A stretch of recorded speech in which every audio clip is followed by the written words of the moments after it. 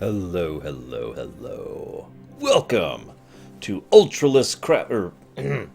Welcome to Brood War. Now, before we really get going, I want to actually mention a couple of things. We're doing a couple of slight changes here, just for fun. First of all, I'm going to be slightly more willing to cheat throughout Brood War, not because I really want to, but because I've done a few rough calculations on what I've got left to do over the next few days, and the fact that we might have some issues streaming Saturday, and all that fun stuff. So, long story short, I kind of want to get through Brood War as relatively quickly as I can. I hate to do that, but honestly, I think we're going to go ahead and skip through a decent amount of the actual gameplay of Brood War, and skip straight to the meat of how frickin' awesome it is. Sorry. I do kind of want to take my time when going through Starcraft 2, and Starcraft 2 is a longer game than Brood War, and there's a lot of extra additional stuff to show off, like all the side conversations, and all the little Easter eggs and whatnot. So, yeah, we're gonna kind of be blazing through this a little bit quicker. One other thing, though. I have finally decided, after some considerable thought, to go ahead and have there be one donation incentive for the remainder of the Starcraft lore run. Just for fun, basically. It boils down to this. Do you want me to play through Starcraft 2 on normal difficulty or on hard difficulty? And you could donate for one or the other. Depending on how much time we have left, depending on how quickly we're going through this entire series to be ready for Legacy of the Void, I may allow, doing certain missions on brutal difficulty just for the fun of it, and of course you guys can see me struggle terribly against how horrible I am. So that's the new incentive. So we're going to go ahead and start keeping track of that. I probably am sure you, but you know what? Screw it. Screw it. So we're going to just go ahead and set this up right now. God, I'm so out of breath right now. Sorry about this.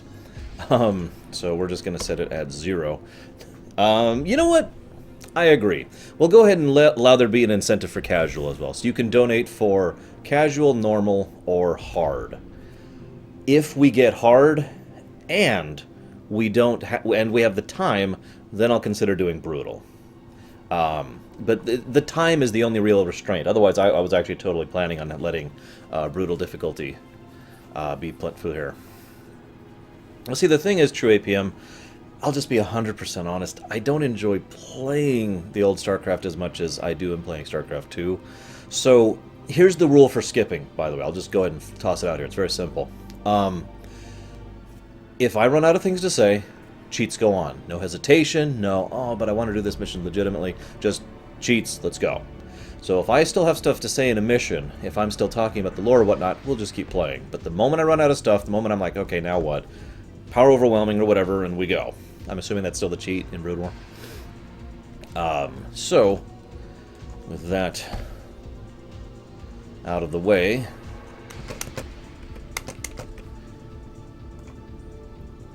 we're going to go ahead and leave those up there, and that's our totals at the moment. Now, first thing we got to do is we got to talk about how freaking awesome this opening cutscene is. But in all honesty, I've been debating a good time to talk about Jake Ramsey. I think we'll go ahead and watch the intro first, because I love the intro and it'd be nice to start on a high note, but yeah. So, let me go ahead and mute myself so you can enjoy the intro.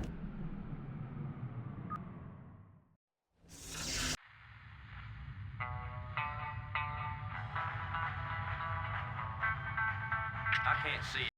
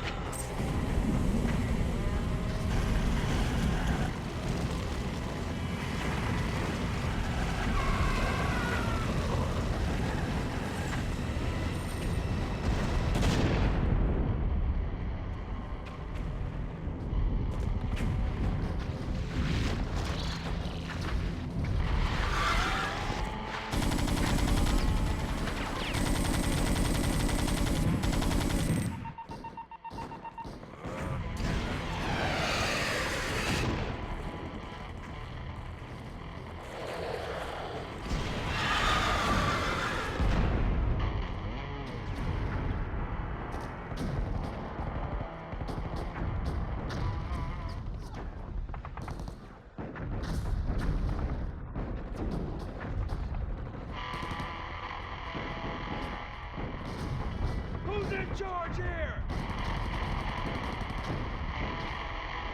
Where is the air support?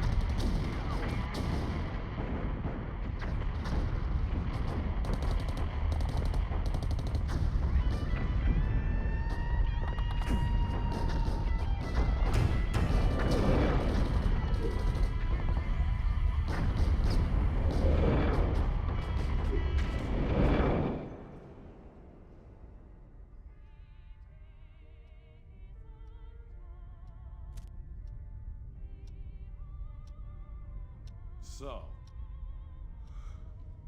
Gerard,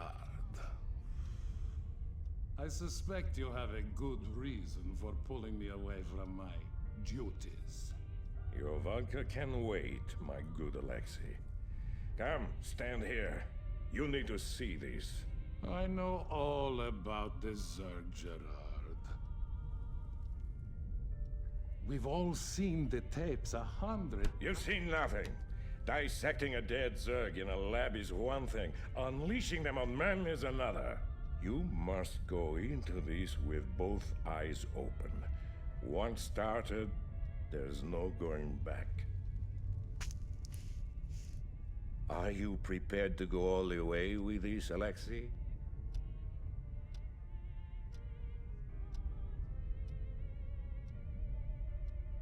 Yes.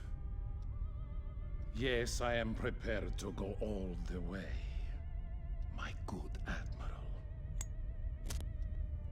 Good. Good. I knew I could count on you. Admiral, the colonist base will be overrun in a matter of minutes. Shall we intervene? Take us into orbit, Mr. Malmsteen. We've seen enough.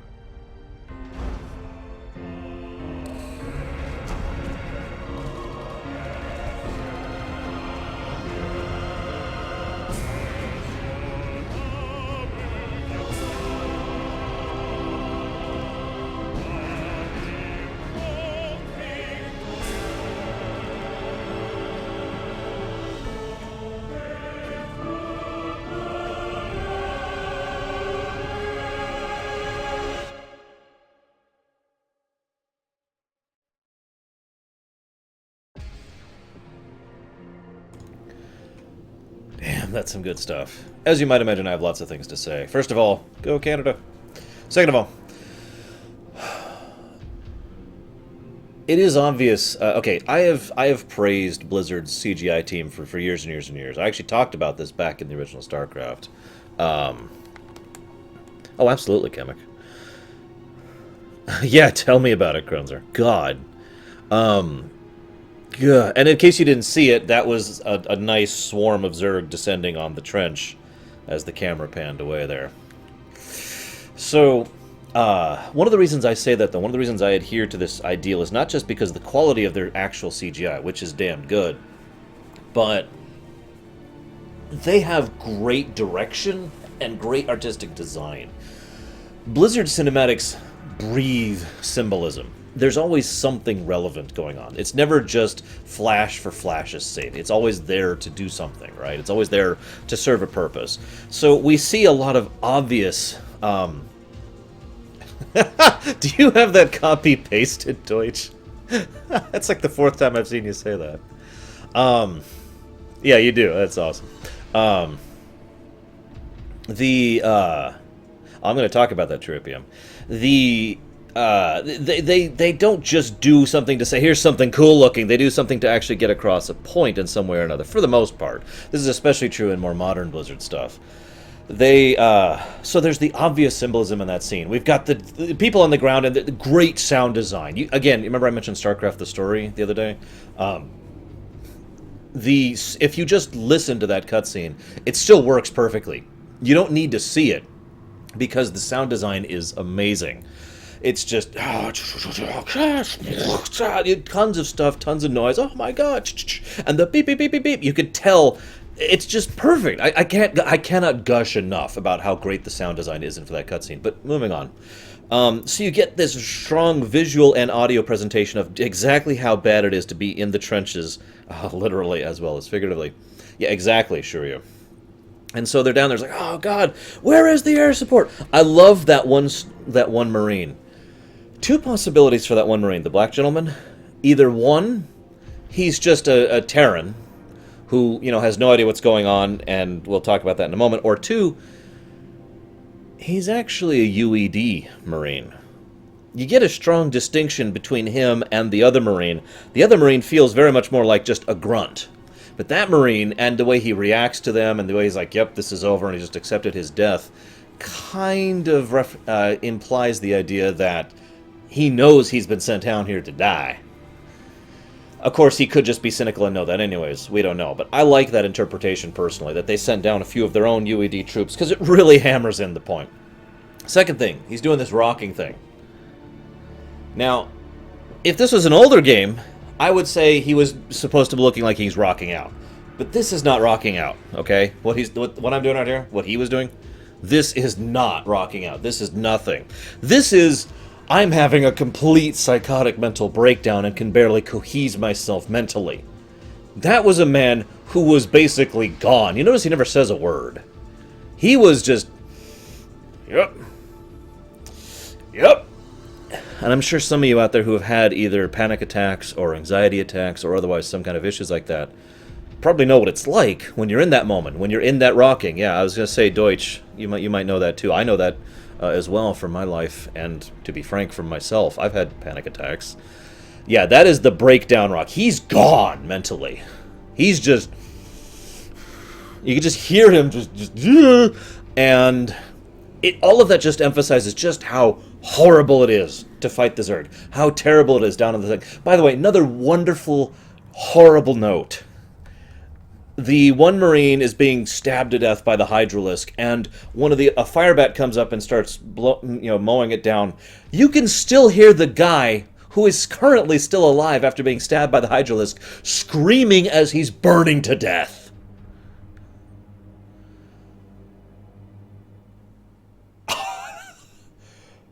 So everything there is just hitting you full frontal in the face. This is horrifying. Bam! Immediate contrast to the UAD. The clock ticking. And the funny thing about the clock tick is, on the one hand, you might think, why do they have the clock ticking? What's the purpose of that? The purpose is to show the difference between chaos and order. One of the most fundamental things we as human beings understand to be an ordered thing in reality is the clock tick. Uniform, balanced. I'm going to stop doing that because I don't have my timing right. But oh my god, whew. So that just gets across that in a wonderfully little subtle touch there in the audio. And then of course they're drinking brandy and listening to fine music and the cigars. That's the obvious side of things. And the other thing they do, though, is they actually do another...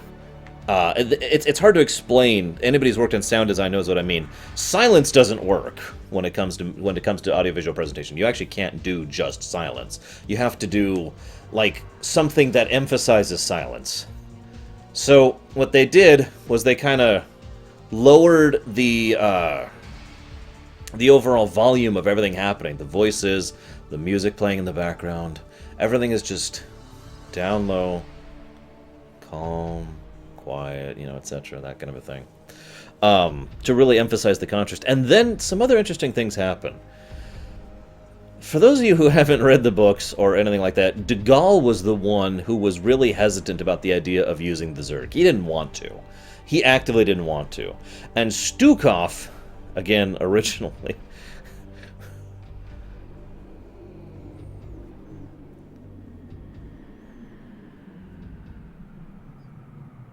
Yeah, it does, doesn't it? Nero's does. Anyways, what was I saying? Stukov was the one who was like, oh yeah, we'll totally use the Zerg, whatever, we'll be fine with this. And yet, if you watch that scene, Dougal approaches Stukov like, are you sure you want to do this? The two have a long friendship and history between each other, which leads to one of the biggest plot holes in Brood War, but we'll get there when we get there. And so it actually makes a fairly large amount of sense that Dougal is trying to see where Stukov stands. Because they could have done things without the Zerg. Dougal probably wanted to do things without the Zerg, and he was seeing if Stukov was with him in that mentality or against him, testing him in reverse, aka, you want to go kill all these people, right? And then if you say right, then, oh, well, you failed. But if you say wrong, if you contest it, then, oh, okay, well, we won't go kill all these people because I don't want to. Another interesting point of note, Dougal is basically the best admiral in the UED fleet, according to the UED, in terms of pure records. I mention this because I think this is relevant for two big reasons. Reason number one, Dougal's an idiot. I'm sorry, Dougal is not a good tactician. Every tactical decision he makes throughout Brood War is wrong. 100% of them. He fails constantly. So, two possibilities. Number one, this is the best Earth has to offer. This is the best the UED has to offer. I kind of like the implications of that. It really ties into that whole, degradation and corruption of what's going on back home theme. But there is another possibility. He's taking credit for a lot of other people under him who are far more successful than he is. Like Stukov. So, the implication there is, again, rather thematically significant, that the UED has leaders who are incompetent but take credit for the people under them who are not, and that's how the UED has moved forward, has actually accomplished actions and done as much as they have, has the military might that they do. Both of those are nice interpretations. I don't know which one's true. I like the second one a lot, actually. It also makes sense because, the captain, the UED captain, is implied to be someone who is fairly tactically competent, and basically everything he does is taken, everyone, all of the credit for his actions goes to either Stukov or Dougal, and then primarily to Dougal. I guarantee you the people back at home are like, Dougal has conquered the Koprulu sector, yay! When, again, he is a failure. It takes him until his final moments to actually acknowledge that he's a failure, and even then, he takes the coward's way out. But I'm getting ahead of myself. I'll talk more about the UED later, because we'll get to that. Actually, Grote, it's funny you say that because that still is congruent with what I'm saying. In other words, he is not used to having to think laterally in combat. He's used to fighting the same kind of enemies he's always fought. And that doesn't just apply to Zerg and Protoss. The Terrans out here are used to thinking laterally, are used to thinking outside the box, so... It is also possible what Nerozaz said, but I don't want to get too much into the UED right now, because first we're going to be playing the Protoss. So... This is when the Dark Templar really start taking center stage here.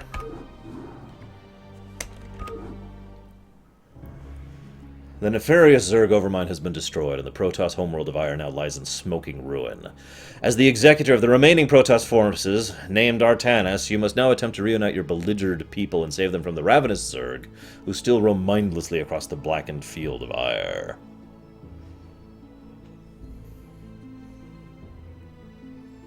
If you want to just start, Wings of Liberty is fine, Kemek.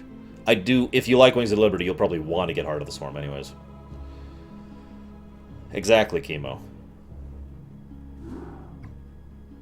Greetings, Executor. Aldaris! And you're not a dick anymore. For the loss of mighty Tassadar, we must find the resolve to carry on.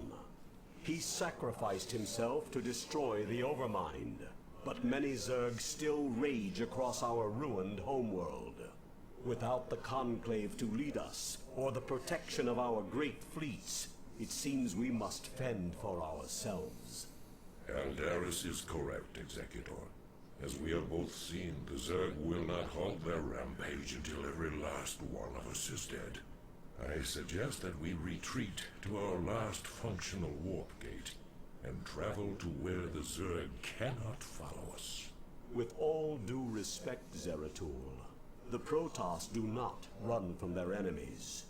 Ire is our homeworld. It is here that we shall make our stand. Just as your conclave did. They are dead now, Aldaris. Dead because they allowed their pride to blind their reason. Only if we learn from their mistakes can we live to avenge them. Now, Executor, I know of a place where we can find solace. It is Shakuras, the secret homeworld of my people. the Dark Templar. Your people. We would be seen as tyrants to them. Why would they shelter us? Have I not pledged myself to your cause? Not all beings are as unforgiving as your lamented conclave, Aldaris. You are right, of course. Executor, Zeratul shall find us passage to the warp gate. After the gate has been secured, Phoenix and the new Praetor Artanis shall lead our surviving brethren to Shakuras. Executor, I am Artanis. Though I have only recently been appointed Praetor, you can trust that I will uphold the honor and traditions of the Templar. We shall see. Hey boys, mind if we tag along? I figure heading anywhere has got to be better than staying here with the Zerg. Commander Reno, as ever, your assistance is appreciated. We would be honored if you joined us. So, a couple things to talk about really quick here, as usual.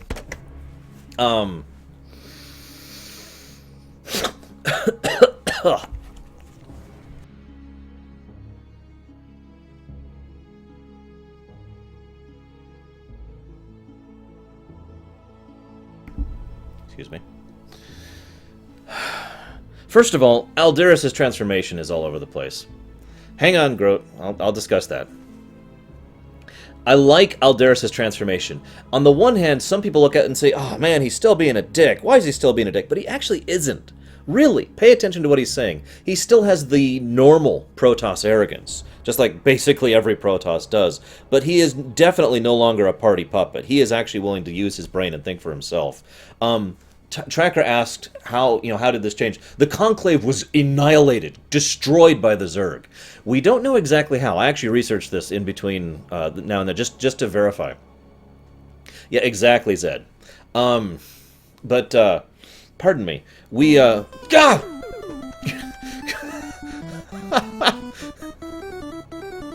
I wasn't ready for that. Holy crap! Hang on, I don't even have the dashboard up. Let me pull this up. Thank you, Silver Dragoon. Oh, excuse me. Thank you, Grey Wolf. Thank you, Grey Wolf. I totally misread that. Aha! Also, we're playing... there we go. Thank you very much for the donation. So the Conclave, we don't know exactly what happened to the Conclave. We still don't. They either died right before the last mission, sometime in between, or basically right about now. It is worth noting that... I personally think that the Conclave was killed right before that last mission in the original thing. It makes the most sense for me. It's the most thematically appropriate. It also kind of makes sense considering what we talked about earlier with the Overmind's will to die and all that fun stuff. And it also partially explains why Aldaris was, in his final speech, again, he might have been speaking for the Conclave, but to be blunt, I like the idea better of him not speaking for the Conclave, but speaking for himself. Speaking for the people he works with, That's true, Shiryu. It's immortalized now. I just like that better. That's my only reason for it. Now, let's talk about the Executor thing really quick, okay? Actually, hang on. Let's keep talking about Aldaris. So the Conclave is gone. He's no longer the party puppet, so he's basically starting to think for himself, not just because of the groupthink thing. Keep in mind, most of the Protoss he's hanging out with now have a brain, and therefore the groupthink also works in the other direction. But he also, he's just no longer slaved to the old groupthink. So it's kind of working in it's like he's being shoved forward to actually use his brain a bit more. Keep in mind, Aldaris is the only one who picks up on what's going on with Rashagal. Probably because he has experience with it, but I don't want to talk about that just yet. What I do want to talk about is everything he says makes much more sense when it comes to the perspective of the new Aldaris. Like was pointed out in chat, it's not, well, we must not go to Shakuras, they are heretics! It's, we can't go to Shakuras, they would see us as tyrants. We can't, and that's much more reasonable, and again, much more logical and actually true. It is very valid. If not for Rashagal's own influence, it is actually very possible they might have gone against the normal Templar. In fact, that actually causes a bit of a conflict in the future, which we'll talk about in a little bit. That's the Jake Ramsey thing I mentioned earlier. In addendum, the other thing I like is the the fact that Zeratul is just... I just want to reiterate this. Zeratul is just immediately warm and present. It's, Raynor, we would be honored if you'd join us. Yeah, by all means, man. Because, again, Raynor has, at this point, just pretty much full tilt, earned the respect of Zeratul and most of the Protoss here. Now, let's talk about the Executor thing. This was a point in time in which Blizzard was kind of having a disagreement amongst their writing staff. I actually did a little looking into this as well. This would finally culminate in the method they use now with Warcraft 3 and Starcraft 2. Back in the day, and I talked about this a bit before, back in the day you played a player character. But having a player character be a character is kind of a hassle when you're doing a story-based game. When you have, major events being caused by a singular person. Hang on just a second.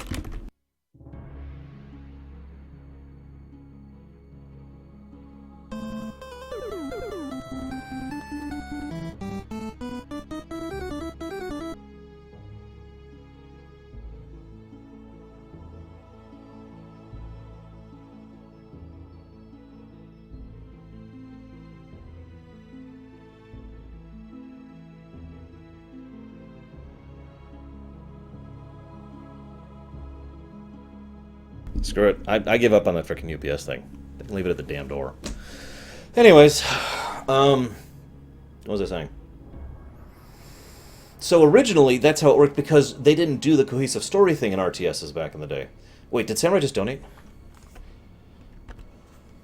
You did! Holy crap! Thank you, Samurai.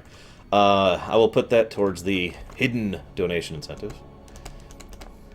By which I mean I won't. I will, however, put it towards this.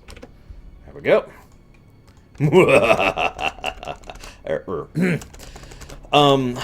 So you can see how that's a problem storytelling-wise, right? You can see... Whoa!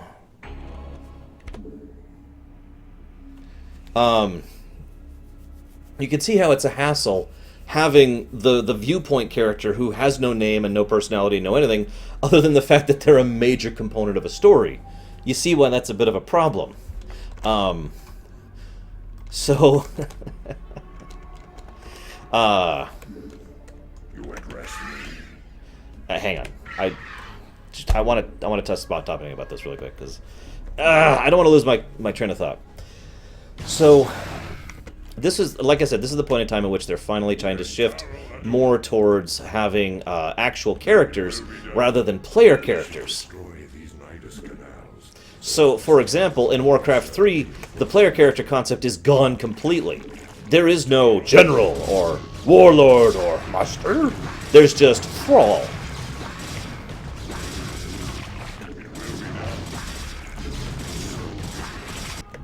And thus having, and so that works better in the future. Now, granted, StarCraft 2 and Warcraft 3 also kind of shifted in a different direction. When it comes to their storytelling, so they basically abandoned the briefing format, which they'd used since Warcraft 1, but I think it works very well for them. I mention this, though, because, like I said, there's a bit of a disagreement at this point in history amongst the Blizzard writing staff. Some of them wanted to keep doing the way they had done. Some people, because, they don't want to shift gears in mid-expansion, basically. And some of them wanted to have this new idea of the characters actually being characters. This is one of the reasons why Artanis is the only one that is absolutely confirmed by everyone to be the executor from the original StarCraft. Because they wanted to actually make those player characters into real characters, into story characters. They could then give a voice and a face and all that fun stuff, right? But they wanted to try and... They didn't want to go full tilt into it, so they still had an executor, they still had a captain, and they still had a Cerebrit in this game, in Brood War. Now, that being said, Well, see, yes, Raskor, but each one of those generic commanders has been replaced by an actual character.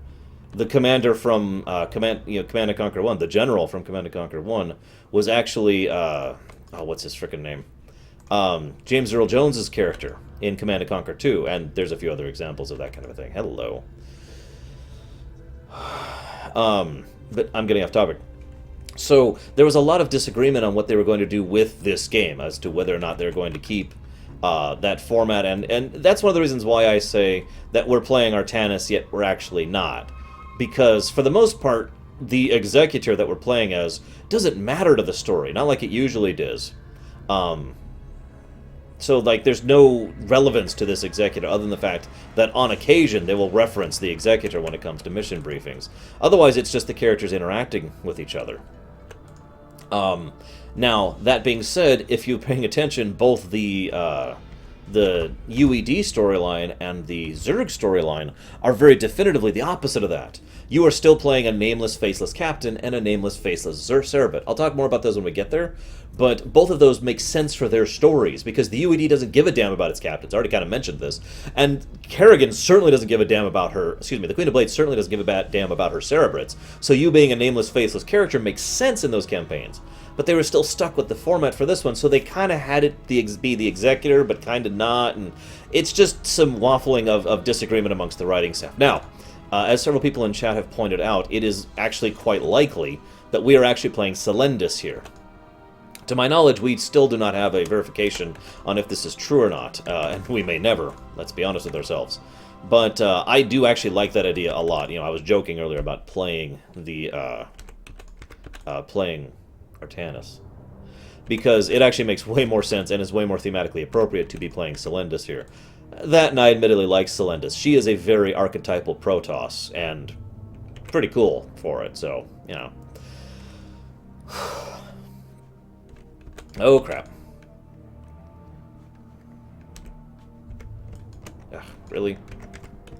Now, I want to mention one other thing that is immediately apparent, and was immediately apparent to me, and I'm sure it was immediately apparent to all you guys too. Brood War just has better mission design. Just across the board, better mission design. In, like, every freaking way. I don't know how to explain that without really going into the depth of details of each and every single change that is different, but it boils down to a lot more polish. As we've been going through this mission, you notice there have been occasional units flying overhead, and lots of creep just randomly, no real cohesion to what's happening. It just gets across the feeling of this place being massacred by the Zerg, and the Swarm being everywhere, and us literally trying to tunnel a hole through the Swarm's forces in order to try and get out. And I like that. I really like the implications of that. I really like how they do that.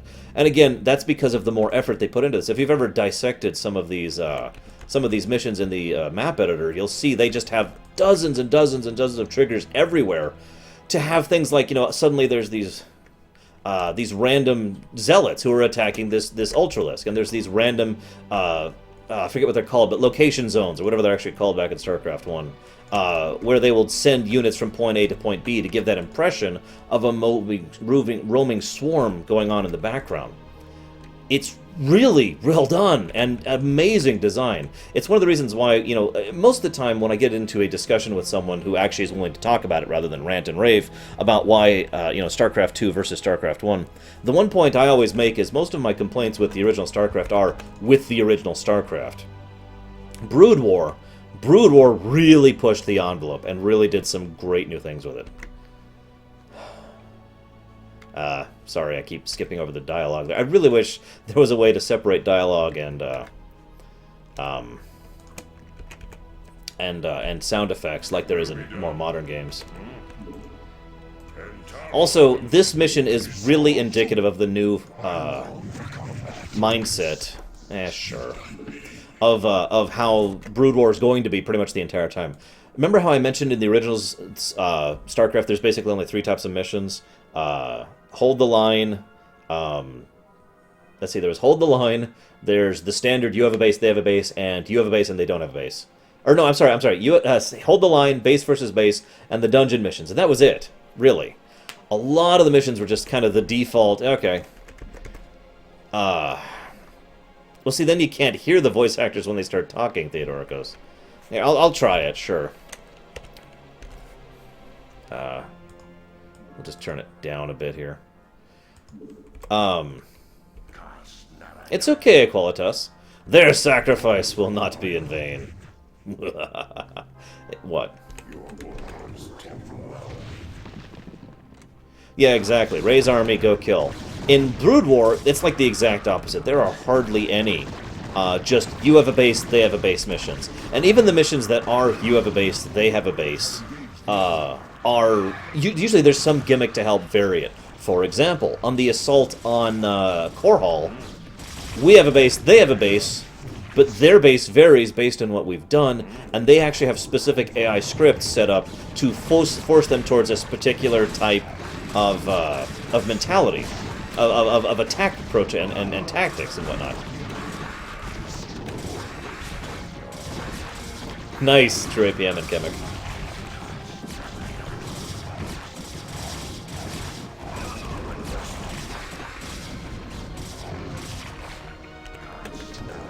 So, just huge props to Brood War. As much as if I'm being 100% honest with myself, I don't really enjoy replaying the original Starcraft that much. But I love replaying Brood War. It's one of the reasons I really wish that I had been able to get my computer repaired and everything ready to go earlier, so I could start the Starcraft lore run like several days in advance more, so I could really enjoy replaying through Brood War. You notice I haven't cheated yet, but of course I also haven't run out of things to say yet, and we're basically at the end of the mission. The other thing that they did, though, which is awesome... So, remember, in the original StarCraft, there were... missions generally served two types of purposes. Tutorial missions, and missions that were there to kind of push the plot forward. Now, I don't know if I'm explaining this right, but let me explain it to you this way. In the original StarCraft, and this is true for most RTSs prior to Brood War, just across the board, most of the time the story was second and the mission was first. It was all about, hey, why don't we, hey Progressive, why don't we go ahead, we want an interesting mission, we want an interesting concept for the mission, and, terrain and difficulty conditions and whatnot. The meat of the game was considered the mission, and then the story was tacked on. In Brood War, we see that reversed. The meat of the game is considered the story. The story receives way more focus, and more of the missions are in service of the story, rather than the story servicing the missions, if that makes any sense. Whether that's a good thing or a bad thing is, of course, going to depend on the individual perspective, but I feel it flows a lot better because it allows them to do a lot more with those missions, and again, because there's a lot more polish on display. And yeah, there's just nice little touches here, like the burning buildings, and occasionally, like this mission is a great example of what I'm talking about, by the way. This mission is here to serve the storyline, for us to understand how bad things have gotten on Ire, and to, try to get the hell out of Dodge and start all over. Love it. There earlier, while we were walking around through here, some of the Protoss buildings actually exploded on our approach. Now, if you remember the gameplay, that doesn't work that way. Terran buildings are the ones that do that, not Protoss ones. So they specifically coded in a script for, you have reached this area, therefore explode building. Again, to showcase that not only is Ire on fire, but that it's falling apart. Everything is like literally just dissolving around us. Executor, I have located the warp gate. We must hurry and evacuate the colonized survivors before the Zerg return. Your orders, Templar.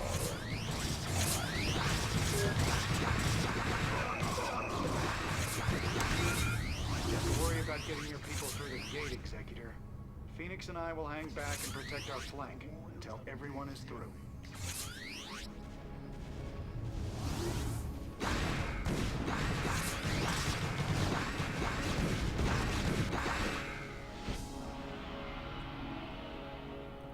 It's not so much that it's better as they did more with what they had. Most of the same units look the same, Chemic, but the new units definitely have better design to them. Like I said earlier, once you learn more how to use an engine, you can do more with it. I talked about this extensively during the original StarCraft.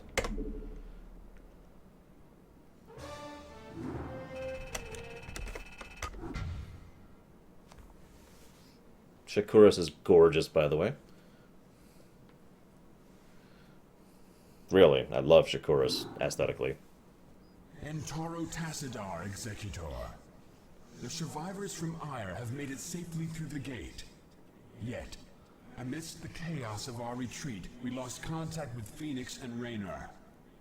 I fear that they may have been overrun by the Zerg. Fear not, Artanis. Phoenix is as stalwart a warrior as I have ever known. And the Terran Raynor has proven himself to be highly resourceful in the past. I, for one, believe that they made it here safely. But while we wait for word from them, we must reconnoiter the surrounding area and find a suitable location for a more permanent settlement. Once we're situated, we can begin to search for the Dark Templar. I will answer that very shortly. Nerazaz. First, What battle calls? Oh, whoop. Honor guide me. So, Shakuras is a desert. Now, it's actually funny. I'll talk about that in a moment. There are Zerg on Shakuras. They must have taken control of the warp gate on Ire. The fact that Zerg are here is kind of indicative of the kind of threat the Zerg are, for real. But we'll talk a little bit more of that in just a bit. There we go. I also like how they start you off with nothing. The implication is that this is another example of story and gameplay segregation. In other words, we're actually supposed to be here with, like, all of the survivors of Ire, which is quite a large number of people, and instead we have 4 zealots and 4 probes. Let's get that going right now. Oh, neck. Now, one thing I feel they did a little bit better in Brood War, if I may talk about that briefly, is the difficulty curve. In original StarCraft, it was kind of like this. In Brood War, it's a lot more linear, and I've always said a linear difficulty curve is the way to go. Cliff jumps are questionable at best, and only should be done very carefully, but moving on. So Shakuras. Why Shakuras? Why did the Dark Templars settle on Shakuras? There's a Xel'Naga temple here. In fact, it's one of the only Xel'Naga temple. That would be terrible, Samurai. Zeratul's dead. Phoenix is dead. Like I said, it's that SNES RPG thing again, Qualitas. We have to interpret that, you know, millions of Protoss have come through here. But, you know, whatever. So, the words.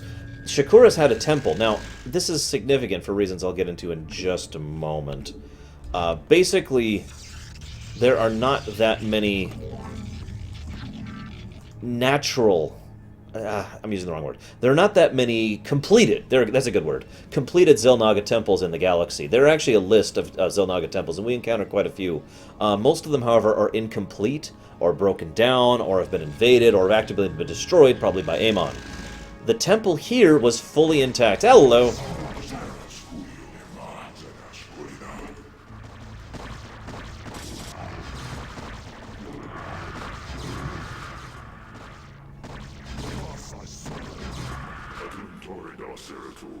Glad I am to see that you've returned home after these many decades. But the strange guests that have followed you here seem ill-tempered. Well met, my brother. Indeed, these creatures known as the Zerg have no regard for the sanctity of life. Once we have secured this area, I shall tell you everything I know about them in council. I'm sure the matriarch will be eager to hear your tale as well. Actually, Protoss is not a noun, or a proper noun. We received a transmission from Raynor and Phoenix. They're still alive. Yay! Fighting to retake the warp gate on Ire. We must secure the gate on this side without delay. Basically, what they're saying when they say Adun Toridas is go with Adun, or be with Adun, depending on how you define that. Which also is kind of cool. It shows how even the Dark Templar revere Adun pretty much as much, if not more, than the Kali to Protoss do. Yes, I do. Don't lie to me. So, as I mentioned, actually, Nero says it's very easy for the Zerg to create a base without orders. It's their instinct. They can't use tactics. They can't actually have a long-term strategy. They can't think about, oh, well, I want to do this and make these kind of units. They're beasts. They can make a base the same way 2 cats can make another cat, or a litter of cats. You know, it's just instinct at that point. He's waiting. And yeah, I like how the very first thing we learn about is the fact that there is a matriarch in charge of the council rather than the all-male-dominated conclave. again, not trying to make an issue of it, but as we already talked before, the Conclave had some very strong anti-female tendencies. The Dark Templar obviously do not. So Shakuras is a desert planet. The reason it looks like this is because it's in a state of perpetual twilight. Ah, thank you, Trapian. Adun Haiju. I knew it meant something specific. There are 2 moons over Shakuras, and the way they rotate around each other basically ensures that there is no such thing as, you know, strong daylight or strong nighttime. The planet is always in a state of twilight. Shadow, feel free to dissect the physics of that as at your leisure. Why are cats garbage? Anyways, so that's why it looks this way. But if you actually look at it, it is basically a desert world. This is very relevant because the one and only time we actually see Shakuras without that twilight effect, in effect, it's this blasted desert. And several people, myself included, were like, oh my god, they blasted it into a desert. No, that's just the sun revealing the desert that the planet actually looks like normally, which has other thematic connotations, but we'll get to those later. Ah! Zerg! Zerg! Zerg! Okay, we're good. Very well. Come on. There we go. Yes, actually, that is a very apt analogy, Nero says. Or very apt comparison, I should say.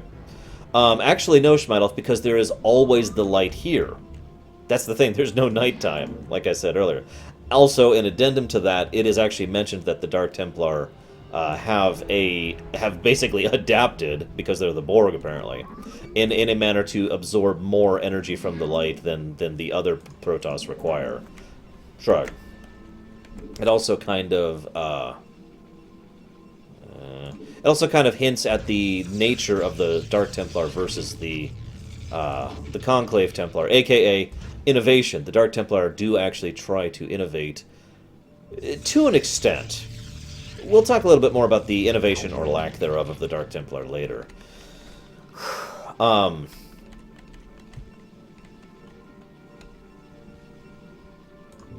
Words. Oh, God, I had so much to talk about. Y'all keep distracting me. Okay. I talked about that, What do I keep hearing? If that's... Yeah, I'm just gonna check the door. God dang it.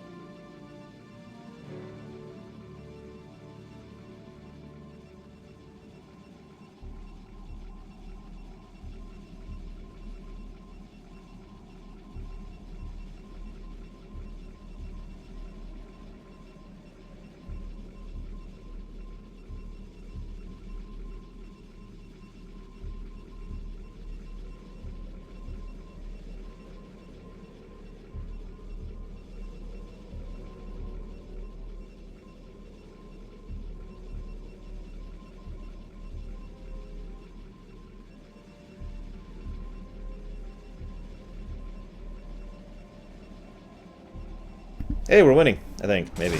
Ah! Zerg! Zerg! Zerg! I have more stuff to talk about. I'm just trying to remember what it is. Just think, Arsh, think. Which mine idea, Kemek? Oh, yeah, yeah.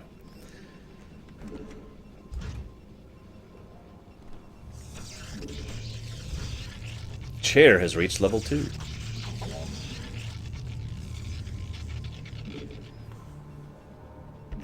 Yeah, that is not funny, Thorntaro.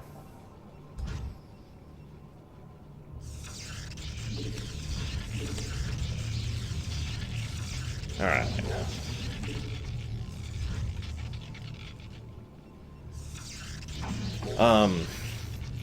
Damn it, I know I had other stuff to talk about here. Protoss, Dark Templar. Okay, so the Dark Templar saw this temple. God, that's what I was talking about. The freaking Xel'Naga Temple. So most Xel'Naga temples are not only incomplete, but they aren't. They're referred to as wild. We're not actually sure what that actually means, per se.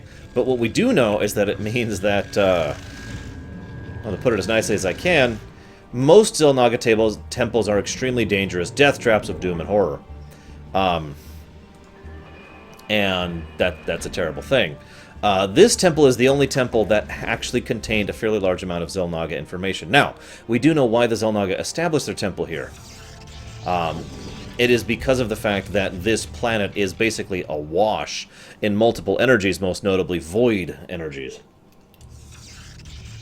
Now, for those of you who are not aware of this, or I didn't talk about this already, the Xel'Naga utilized the void extensively in basically everything they did. Let's go do this.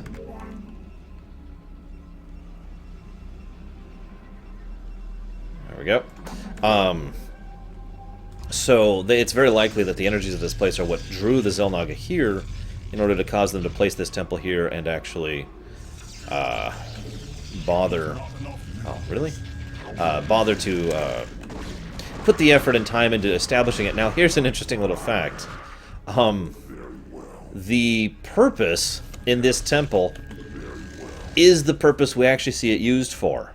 Now, if you don't know what I mean by that, each Xel'Naga temple basically has one given point for its existence, one reason for why it is in operation.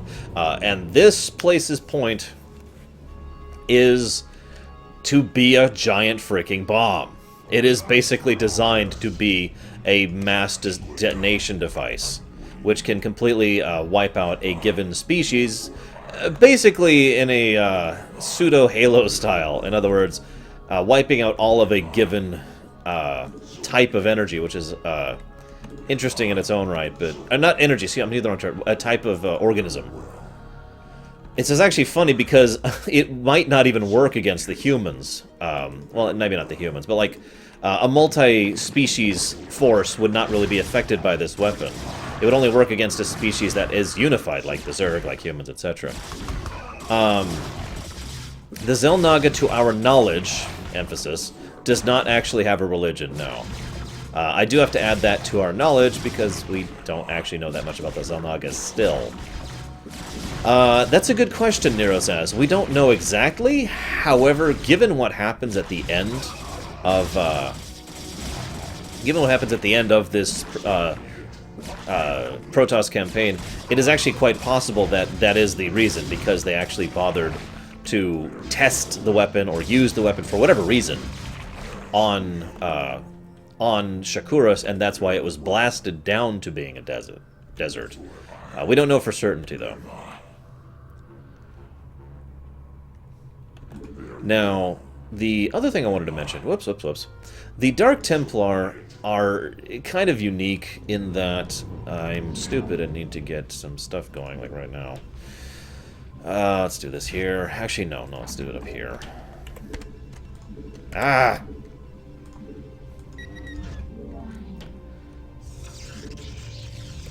Yep.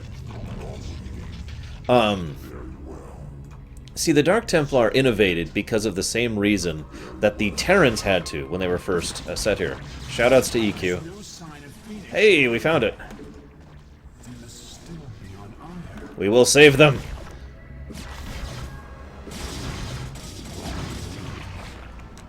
The Dark Templar had to innovate when they were, well, banished to Shakuras. As I mentioned earlier, I'm never ignoring you, Keith Beef. Never. The Dark... Okay, basically, originally, the Conclave wanted the Dark wanted the Dark Templar to be annihilated. Wanted them to be extinguished.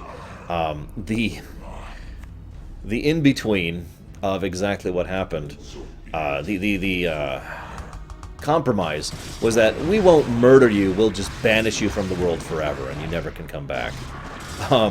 Apparently, from what we understand, the Dark Templar actually roamed for a fairly decent period of time before they actually came across Shakuras, and again decided to settle here because of the presence of the temple. It is actually kind of funny when you think about it. 5. I will never ignore you, Thorntrail. Although I'm ignoring you now, but only because of what you said earlier. And I'll ignore you, Fearsome. Or rather, I won't. That's 2, so I need 3. What? Dios, what the heck? Guys.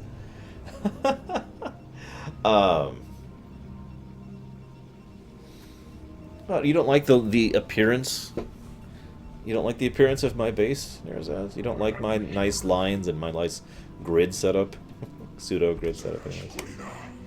Okay, he's doing that. Let's actually do... Yeah, we'll do that. Words, God. I'm so distracted and stupid and trying not to think about that stupid package. Hey, Silver Dragoon.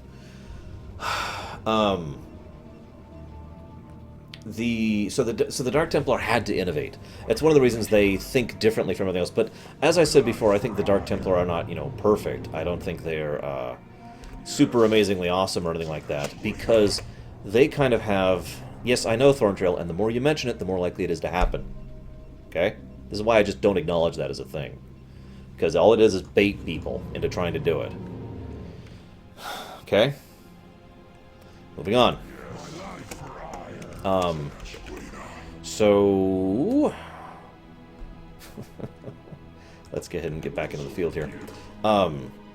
As I mentioned earlier, the Dark Templar are just as responsible for the problems of the Protoss as the Light Templar are. And for that matter, it is also worth noting that a fairly large number of the Dark Templar are so anti-Kali that there's actually a whole revolution that is going to be happening, basically a civil war for all intents and purposes, between Dark Templar and other Dark Templar, because they are so against the idea of there being, the other Protoss. It's like, screw them, we hate them, we want them dead, we want them gone. And that leads to something which I guess this is probably as good a time as any to talk about. Who out there knows the name Jake Ramsey when it comes to Starcraft lore? Uh-oh, what'd you do, Dragoon? Yes, we are on Brood War. Seriously though, Dragoon, if you need to talk to me about it, or if there's anything up, just let me know, dude. And you missed it. Oh god, the cinematic is so awesome. I already shouted out, man, Keith. I will never shout out again. There will be no double shoutouts. Double shoutouts for everyone. So yeah, Jake Ramsey. Now let's go ahead and get this out of the way. I hate his books. Okay, I'm just gonna be 100% honest. I hate his books. They're irritating and frustrating and just it's hard to explain why I hate his books so much, but I think it boils down to the fact that they feel way too much like a bad fanfic. Jake Ramsey is... Oh god, you're doing that's terrible. I didn't even show whether or not you guys actually were affected by it or not, though. Actually, yes, they are, Takota, and we're about to lose all our guys, which is fine. I'll go ahead and let them die. Oh, there we go. But yeah, the way I get all this Thorntail is you play the game, you read all the lore, you read all the books, you read all the manuals, you watch all the interviews, you chat with the developers if you can. Basically, you get every bit of information you can from everything, and then you put it all together into one whole. That's what I do. That's why I'm a Lorerunner. Hence the title. That's what I do for a living. Yay, peanut butter M&Ms.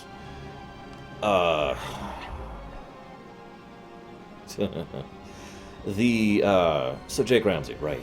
God, so his stories just feel like bad. I mean, I really, like I said, they just feel like bad fan fiction to me. If you like, Jake Ramsey's stories, no offense, no intended, no judgment here. I'm not trying to.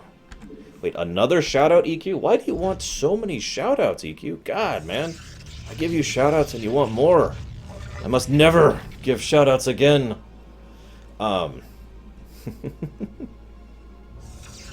Also, caps lock. I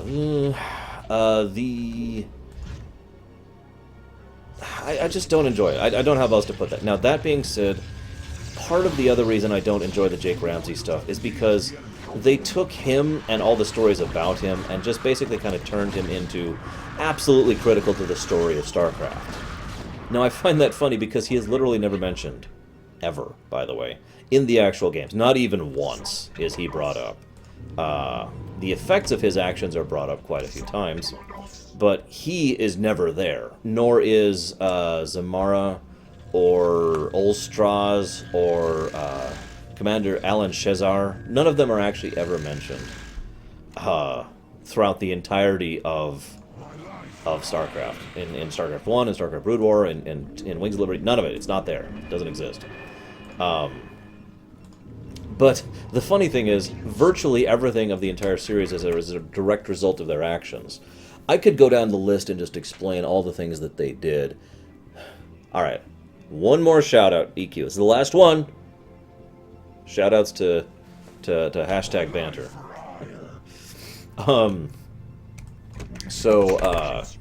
Like, okay, for example, ask me later, Ventures. I'm trying to get this information out there.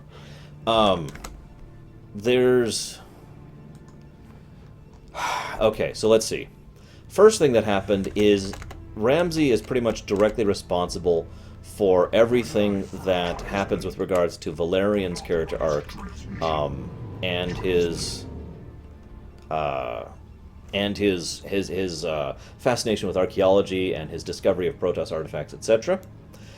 He was in direct contact with a Protoss preserver who downloaded her brain into his mind so that they shared consciousnesses, and Jake Ramsey was given telepathic powers, very strong telepathic powers actually, and then had to go on a series of adventures where he ended up finding the great crystals with all the information of the Protoss of the past. And forgive me for sounding bored, but it's just, really?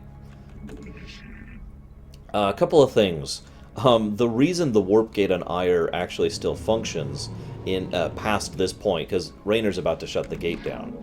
The reason it is functional after that fact, and will be later on in the campaign, is because of the fact that Jake Ramsey came along and basically turned it back on and repaired it. Yeah,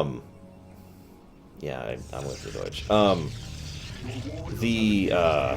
It is very... Jake Ramsey is very Gary Stu. He also, what else does he do? He is directly responsible for ending the Dark Templar Civil War. I mentioned earlier that Dark Templar Civil War, it happens while we're off-planet getting those 2 crystals with the Queen of Blades. And while we're off, there's this other idiot who, what's his damn name? Ulstraz or whatever, who is, by the way, 7 Dark Templar merged into a single Archon. And as a result of this merger, he wants nothing more than to kill all the Kali and get them the hell off the planet and yada frickin' yada. And like I said, basically every single aspect of StarCraft's story has been touched on by Ramsey and his crew. Another good example of this that just occurred to me. You remember how Zeratul went into hiding because of his grief over the Rashagal incident? Jake, personally, by the way, is the one who convinces Zeratul to come out of his self-imposed exile, because Jake's just that awesome that he can pull that off. And so yeah, like I said, there was this Dark Templar Civil War in which the 7 Dark Templar from this ultra dark Archon and worked together with Alan Shezar, who has somehow managed to take control of a Cerebrit in order to create their own Zerg brood.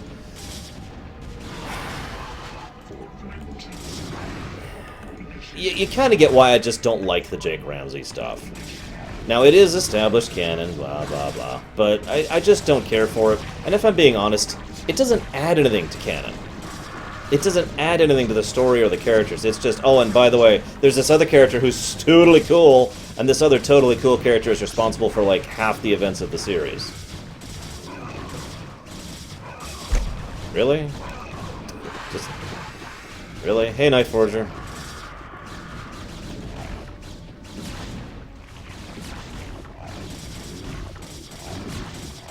Yeah, there is such a thing as bad canon. Enterprise. Oh, excuse me. Nemesis. Oh, jeez.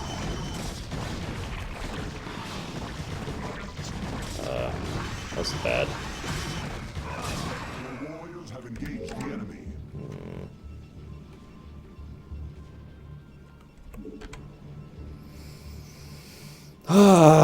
So anyways, that's why I just bring up Jake Ramsey and then immediately kind of drop the topic, because it's just, yeah, okay, he's relevant because he was forced to be relevant, if you want to call that a significant way to do that.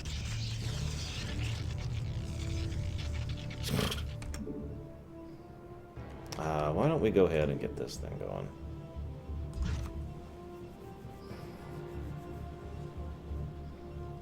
I also personally think Jake Ramsey is a Mary Sue. A Gary Sue, excuse me. That is, of course, my opinion. As always, the definition of a Mary Sue or a Gary Sue is based on opinion. But, yeah.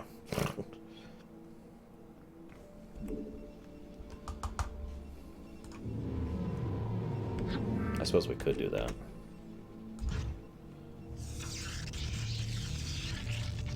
I suppose I'm running out of things to talk about, so you know the rule. Well, hang on. Let me actually...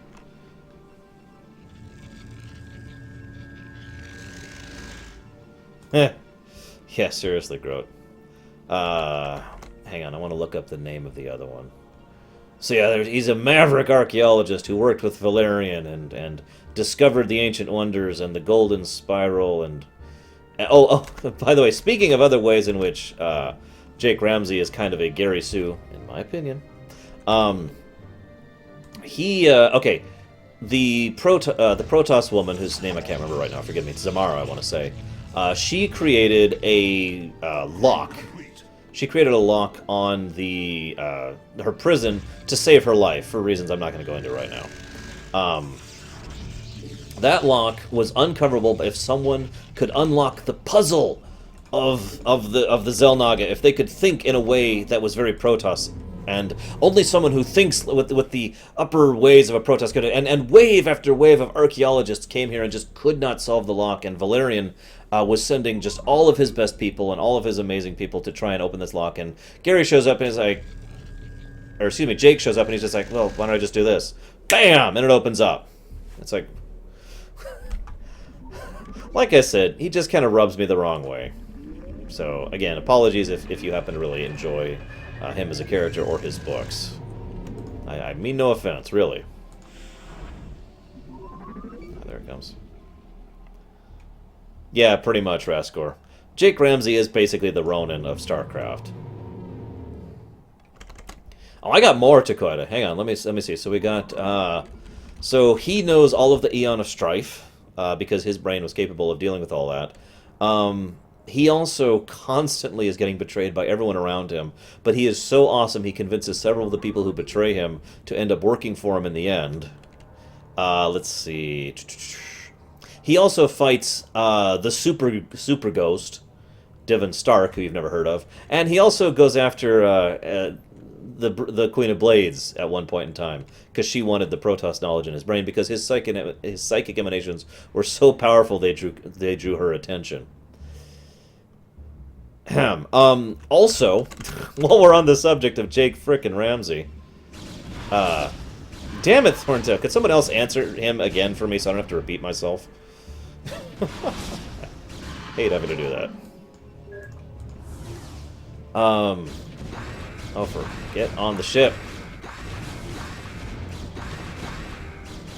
Yeah, Super Ghost. Not like Nova, or, you know, the Queen of Blades, or Kerrigan, rather, but, you know, just Super Ghost. And Eminem! The Reben Warpers. Well, it is the Mary Sue ship, Night Forager.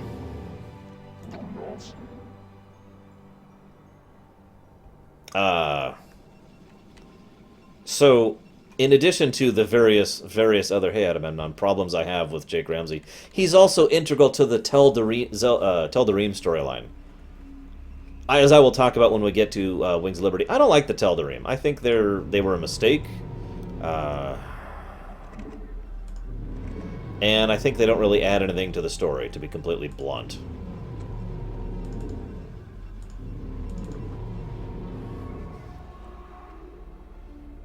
So, you know. Well, apparently, Adam and Mom, the reason I'm playing this game is because all I like to do is sit around and circle jerk around the same games over and over. So.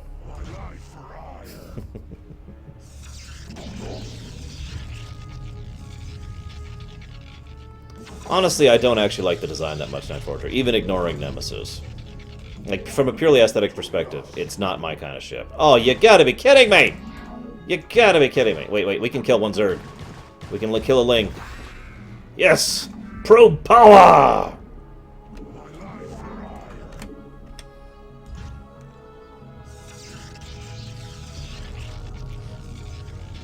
Oh yeah, that's right. I forgot about the connection to the Mobius Foundation and Valerian, which is also part of that. The Tal'Darim short story was interesting. They have done some good things with the Tal'Darim.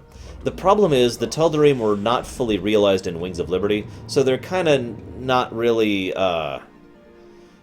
they don't really fit into the canon as well as they should if they had been planned out from the beginning. They have since done better things with them, especially now that Amon is fully revealed. So, shrug.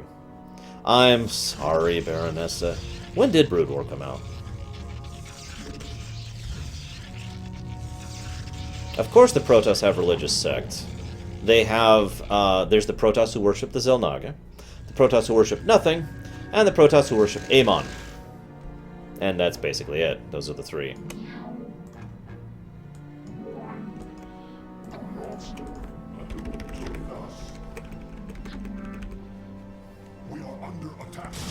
Yes, we're actually playing... Oh my god, really? Really? Oh, there goes that expansion. Whatever, we'll just let it sit there. 1998. There you go, 90s. I prefer sourdough bread, personally. Hey, welcome back, Dragoon. Ironically, we're about to get some Dragoons of our own if we ever get them produced.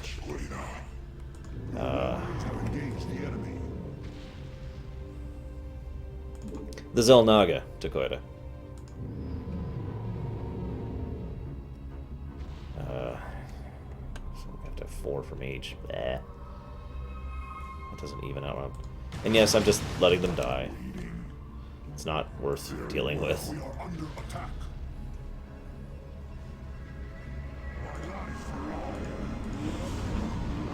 Where is... There it is. Hey, Chaos Rider. What's up? I'll wait back up and let them deal with that.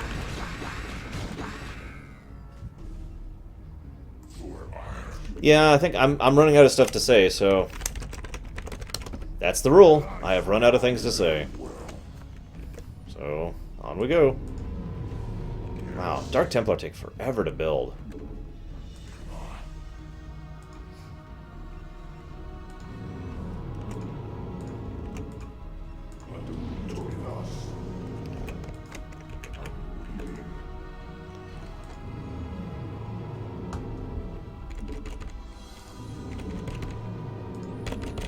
Go. Not enough minerals. Wow. Oh, right, because yeah, that makes sense. That makes sense. I could talk... let's see, so what else has Jake Ramsey done? Let's see. He fixed the time gate. Yep. You know, the one that... there's not the time gate, the warp gate, the one that Raynor broke down. He relived all of the memories of Adun in order to help maintain... Okay, let's explain what the Preservers are, since I do actually have something to talk about here. The Preservers are the idea of trying... It's the Protoss' method of maintaining information. Basically, rather than having books or crystals or written in the stone, they actually put the information into people. And the Preservers have this procedure done on them that makes them immortal. They don't age. Now, they're not invincible. They are just immortal, right?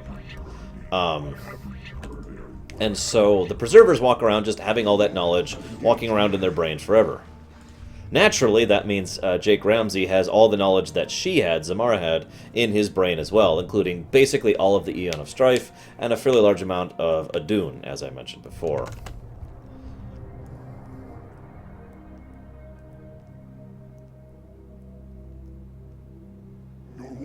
And yeah, there's when he convinces Zeratul to go ahead and come back, because, of course.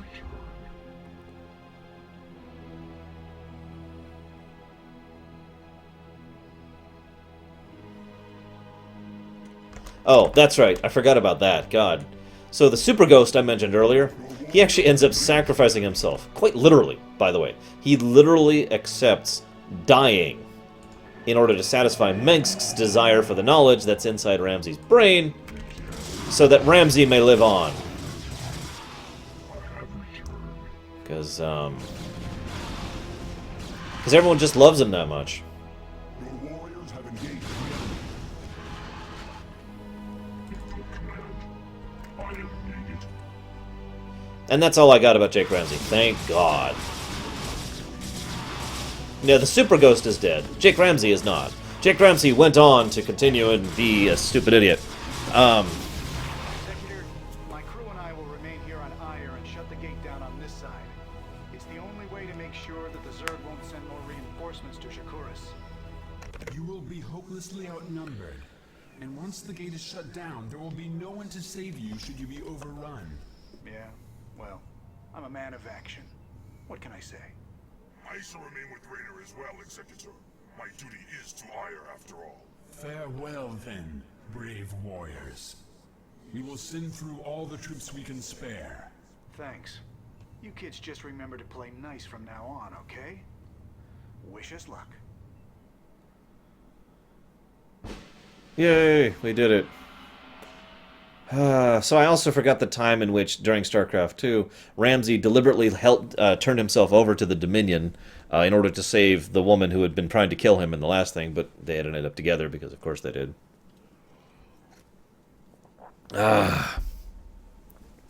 And, you know what, I think I'm done talking about that jackass. We're done!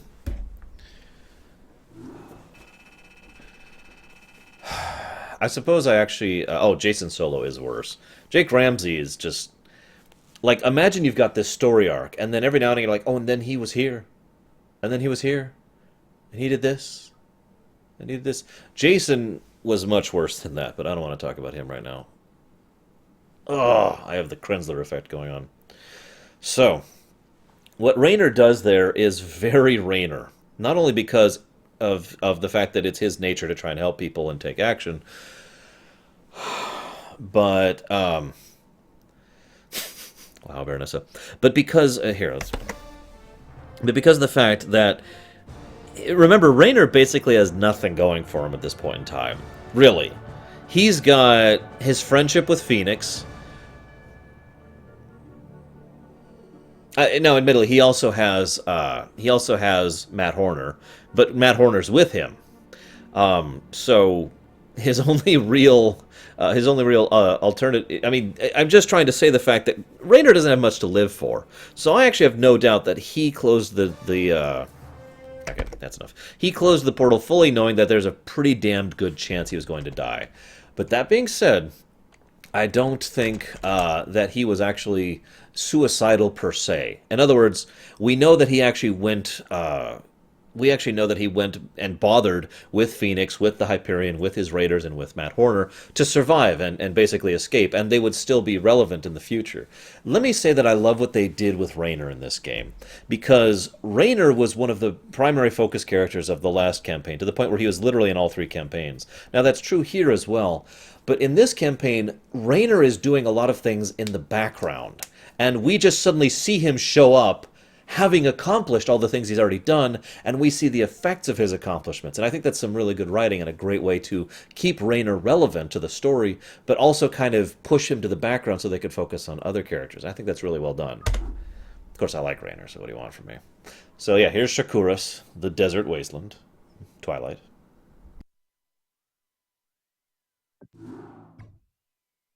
I am Rashagal, matriarch of the Dark Templar, and I welcome you and your companions to our world.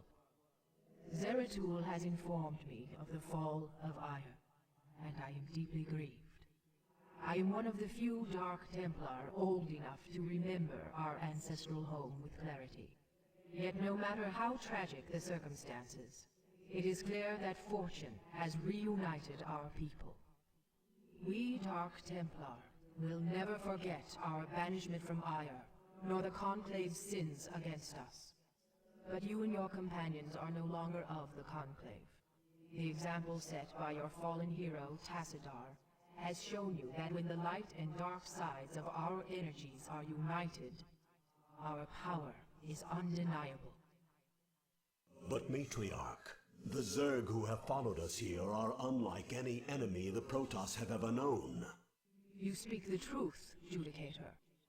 And yet, there lies a dormant power here that can help us to scour the Zerg from Shakuras forever. Long ago, we Dark Templar were a nomadic people. But when we found a remarkable monument upon this world, we decided to remain here to study it.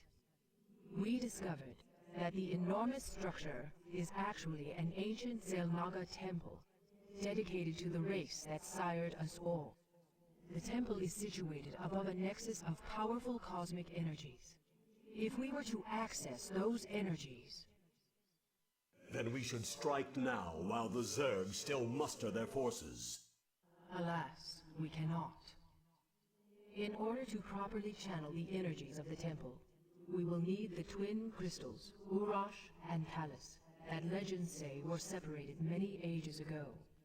The Urash is laced with pure Templar energies, while the Callus is comprised of dark Templar energy. Only by using these two crystals in unison can we hope to channel the potent energies of the temple. Then it is clear that we must retrieve these crystals, wherever they may be. Agreed. But first, we must deal with the Zerg and their two Cerebrates who have already taken up station around the temple itself. To arms, my children. Scour the temple grounds of this foul infestation. Alright, couple of notes here. First of all, I like how, once again, Aldaris is demonstrating his new personality, for lack of a better term. The person who is still willing to think, rather than just adhere to stupidity. Oh, that gets explained, Nero says. Because they hadn't come up with those terms yet, Zed. It is still an accurate statement. Dark Templar energy is void. Templar energy is Kala. Shrug. So I like how Aldaris is immediately like, we must do this, and actually posits a decent strategy. I do find it interesting that Rasagal immediately lunges towards the kill every Zerg on the entire planet option. Two possibilities here. One, she's already mind-controlled. Possible. We don't know when she becomes mind-controlled. We know it happens during the Protoss campaign. We know it is done before the end of the Protoss campaign, but we don't know when exactly. Option two is, they don't have the power to do this. So, it is entirely possible that the Dark Templar simply are so non-malignant. They don't have the massive fleets of Ire. They don't have the great power of the Protoss. They're one little sect of the Protoss off on their own who've basically been living a non-terrifying life of constantly having to fight against either enemies of beasts or enemies of themselves, or of course the Zerg. So they literally don't have the military-industrial complex necessary to be a force worth reckoning. Make sense? So they're like, oh crap, we gotta get this done. The next interesting point, though, and I like this point the most, this really helps emphasize just how bad the Swarm really is, if you think about it. Remember, young Templar, Cerebrates can be killed only by Dark Templar weapons and energies. My brethren will make short work of any Cerebrate.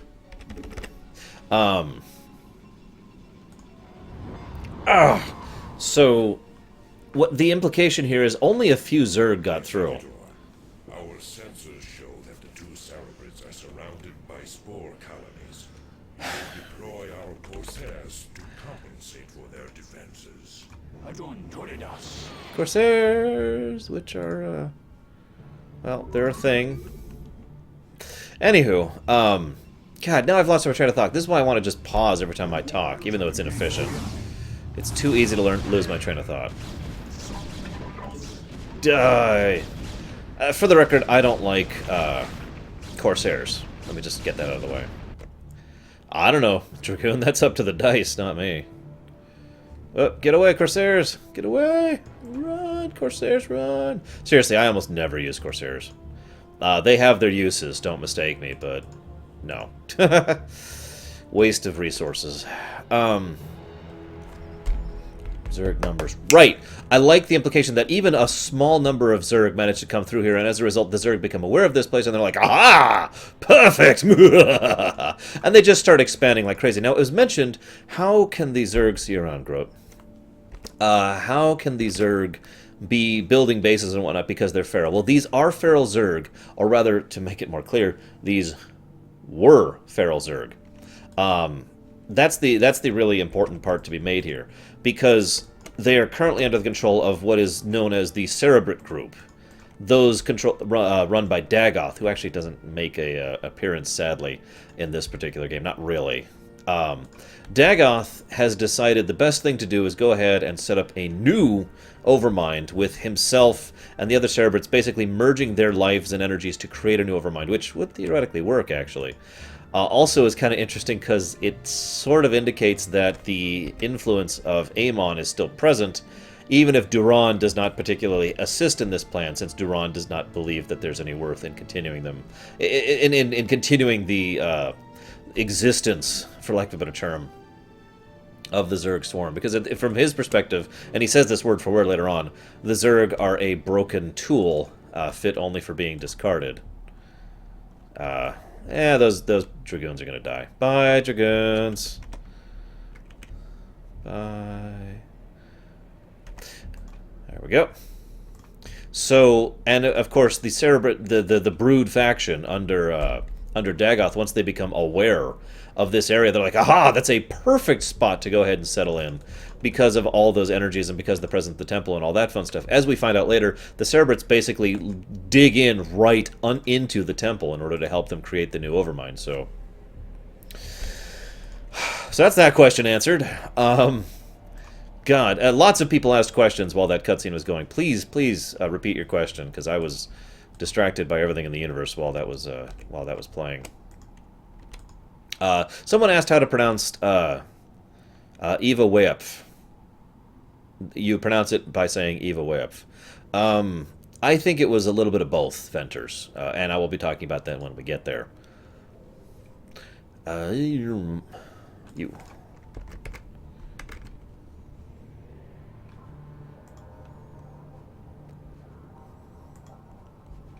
Are you guys... You know what? I don't even want to know. Do whatever. I don't want to know. None of my business, as the saying goes. Okay, so... I might... I'm trying to remember. See, one of the things they did in the expansions, they did this in Warcraft 2 as well, is they give you earlier access to units. So rather than having it like, you get the best units 2 missions from the end of the campaign, in the expansion you get the best units like 2 or 3 missions in. Which I actually think is a pretty good... pretty good way of doing that. Most people playing the expansion probably played the original, and there's no need to slowly introduce them, right? Right? Yes, I did actually, Deacon, although only briefly. I've actually been pretty busy today. You do whatever, Samurai. No judgment. Not my place. See you around, Krenzler. Remember, Jake Ramsey. Jake Ramsey. Jake Ramsey.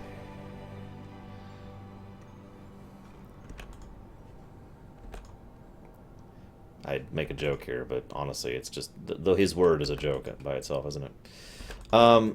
I don't know, I actually really like white for the Terranians, but then again, white is my favorite color, so I suppose I am biased on the matter.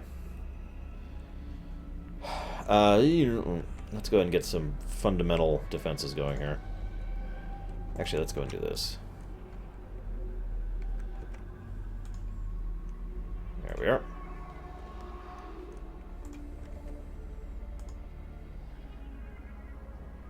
God, I had tons of things to talk about, and it's just all gone. Where's my notes? No, that's not relevant until the Abathur thing. And I already talked about that, so that's not relevant. I know you guys asked some questions that I missed because I saw them as chat was blazing by. You know what? Screw it. I'll just scroll up. Scroll up. There's you talking about corsets because you're weird. Mind controlled, Rashagal. Okay, so one of the questions that was asked was, how in the hell is Rashagal mind controlled? Because the Protoss are immune to infestation, and that is true. The only times infestation can actually happen is when some external force like Duran basically forces the genes and the essence of the Zerg and the Protoss in order to merge, right? Makes sense? So how the hell could Rashagal be infested? Well, the answer is actually really simple. She's not infested. She is, in fact, mind-controlled. See, yeah, there's a bunch of things like that around here, Nero says. It's kind of cool. She is, the idea here is Kerrigan. One of the things people tend to forget about Kerrigan, excuse me, the Queen of Blades, is that she is tremendously psychically powerful. In fact, she's actually the strongest psychic, basically, in the series. And so she literally just overwhelms Rashagal's power with her own just raw psychic strength. And implants the directives into her brain. Now,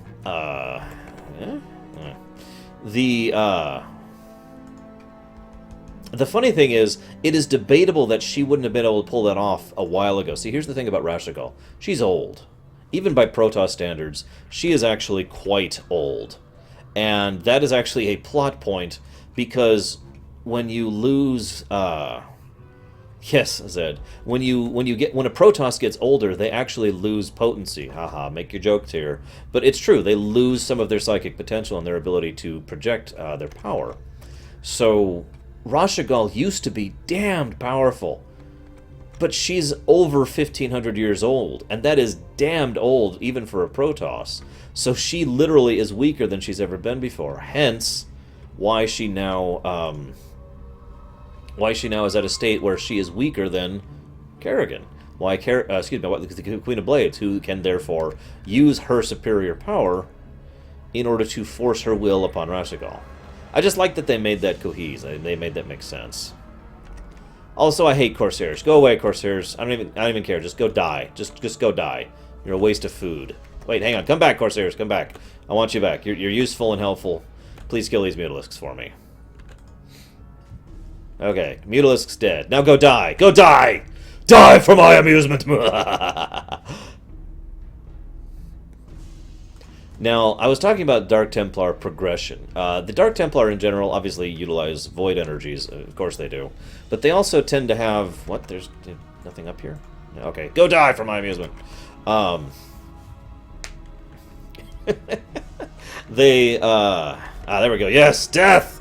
Death to the Corsairs! And to the living! So there's the temple. And there's a Cerebrit right on its face, because of course it is. Ooh, that's what I thought. Okay, that... okay, new strategy. God, I hate playing as Protoss when I have access to crummy units. Okay, let's get this going.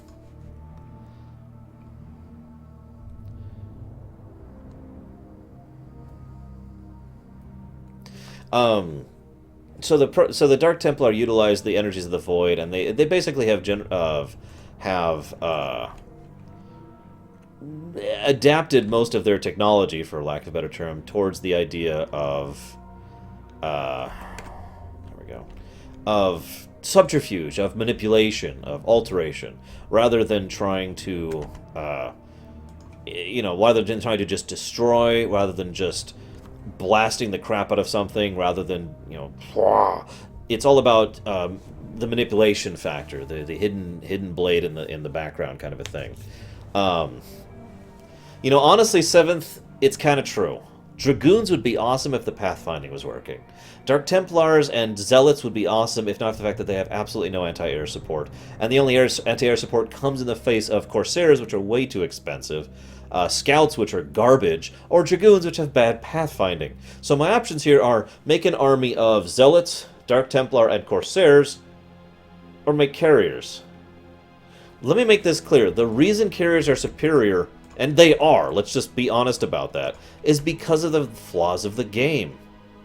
There's nothing else for it. It's an older game, it has problems with it, and those problems mean that a unit that isn't affected by terrain, so it doesn't have pathfinding issues, and a unit that has the ability to attack both air and ground is going to be a superior unit. That's just how that is,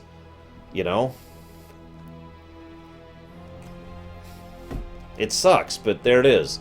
It's one of the reasons I love playing Protoss in Starcraft 2, because all of a sudden they have tons of useful units. It's like, yes, I can make all sorts of stuff. This is great. That's another reason why I like playing Starcraft 2 so much more than the old ones. Even though I enjoy playing original Starcraft, even though I enjoy playing Brood War, in Starcraft 2, a lot of those annoyances are flung out the window because of the convenience features, because of the better UE, because of better game design when it comes to their buildings and their units. Pathfinding's gone, you know? So it's awesome. Anyways. So we're gonna have to do, yeah, who knows what the hell's gonna happen in Legacy. I mean, we know what the multiplayer units are in Legacy, but that's not necessarily indicative. How many units did we get, and upgrades did we get for the single player of the other campaigns that we never got, in the multiplayer of Wings of Liberty and Heart of the Swarm? So we're probably gonna get some really awesome goodies in Legacy, and I'm looking forward to it. Let's see. Words. So... Yeah, pretty much, Dakota. Alright, so let's get... So that's 6, so... 4, 5, 6...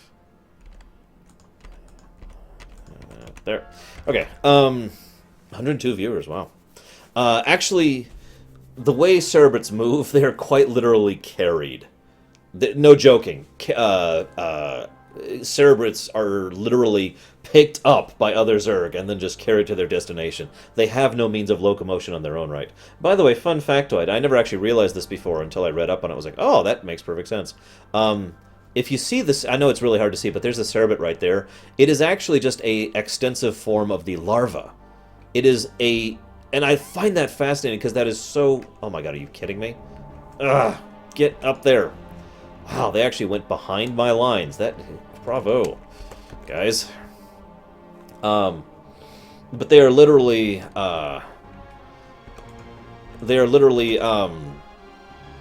the larva, the tiny little larva that we see at the beginning of, you know, everything. As the... Oh, God, words! The larva is the pure Zerg.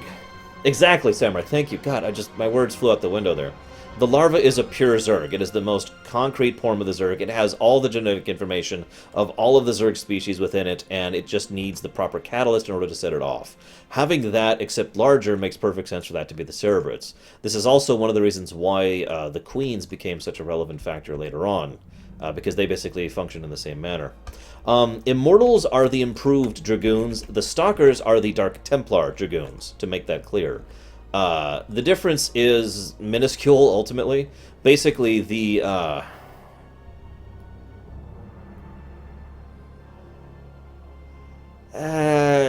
think... You know what, Fearsome? If you don't mind, I wouldn't mind that.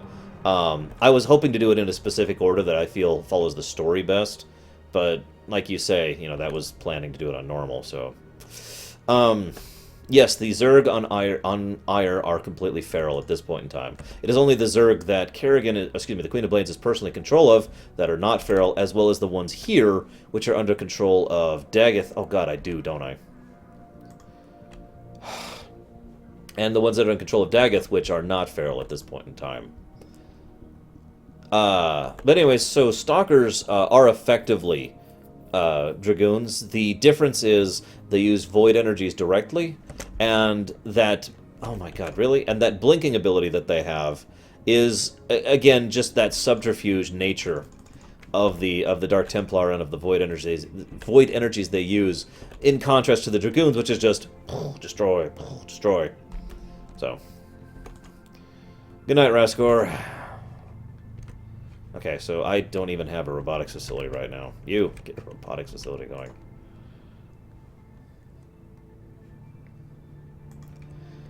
Apparently, I'm going to need to set up some kind of defenses back here, based on how this is going so far. So you can't build on this rocky terrain right here, which is kind of irritating whenever you're on Shakuras. It's probably my only thing I don't like about Shakuras. I love the tile set, really, I do. All Twilight jokes aside. 2, 1, 2. There we go. Yeah, I really hate some of the terrain for base construction.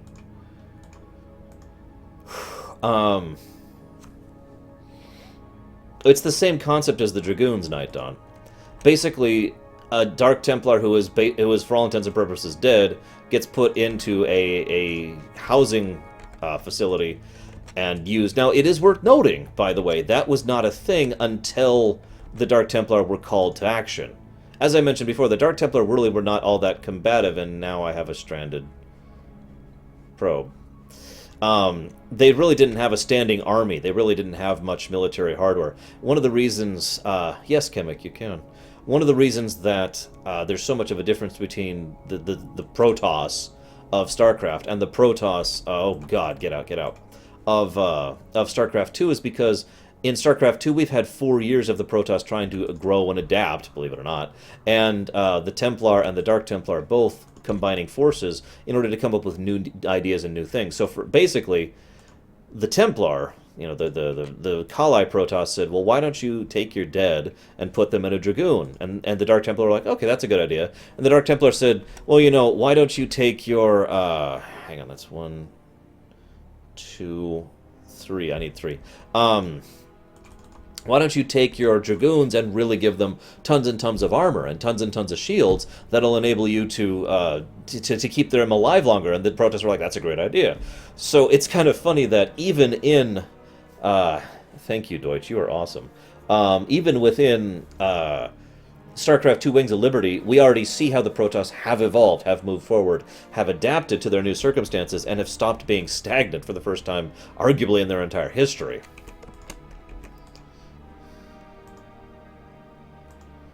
Well, actually, it's funny, Takoida. I don't know if you were there for that, but I looked that up back in the day, and by the day I mean earlier today. Apparently, there are 2 things that can happen when you get burnt up, when you die as a zealot. There is actually the emergency teleport thing, and sometimes they're just dying and exploding into the Kali. So, both. Both are the thing to do. Why don't you nerf the carrier? Yeah. Whoops. Back off. Save your shields. Let the photons deal with that. Photons are cheaper than lives. Except for Corsair lives. Screw those guys. Oh, I'm really excited to see the Protoss evolve scientifically, culturally, and technologically in Legacy. I'm very excited for that.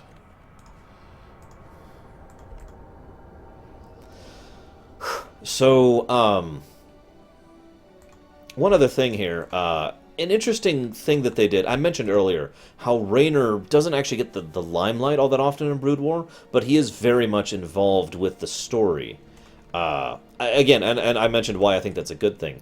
If you'll notice, their storytelling style has changed significantly throughout the entirety of Brood War, compared to the original StarCraft. For example, there are quite a few times where they actually have things that are happening completely off camera, rather than showcasing it right on camera like they would normally do. And I apparently miscalculated. Oh, wow, those Dragoons take up tons of space. Jeez Louise, one more, please. Another way they do this, we never, ever hear anything from the side of the Dagoth swarm. We never see Dagoth himself. We never hear what the other Zerg are doing involved in the Brood War. We never find out anything other than the time we actually act as a brand new Cerebrate created just to help Kerrigan with her actions in the post-victory situation. That's it. Those are the only times we interact with them. And in a lot of cases, they just kind of leave a plot thread hanging, like without actually immediately going into it like, haha, like they would previously. So we are left wondering, well, what the heck's going on here? It's an interesting design choice. Now, of course, this is the Corsair mission. The reason it's the Corsair mission, this is the beginnings of the Wings of Liberty design philosophy. I only hate this mission because I don't like Corsairs, and that's my only reason. I don't even have a good reason for not liking Corsairs. Here's how, I guess the lack of ability to micro, as I mentioned earlier, is my only reason, not a good reason, for just liking Corsairs. They're on an island. There is no land access over here, and they are completely surrounded by spore launchers. So you have to do a beachhead thing. And you have to actually, you basically have to hit them with Corsairs in order to make that work. Now, I've run out of things to say, so We're not going to do that. Literally, I have actually just run out of things to say. So we're just going to invade. There are a couple of other strategies I've seen for dealing with this. They basically boil down to illusion and hope. It also doesn't help that they are well entrenched, even ignoring the anti-air defenses, of which there are several. Yeah, Corsairs are... Yeah, their AI is kind of wonky, too. They like to just chase units, as was mentioned in chat a moment ago. So we're just going to go ahead and kill the Cerebrit and be done with this. Yeah, weird how that works out, huh, Theodorcus? Bam! Dead.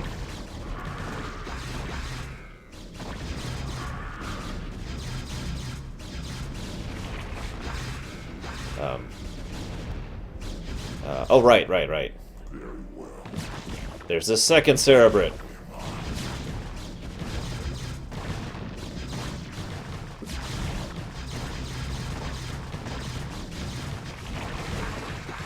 That should do it.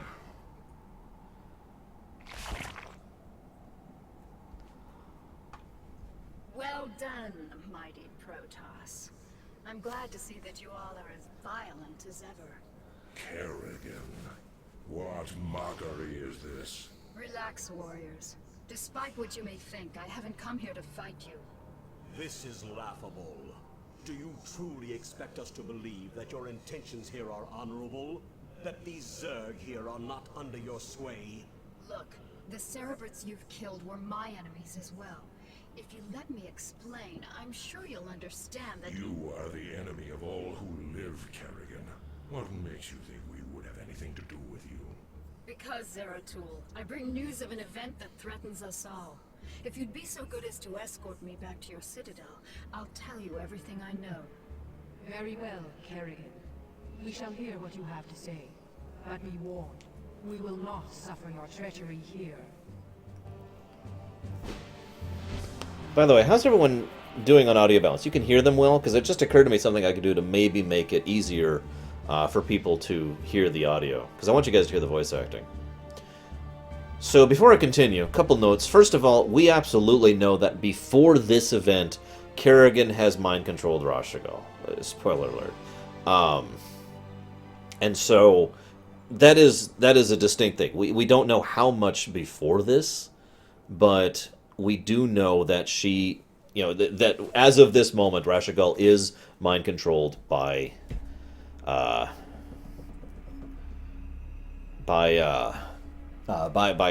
Queen of Blades. Hang on. I'm going to go ahead and do a poll here. Let's see. Let's actually do it here.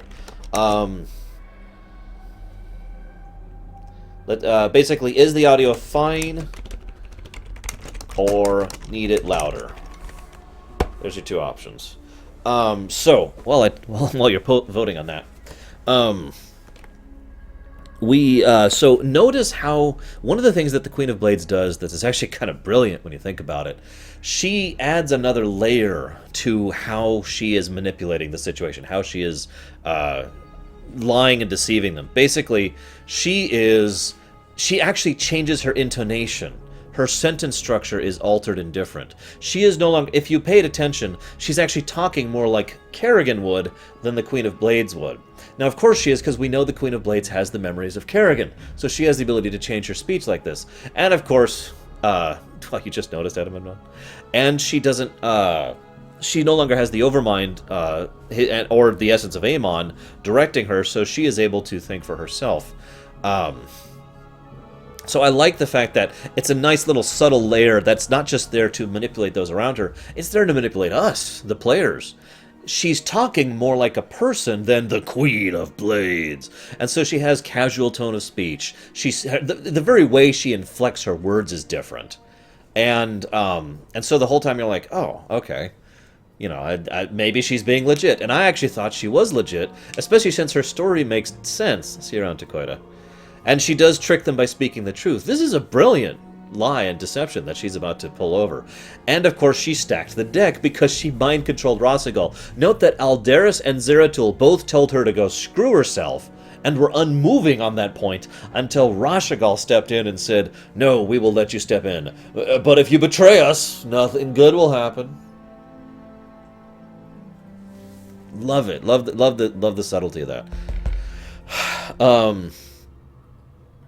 One other point of note, I did a little digging on something to try and verify. Unfortunately, we still do not know, as of now, when exactly Amon died. We do know that when Amon died, he went to reside in the Void and was still able to influence things outside of the Void. And given certain actions, it's actually pretty likely that most of the Queen of Blades' actions here are separate from Amon. However, her silence in the 4 years between here and the next game is actually directly because of Amon. Correct, Mono. She was not actually mind-controlled. She was influenced by his essence. Well, I'm sorry, the Queen of Blade was influenced by his essence, because the Queen of Blade was consistent of his essence, but otherwise, no. So, what's our poll at? 19 is fine, need it louder is 7. Why don't I tinker with it a little bit? See if this helps, okay? We're going to do something like this. I should sound a little quieter now. And we'll do something like this. Okay, we're just doing a little bit of a boost in each direction. We'll see if this works any better or not.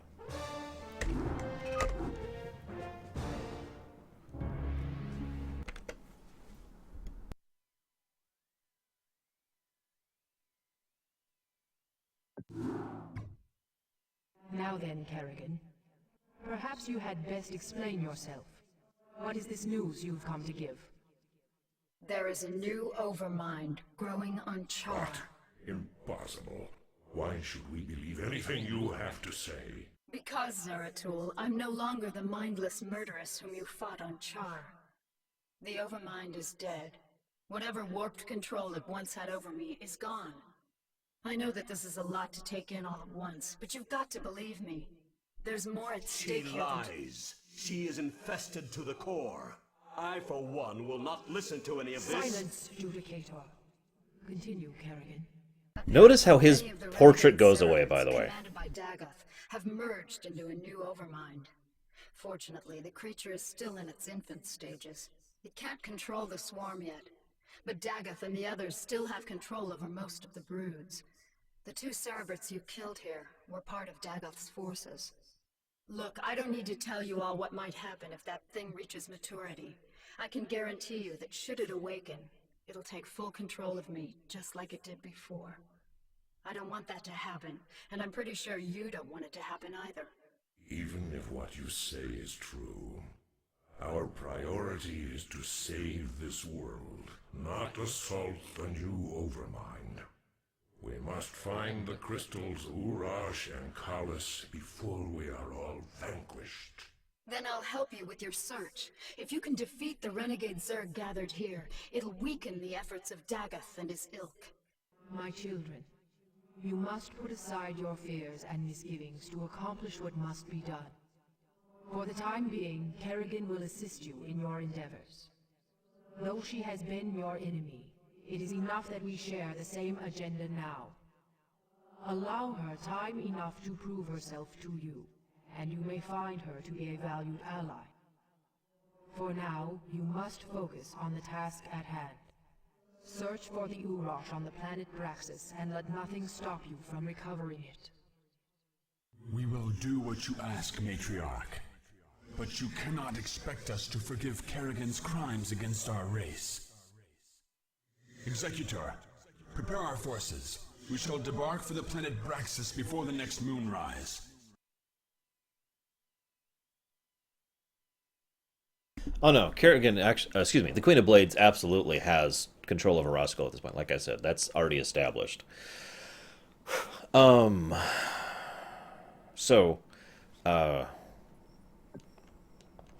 it occurs to me I probably shouldn't turn myself down. That's probably not helping. Couple points of note. This is actually some brilliant storytelling, because it's couched in a way that you're supposed to think that Aldaris is being unreasonable, and yet, with the advantage of hindsight, we know he's not. Aldaris is actually thinking. In fact, and I said I'd mention this later, and here we are, Aldaris is someone who's very used to the idea of being under the yoke of a superior whose thoughts and ideals he doesn't actually agree with, because he was a mouthpiece for the Conclave for so long. Ergo, he's the kind of person who looks at this situation and says, I'm not going to go along with this just because Rashagal says to. Screw that! I don't trust Kerrigan, and I shouldn't trust Kerrigan, and he is right. Another fun thing, though, everything that the Queen of Blades says there is true. She didn't lie once in that entire diatribe. Not even once. That was all legitimate. Which is probably one of the best ways to deceive someone is with the truth. The other thing I wanted to point out is I love how Rashagal is just playing into her hands completely. Like, no, we must put everything back, and we must take care of our fourth. We must. And even when I played this for the first time, I was looking at Rashagal like, really? I didn't actually think that Rashagal was under the control of Kerrigan, or the Queen of Blades, rather. But I did definitely think she had an ulterior motive, and as it turns out, I was right, just not in the way I thought I was. Someone asked a question I wanted to answer in the middle of that. Oh, why did she stop killing people after Wings of Liberty? Like I said, that is the influence of Amon. Amon, whoa! Oh, hang on, right. I was going to do something else with the sound. Maybe this will help the sound situation. This is going to be a lot louder. So, whatever. So combat's going to sound pretty damn loud. So, like, if I took in a normal voice right now, it would be nice if you guys to tell me if you can hear me at all. Because this should make the dialogue when they're actually speaking a lot easier to hear. If you can't hear me, then now would be a good time to let me know about that. I do kind of like how we just kind of drop down and start killing these people, by the way. Just, screw them, they're just Terrans. So, you know. Explain something to me, Zeratul. Why would your people leave such a secret crystal in the hands of these Terrans? We didn't. Long ago, this world was a Protoss colony called Kirador. When the strife between our tribes escalated, this planet and the Uraj crystal were abandoned. These Terrans have come here only recently. Okay, so there you go. Dialogue. How'd it sound? We good on dialogue? Go away, Reavers. Nobody loves you. What is it now? You know, I had a fun thought. The question has been risen, who the heck are these Terrans? The funny thing is, while I do have answers for that question, I'm not sure it matters. It almost doesn't matter who these Terrans are, and that's just really kind of the point, isn't it? Which is hilarious. Oh my god! The dialogue is still quiet? Seriously? Whatever. It'll be fixed when we get to Wings of Liberty, when I can turn up the audio of the dialogue without turning up the combat sounds. You're gonna have to live with it. Moving on. So. Okay. Reavers. Reaver. Hey, you. Yeah, you right there. Tripium loves your murderous carapace. Yes. A bold move. So, this is another of the more standard missions.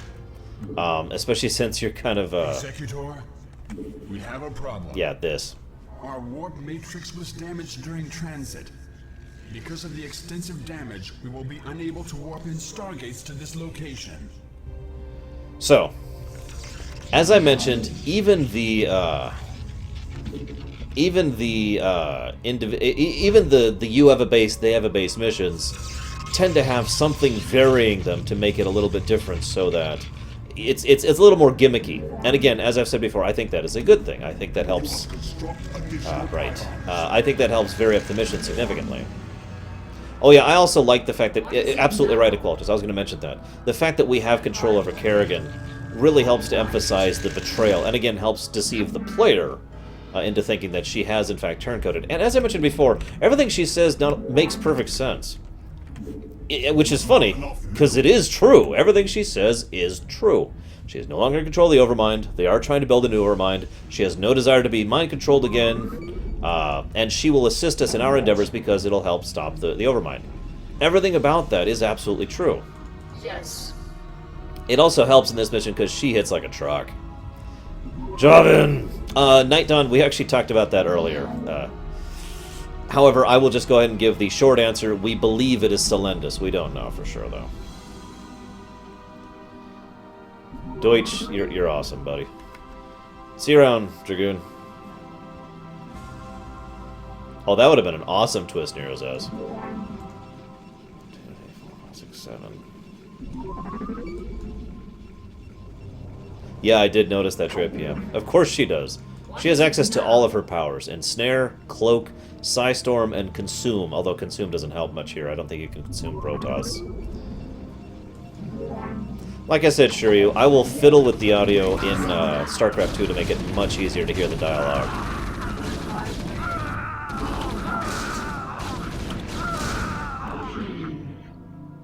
Good.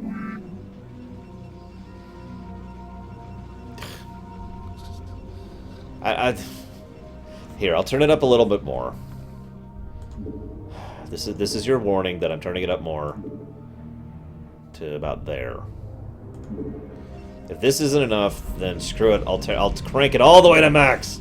We will have satisfaction. You must construct additional pylons. Blah, blah, blah. As an aside, this is my favorite of the new tile sets that they added in Brood War. You'll notice almost every mission occurs on a new tile set. Very, very few of them occur on the old tile sets. Hello, Far East. And this is one of my favorites. It's the snow tile set. It's awesome. And they put a lot, as was just mentioned, they put a lot more detail into it. Like I said, Nero says, I do have an answer for it. These are actually the UAD. Yes, this is the UAD Expeditionary Force. You know, it just occurred to me, these Reavers are taking up a lot of food. Go! My minions. Consume. I wonder if she could consume Reavers. Let's see if it'll let me. Aw. No! Damn it, Tracker! I have poked at Grandia, yes. Not recently, but I have done it. Okay, so this is a terrible mission. I'm just gonna get. I'm gonna be cheating on this mission. I'll tell you right now. I'm not gonna run out of things to talk about before I'm done with this one. Your warriors have engaged the enemy. Yes, that is true, Zechariah. In fact, they actually do a trick where the music is dulled a bit anytime the dialogue plays to help people hear it a little bit better. So like I said, I'm going to be cheating. This is a terrible mission, technically, because you have access to terrible units. It's the exact same problem I just talked about. Shrug. You know, I don't have anything else to add to it. It's the same problem in the previous mission. We have access to... And especially with all the ramps on this mission, Dragoons are just infeasible. And Reavers, well, we've already discussed the issues with Reavers. And so basically the strategy I've used on this map when I'm doing it legit is basically Zealots, Reavers, and Dragoons to back them up. And that's basically all I got. So that's all we're going to do. You also have a very limited amount of real estate to build your base. Oh, shush, Hunter. Do I have to repeat myself again?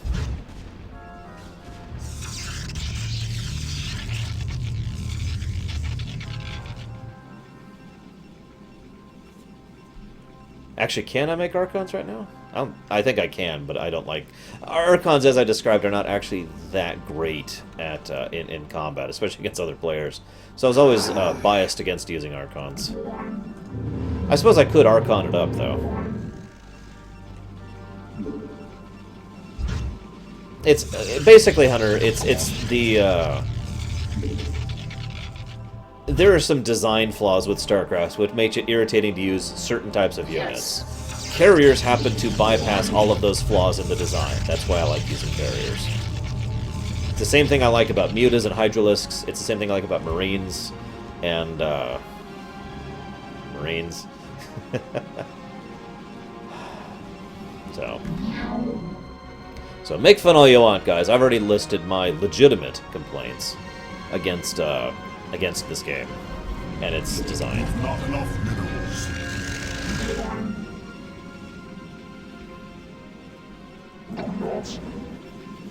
Oh yeah, that's another thing you can do, by the way. Although we don't actually have access to the Dark Archon yet. We don't get that until 3 missions from now, counting this one. So two missions ahead. But the Dark Archon has a mind control ability, which was stupidly overpowered in virtually every mission you have access to it. Because it means you can... It's not just the fact that you can have access to enemy units. Enemy units have different food caps. So you can have a full 200 Protoss army and a full 200 Terran army, or a full, Protoss full Zerg, and just crush face.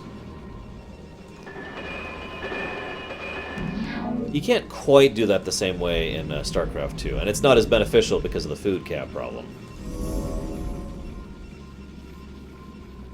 But yeah, you can mind control an SCV, and if you get it back... Yeah, the Aldaris mission is when you get Dark Archons, which is also the second to last mission of the Protoss campaign for this one. What am I doing? Right, I know what I'm doing. I am teching at the moment.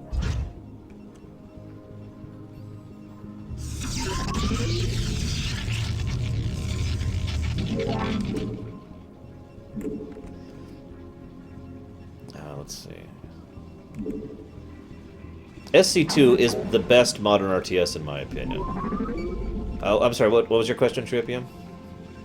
I must have completely missed it. Oh, nobody plays Brood War multiplayer. Pshaw.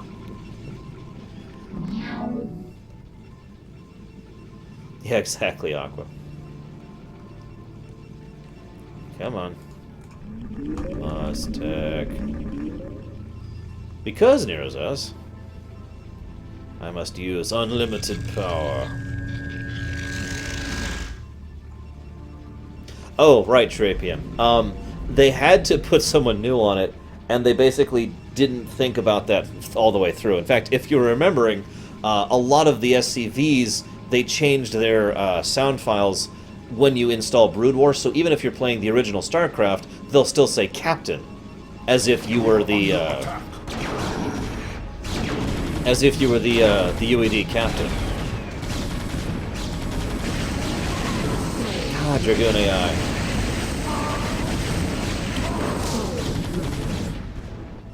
Anyways, so it's just a byproduct of the fact that they probably should have put, say, Zeratul's face on there, but instead they picked Phoenix because you play as Phoenix earlier and later, but not here, so they just left it at Phoenix, so whatever. That's basically what it boils down to.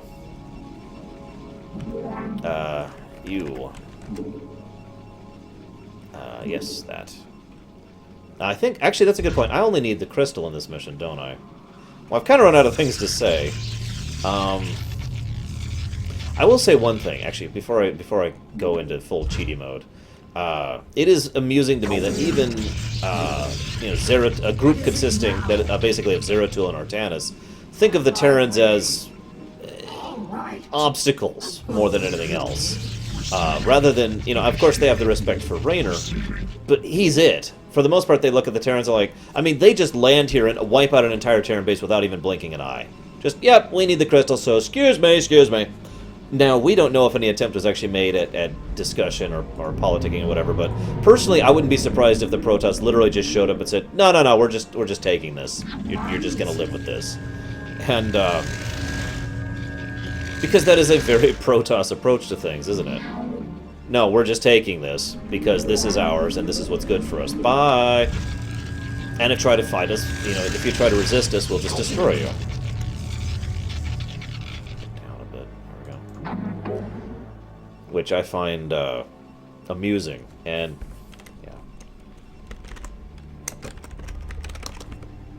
yeah. It will be happening this evening, Chaos Rider. You have until, basically, I'm done streaming for the night to get on with it. Your warriors have engaged the enemy. Excuse me.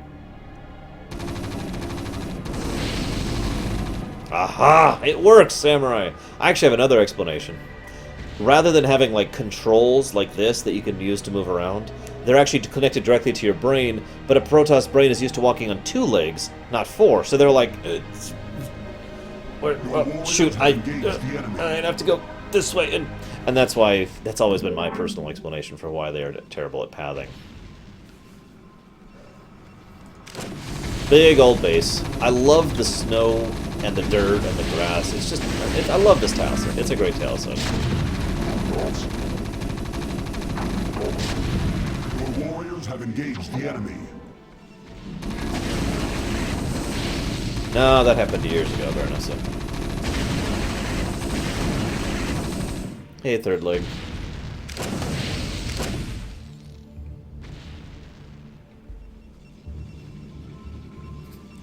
I like how you're just saying that every time someone shows up, Deutsch. Warriors have engaged the enemy. So this is another example of the mission that is a, like I said, it's a base versus base, but it's got two gimmicks. One, you don't actually have to defeat the enemy to win. You just have to get the crystal out. And two, you don't have air units at all. So, you know. Your warriors have engaged the enemy. That's a good question, Trippium. I'm not sure. Honestly, I'm not. It would make sense if the Protoss had that mentality, because they kind of do have that mentality, don't they? We're gonna move in and we're gonna take this because it's ours. You know, the end. Guys, I got the crystal. Bring Kerrigan to the crystal. Oh, right. Hey, Kerrigan. What is it now? Come here. Probe's like, excuse me, pardon me. Your warriors have engaged the enemy. On my way. The crystal's here, boys. Send in a probe to gather it up, and our work here is done. You have done well, Kerrigan. There's more to you than it seems. Perhaps I have misjudged you. Given our history, I can't say I blame you. Let's just get the job done. Again, that's a good example of her speaking like Kerrigan instead of speaking like the Queen of Blades. Much more casual intonation, much more casual usage of words, and the structure of her sentence is all over the place as opposed to the way she speaks as the Queen of Blades. So just re-emphasizing the point there.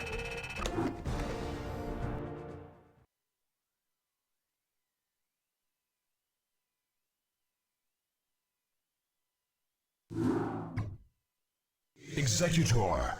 Our sensors have just identified a large group of Terran vessels. However, their configuration profile is unlike any Terran group yet encountered. We are receiving a transmission from the fleet's command ship, identifying itself as the Alexander. Protoss Commander, I am Admiral Alexei Stukov of the United Earth Directorate. We are here to take control of the Terran Dominion and all of its outlying colonies. You are in direct violation of Terran space and have openly attacked Terran troops.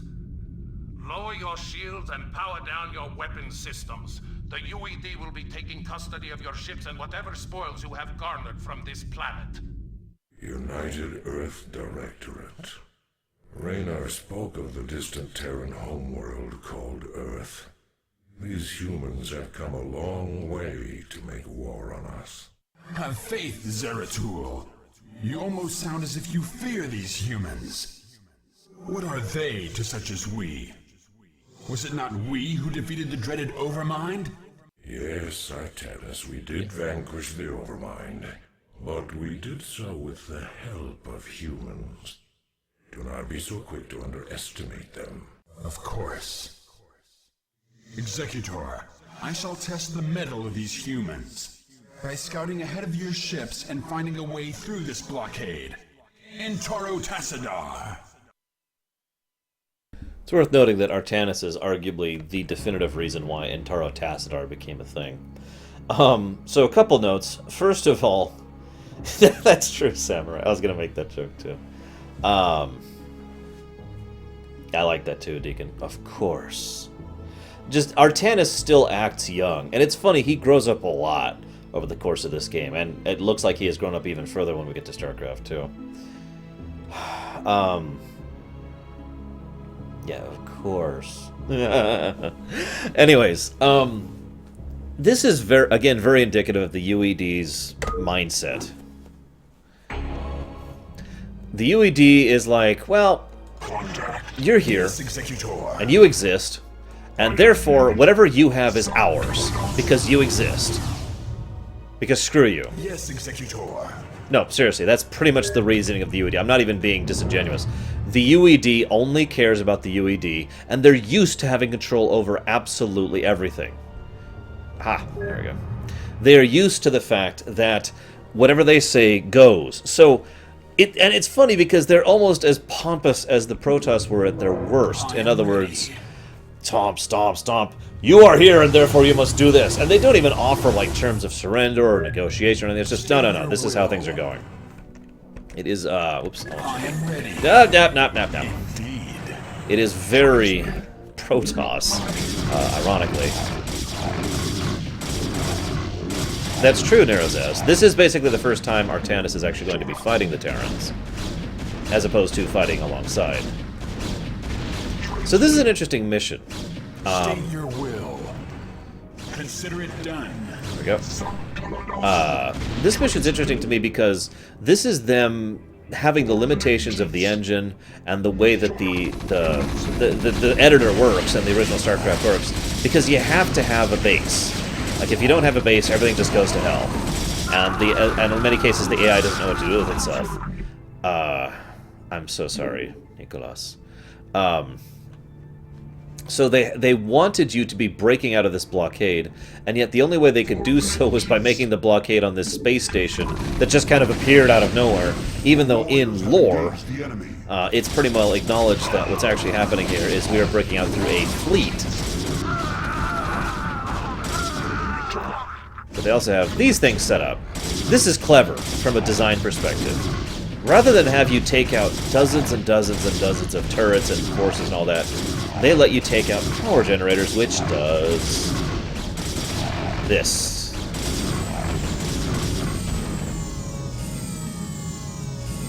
Shuts down all those turrets and makes them allied. With the power generator destroyed, the missile turrets on this platform are no longer operational. However, we will need reinforcements to finish the job. Reinforcements are en route now, young Templar. Love that. So, again, this is just some really clever stuff when it comes to coding. By making them allied, they give you vision over it, so you know that that area is now friendly, you know, that there's no threats from them. And, because they're allied, they won't attack you, and and you can't attack them. I mean, you can attack them, but you will stop attacking them automatically.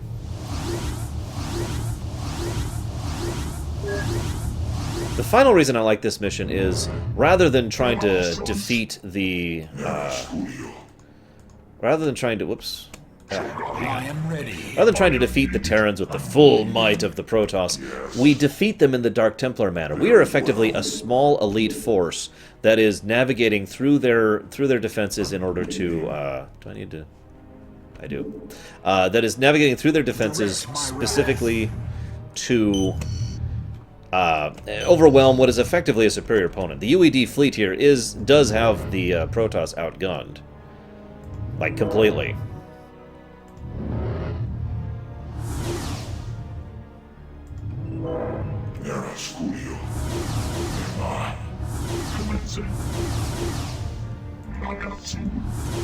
There we go.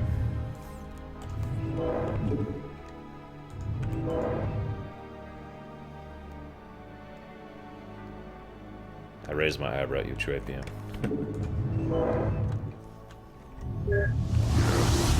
Whoops, whoops. Damn it. Keep getting my numbers mixed up. I am ready. Damn it. Yeah, I screwed that up. So this is one thing that irritates me. If you... Okay, I had part of my force in the shuttle. I accidentally hit one, which is the control group for that group, but some of them were still in the shuttles. So now the others are just unbound from that control group and I have to reselect them. That's just a small irritation that, in the heat of battle, can be deadly.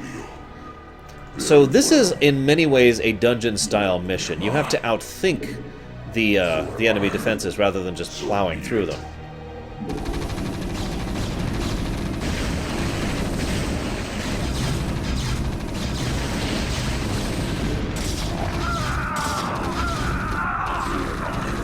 Now, there's actually a better way of doing this than I'm currently doing. I will now demonstrate. Oh, never mind. We're in range still. What are you doing, Baronessa? Oh.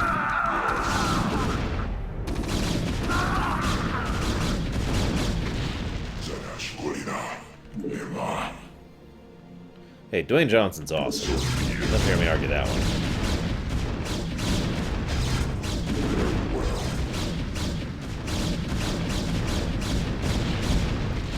This is kind of what I mean by this probably should have been a fleet rather than a space platform with dozens and dozens of turrets, which doesn't work because it's in space. I mean, if you think about it. Because, you know, 3 dimensions, I mean, space is big, right? But again, interpretive lore, etc., blah, blah, blah.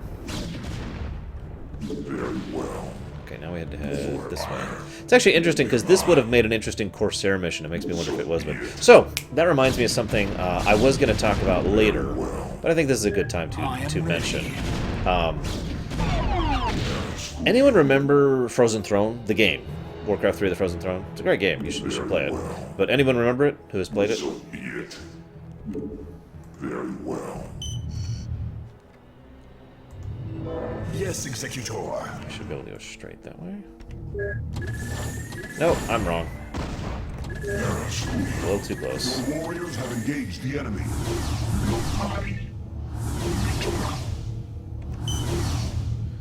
Go! Oh, I figured you'd forget Samurai. The reason I bring it up, if you remember, they did the exact thing they wanted to do for the UED in Frozen Throne. Remember the Alliance campaign? If you don't remember it, I'll go ahead and illustrate it for you, for those of you who haven't actually played it. You start off with standard Alliance units. Humans, elves, you know, exactly the same as it was back in default Warcraft 3. However, very shortly thereafter, in fact, within a single mission, you lose the knights. You lose most of the human units. And then the very next thing that happens... Yes, Executor. The very next thing that happens... is you lose several of the other units to get to the point where you just have the Blood Elf units and nothing else. Then you gain the Nagi units, and then you gain the Draenei units, right? Are we not... Seriously, unload your cargo, guys. There we go. So in other words, the UED was originally supposed to be actually pretty different from the Terrans. They were actually originally supposed to be, like, similar to the Caprula sector Terrans, but then very quickly thereafter they would have significant differences which would change the way they played completely. Now obviously they couldn't do that. Why, Night Forger? Oh, damn it, Night Forger, would you stop that? So, and I think it would actually is a damn shame, but if they ever do a proper remake of this game, I would love it to have a sequence where, have a sequence where we have, you know, the UED using fundamentally different units, because they should be different, if you think about it. Haha, true, yeah. Anybody else think that would be cool? I just think that would be a really neat thing for them to do if they ever did a proper remake of this. Which, by the way, yes, I've heard the news. We don't know if they're porting the old games or if they're properly remaking them. I have high hopes that it is a proper remake, but we don't know for certain. So here's hoping, like I said.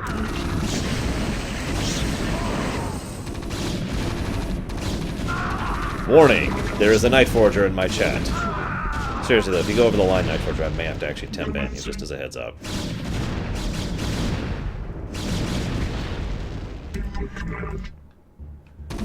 Jesus, this mission. Where is it? There it is. Ah, frickin' tank.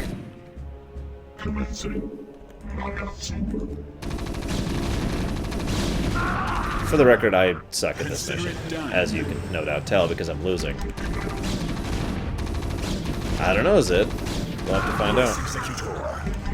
But they've been rumored to be doing stuff for their old games for some time now, so this is not exactly news. I concur.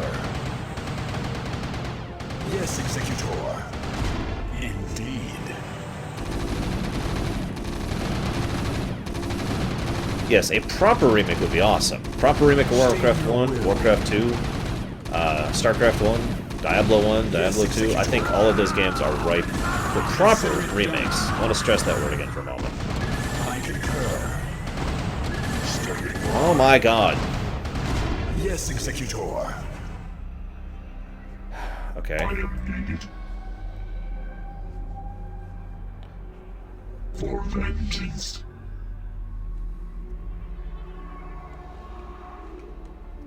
Yeah, I'd buy the hell out of that.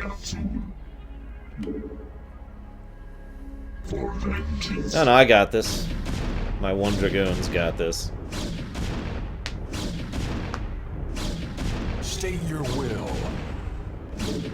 Indeed. No, what are you doing? Scouts. We'll never get a KOTOR remake. EA doesn't give a damn about anything. So, I've run out of things to talk about. So, go! Indeed. Your warriors have engaged the enemy.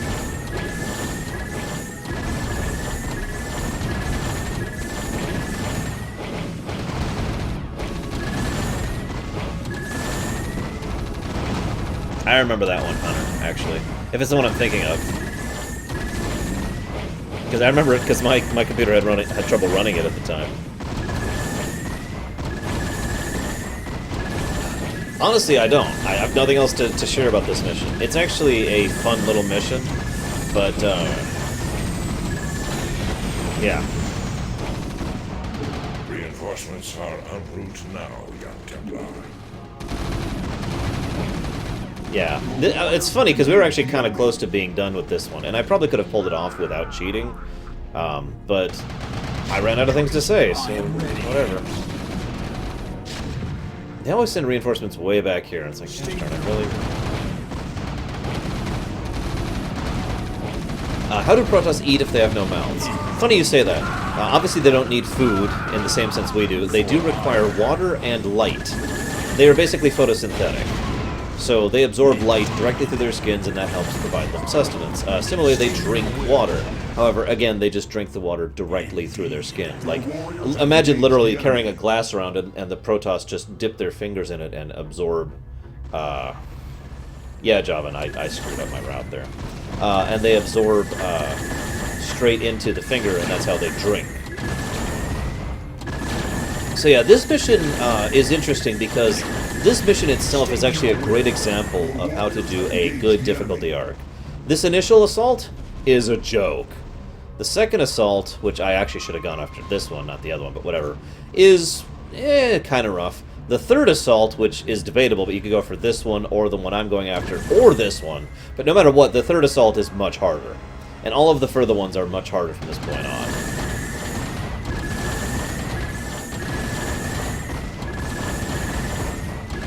Well, Lurker, because I'll one-up your reference. Because it gives them a skin allergenic reaction to have the blue. Yes, like quiet, but a little sexy. I am ready.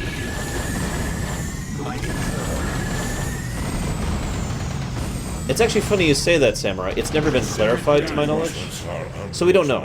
It could be the light of the Kala, which is, as we know, is a thing, like everywhere. Or it could be, or it could just be literal light from the sun or whatever.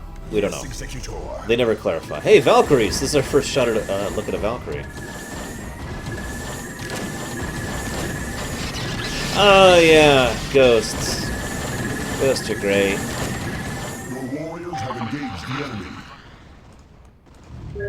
I am needed. This last one, the one I'm doing right now, I remember as being a nightmare to properly assault. I mean, look at his position. Look at this. This is the one you have to take out for the last one.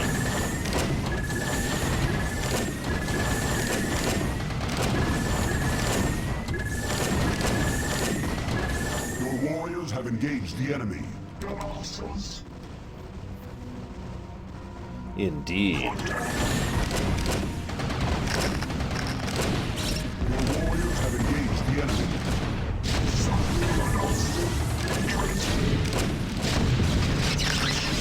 Yeah, I was hoping to show that off, and I got my observer up here in time. There are mines all over the place. It is just irritating. Mines, ghosts, siege tanks, battle cruisers, turrets all over the place. And tons of mines.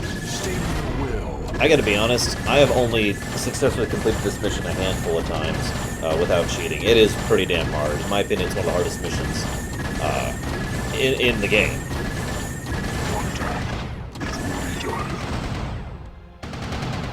State your will. I'd make another quiet joke in response to Shadow's comment, but yeah. I am ready. Not personally, no British. I've only been reading the story. En route now, young Templar. Yeah, they finally send you some aerial reinforcements. Your warriors have engaged the enemy. Consider it done. By the way, look at all these mines. Look at them all. Spider mines can basically one-shot things. Oh, by the way, the ghosts are on those tiny little platforms, too. Just to add to the screw-you factor. State your will. Seriously, Case now? God, people are juvenile. And we win.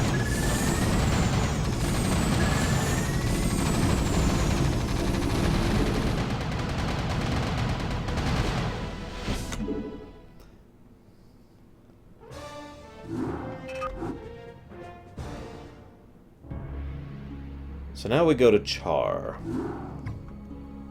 Executor, the Urash is secured, and the UED has given up the chase. We are currently holding perimeter orbit over the planet Char. Zeratul, have you locked onto the location of the Callus? Yes. I remember sensing his power the last time I was on this world. However, our sensors indicate a massive, fluctuating energy signature at its location. I am, however, unable to identify the signature's source. That should be obvious, gentlemen. The source is the Overmind itself. When the Cerebrates merged together, they must have locked onto the Callus energies and nested near it. It's probable that there'll be a number of broods protecting that area. It's risky, but if we can strike hard and fast, we might be able to fight our way through their defenses and escape with the crystal. Comrades, I may have an alternative.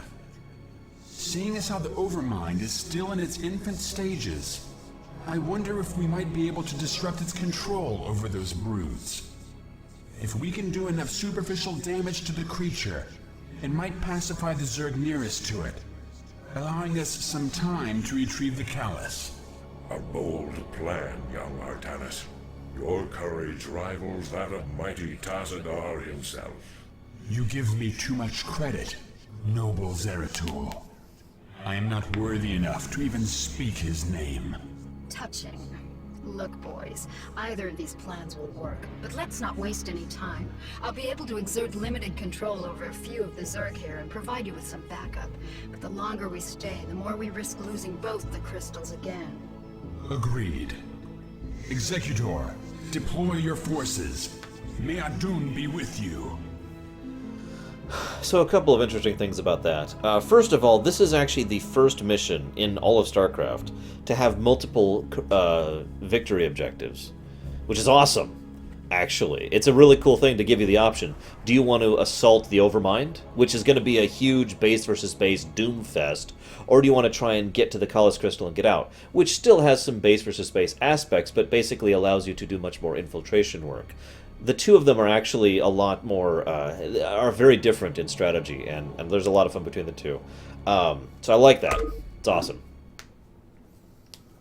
Oh yeah, by the way, just to make this fundamentally clear, I give my mods full permission to ban on sight for any spoilers, okay? So if you know something about Legacy of the Void or Fallout 4, please keep it to yourself. I would rather not have any bans on my channel. You've been warned.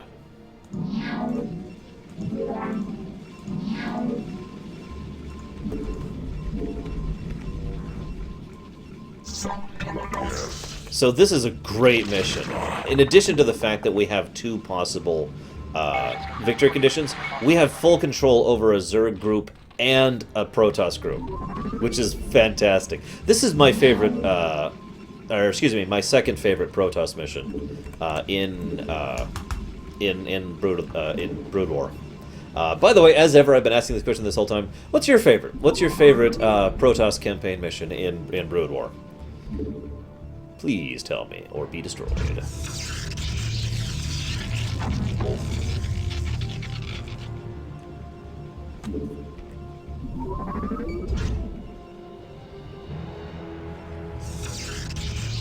why don't we send you to deal with this right now?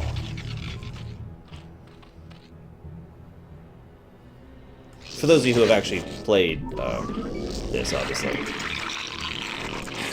Like I said, this is actually my second favorite, and given the fact that we have so few left, you probably can guess what my favorite is. Oh, crap.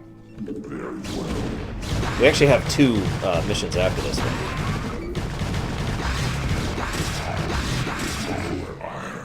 Well, it makes sense that the Zerg don't have access to all their units. What Kerrigan says is not only sense-making, but is also consistent with what we see how the Swarm works later on. She will, in the future, exert limited control over the Swarm, which gives her limited access to the Swarm, but not access to the totality of the Swarm. Ergo, she can only do so much with what she has at her disposal. Which, again, I like in the fact that it makes sense, and the fact that it was consistent, as I already mentioned. Right there. We're going to need lots of Vespene for this mission. The first mission's pretty damn good, too. The Escape from Ire. My actual favorite, by the way, is the last mission of the Protoss one. It's a hold the line mission, but it's a personal enjoyment of mine to not hold the line and instead expand. By the way, this is our first look into Lurkers! I'm watching you, Lurker. Lurkers are awesome. No, puns are not grounds for banding. If you try to joke about a spoiler by saying, ha ha, this thing happens, that might be, but, yeah. Alright, so, there, let's go and get this going. Oh my god, you guys, BlizzCon is tomorrow. Who's hyped? Who is hyped? Be honest with me, guys. I'm hyped. This is one of the first BlizzCons in a long time that we have a lot of potential for some really good news, basically. There's a lot they could talk about, and I'm really hoping that they do talk about a lot and it's not just boring and disinteresting. It could just be boring and disinteresting, if I'm being wholly honest. I'm praying that that is not the case. Yeah, BlizzCon starts tomorrow, Shadow. And yeah.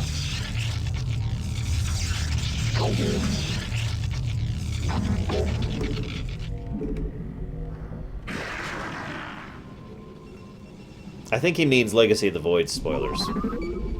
Unless I'm totally wrong, in which case, yeah, we're spoiling the crap out of everything here, Wilson. I'm sorry. But that's how a Lorerun works. We talk about the whole of the story. Okay, so we've got that. I need you down here. Right here.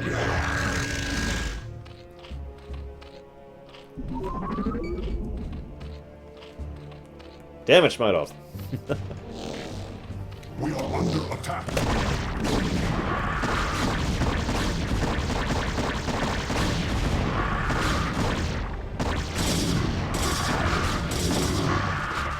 Better be sure you. Damn it.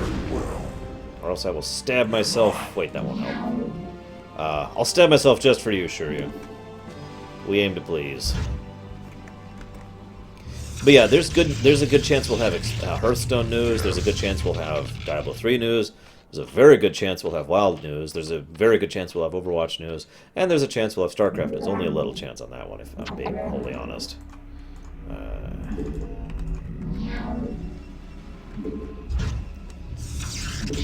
So we're going to be hunkering in a little bit. And then we're going to be crushing everything. Oh, you can speculate all you want, Zachariah. I had a whole stream that was just speculation. but you cannot spoil anything, because spoilers are already out there. We are very, very anti-spoiler here at the Lorerunner. The Lore Walkers, excuse me, that's what we call it. We here at the Lore Walkers are very anti-spoiler.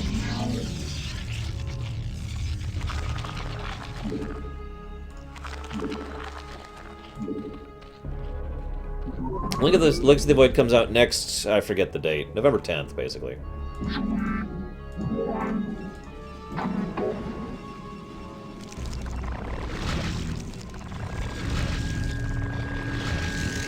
Wait, it is your birthday soon? Happy birthday in advance, Chaos, just in case I forget. Welcome to being an old man. Here's your pants that are just a little bit too loose for you. You'll have to pull them all the way up to your chest. Wait, you know, get the pull-up pants thing going on. I've also got a cane. You can also use a walker if you prefer.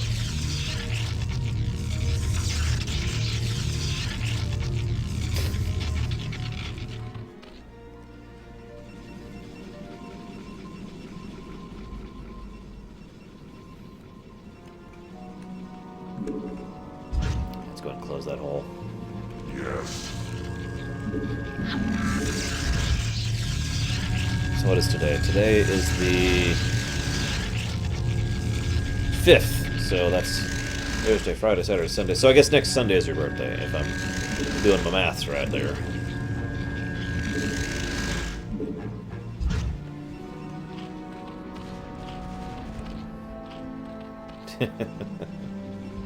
Yeah, tell me about it. I'm actually really hoping that BattleNet isn't exploding when everything comes out. When you know, next Tuesday, I guess. What do you mean, Night Dawn? Right, I haven't been talking about lore. I'm sorry. Okay, so I already explained why this mission is awesome. Let's talk about why the crystal's here. Okay. Now, there's actually a couple of options for this one. First of all, we know that the crystals were lost during the Eon of Strife. That's a frickin' long time ago, right? 1,500 years ago, or excuse me, no, 3,000 years ago, and up. So you know, we know for a fact that there's it's been a little while, and the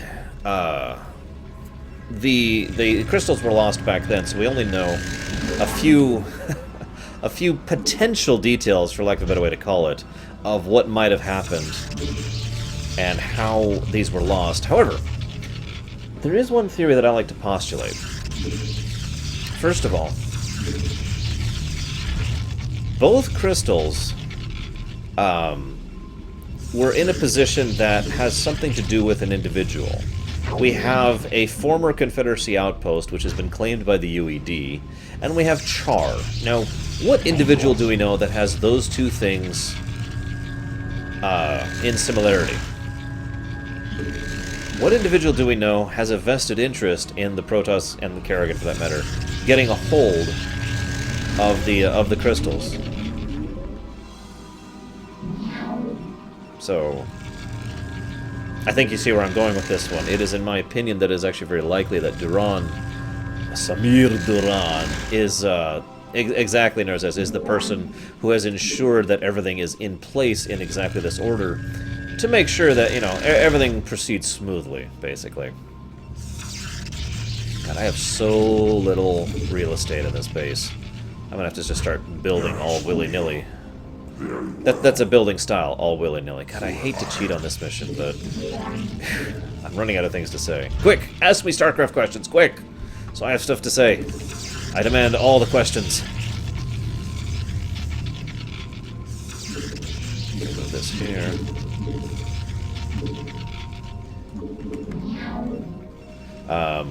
Of course, everyone's talking about some link that Baronessa shared. Baronessa, would you please stop torturing people? It's not nice.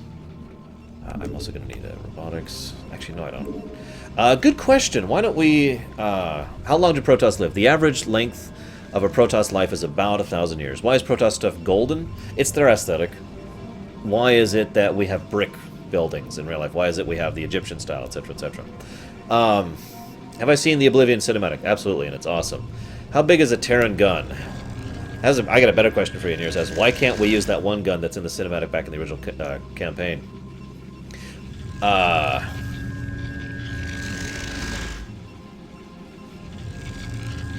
Why are lurkers so awesome? Because they're insanely useful. Lurkers are like the ultimate base defense. They're mobile. They can only be detected if you've got some kind of cloak detection, because they're barrowed, and they hit in like it's a pseudo splash effect that just hits everything in a line in front of them. They will decimate almost any ground attack. I used to use lurkers all the time. I used to be the guy who would defend other people's base when I would do allied missions, or allied matches. When I was Zerg, I would have Mutalisks for mobile response, and lurkers for mobile response. And it worked out really, really well. The Oblivion cinematic is awesome! If it's the one I'm thinking of, which it might not be. Which one's the Oblivion cinematic? Your warriors have engaged the enemy. What the? Oh no, run! Run! Oh god, they're attacking. They're attacking the Zerg. No, the Zerg isn't ready to defend themselves.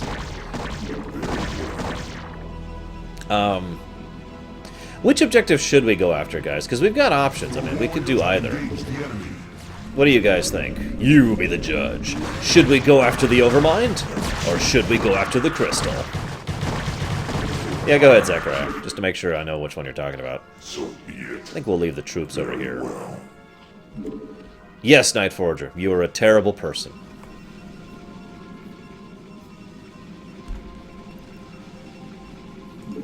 It's okay, Shadow, I give him permission for this one. How can they create a new Overmind? Actually, that's funny. That you mentioned that. The way to create a new Overmind is... Oh, this one. Oh, this is the Oblivion one. This isn't the super awesome one. That one's just okay. That's just a teaser. You know what? Hang on. Since we're kind of done here. Pull, open, Overmind, or Crystal. Take your pick, guys. I'll let you guys vote while I get a little more forces going here. Funnily enough, we actually could make a Mutalisk carrier force, which is just a frickin' death machine. We're not going to do that, though. Excuse me. So, words. Let's see. If Protoss have no mouths, can they smile? Yes, they smile with their eyes. If Johnny has 2 pieces of candy and Susie has 3, why don't they shut up and eat their candy? Because they're trying to lose weight. What's up with Tychus smoking cigars in his suit? He's just that much of a badass. Has the Zerg ever had another leader before the Overmind? No. It's not actually gold, Samurai. It just looks gold. Why does it burn with blue flame? Because the color of the Kala is blue. We are under attack. Ah! We are under attack. Actually, stop. Words. Where's my guy? There you are. We're going to have a very condensed base here. New Overmind, right, thank you. I knew there was one I wanted to answer in that I skipped. It's actually very logical when you think about it. The Cerebrits are just extensions of the Overmind. Remember I talked about that earlier in the original thing? So a Cerebrit is effectively just a piece of the Overmind. Ergo, it is actually totally logical that multiple Cerebrines combining together would create a new Overmind. Now, let's make this clear. That new Overmind would only be functional in the sense of, how do I put this? In the sense of how it... Man. Oh, we had enough. It would only be functional in the sense of being a single cohesive... controlling force for the Zerg. It would not be the same Overmind. It would not be sentient. It would not be sapient. It would be basically a brand new entity that just barely has the ability to think for itself and would therefore serve as a new unified leader of the Swarm. It is also interesting to me, by the way, that the Cerebrits would want to make a new Overmind because it is again indicative of how even without without external influence, the Cerebrits are not thinking for themselves. Their first thought is, oh god, we got to get back to the way things were. This is another way the Zerg and the Protoss have similarities between each other. Their desire to have a new Overmind, even at the expense of their own existences, is something they perceive as more beneficial than just kind of letting things be the way they are, which I find fascinating. Serious question. Do I think it'll evolve enable diplomatic arcs? God, I hope so, Night Forager. Do I think it will? Yes. I do actually think we will be uniting against Amon. That is what they should do, if I can be blunt. But whether or not it is what they will do, we'll see. Why... what was that question about the... Will we complete all bonus objectives? Abso-frickin-lutely we will, British. We're going to be doing all the bonus objectives as best as we can. I have not seen the launch trailer yet. I probably won't. What caused the Terrans to become a military dictatorship? Which Terrans? Because we've got the UED, which is a military dictatorship, the Confederacy, which is a military dictatorship, the Terran Dominion... Carrier has arrived. That's it, actually, but yeah. It is worth noting that the new Dominion, we don't actually know what kind of governmental style they're using. They could be using a military dictatorship, or they might not, we're not sure. God, I hope so, Night Forger. If this is another Mass Effect 3 situation, I'm just going to be really sad. I know, Kim, I nearly knocked over my fan right here. So, okay, genuine question here, because I still got a couple things to talk about. Oh, that would be so cool, Zechariah. You controlling a base of all three against Amon? Yeah. And the Amon is just a pure hybrid base, with all new hybrid units, which are just superior, which are just plain better than other... No balancing concerns, no trying to make them playable in multiplayer, just make the hybrid units better. Oh, that'd be sweet. So, question for you guys. Except I've already forgot it. We were talking about Fallout 4, we were talking about dictatorship, we're talking about...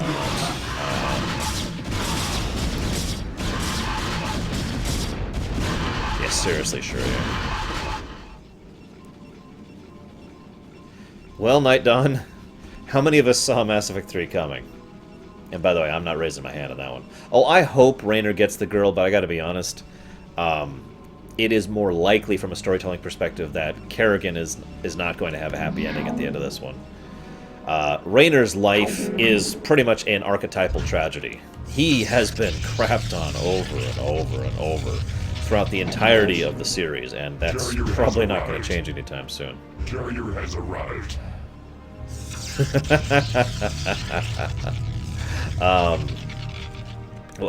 Wait, hang on. What are you talking about specifically there, Hunter?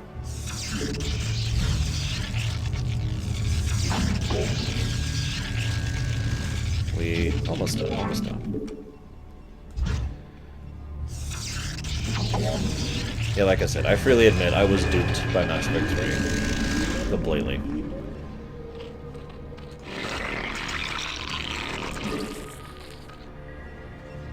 I was so hyped for 3. God, I was so hyped for 3. A Together in Death thing is also sadly likely. And I say that sadly because I want Raynor and Kerrigan to have a happy ending. Those two have had terrible lives. I'll be talking a little bit more about how much Raynor has had a terrible life when we get to Wings of Liberty, because Wings of Liberty is basically his story. But, oh, he has been through so much hell, and so has she. They deserve happy endings at this point.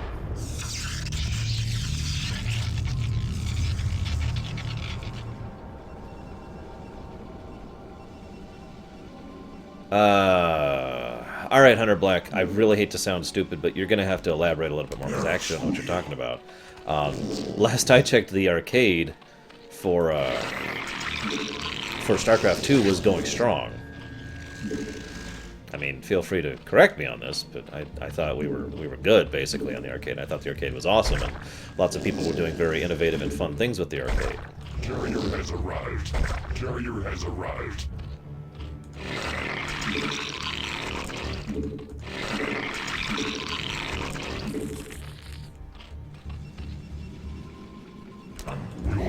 Admittedly, I made a mistake with Mass Effect 3. I basically didn't pay attention to the marketing. Like, at all. I was aware of some of the marketing stuff right about when the game was coming out, because then people were like, hey, you know, you remember how they mentioned how there's going to be all these endings? Oh, it'll be great. And I'm like, oh, lots of endings, huh? Okay, that's infeasible, but, you know, hey. Way to go, Witcher 3, by the way. I'm still looking forward to playing through that.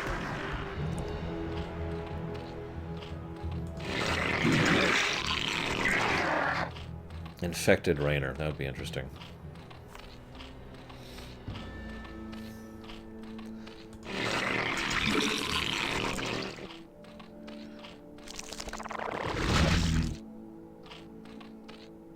Okay, Hunter Black. Like I said, I'm not trying to be like, you're stupid or whatever. I'm missing what you're talking about, because I'm stupid, so.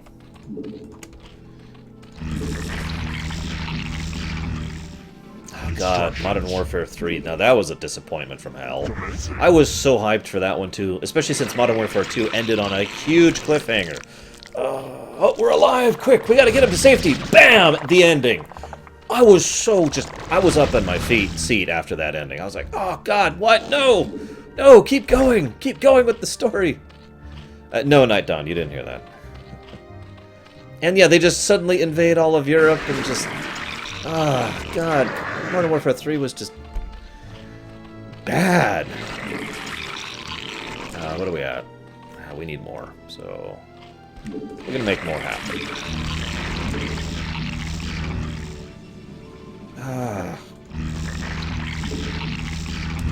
Yeah, and then they kill Soap. What kind of name is Soap, anyways? Couldn't resist. What's our poll? Could someone check the poll, please? That would be awesome. Yeah, I know, weird, right, Tracker? But seriously, Modern Warfare 1, Modern Warfare 2 are among my favorite games of all time. They're in the top 100 list. And I was just so hyped for 3.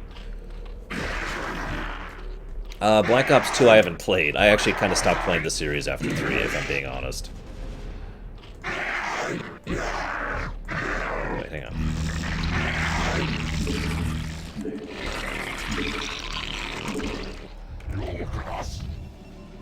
Overmind it is, which is over here, I believe. Yep. Looks like I've been building this massive fleet for a good cause, guys. Give me a little bit longer, I'll have an even bigger fleet. I want to expand a little bit, so let's go do that. I haven't run out of things to talk about yet. Not quite there yet. Man, I am so not reading those books. Okay, I might. I just... depression triggers, you know? It's one of the reasons I didn't want to play through 1, especially 2. 2, if you saw my rumination on 2, 2 was giving me serious issues going through it. Oh, that's some resistance.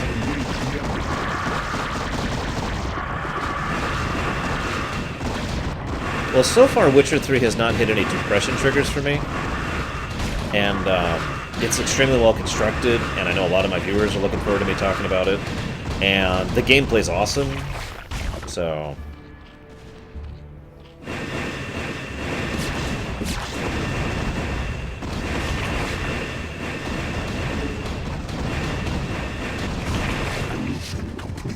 Hey, I'm one of those very, very, very, very strange people who defends no Russian. Please don't hate me for that. The Star Child will be unleashed.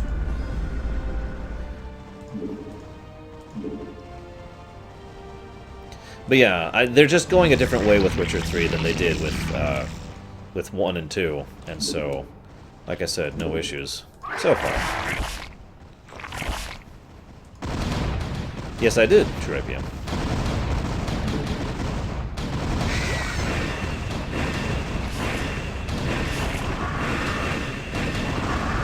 Probably not. BLW Ghost, a lore run. Like, if I was going to do a lore run on Witcher 3, I'd have to play the game first, probably do a rumination first, and then I'd have to go and do a lore run after that. Because a lore run is the most intensive thing I do. It's the final step for me, if that makes sense. So in other words, I only do lore runs on games I feel I am reasonably capable of really sitting down and talking about the lore extensively. So, yeah, I guess that's all to be said there.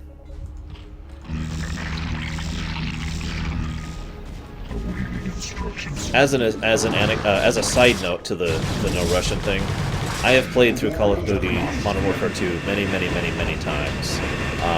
I have never, ever actually pulled the trigger on that mission. You know what I mean by that. Never been able to do it, not once. I even tried to make myself do it once. I couldn't. Couldn't do it.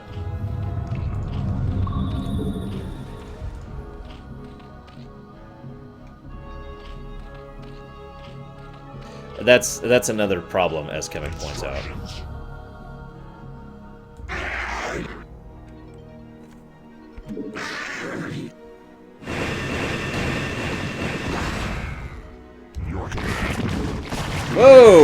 no! Burrowed Zerglings! Burrowed Zerglings!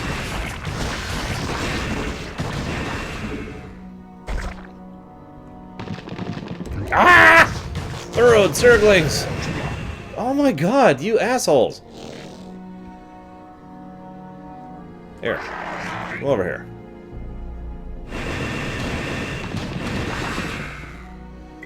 There we go. Okay. Let's try this again, shall we? Jesus. Frickin' frackin'. By the way, isn't this a weird sight? Protoss and Zerg working alongside each other.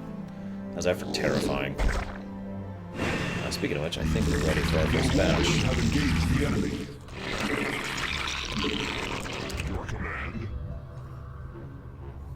Yeah, Metal Gear Solid 5 isn't happening, by the way. Just letting you guys know that in advance. So don't get your hopes up, okay?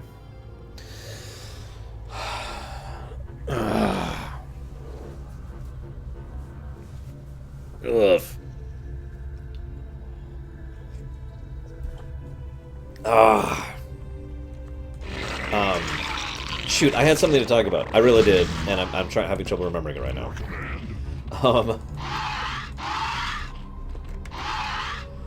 So this right here is actually a match made in heaven. Carriers and Mutalisks. Mutalisks are the fast, mobile attackers and have great capacity to react quickly to any incoming threats, and they're great buffers for the carriers, which are doing the actual obliteration of everything. This is another reason I don't want to cheat on this mission. I need to come up with stuff to talk about. Quick! Quick! I really did have something to talk about. I'm trying to think of what it was.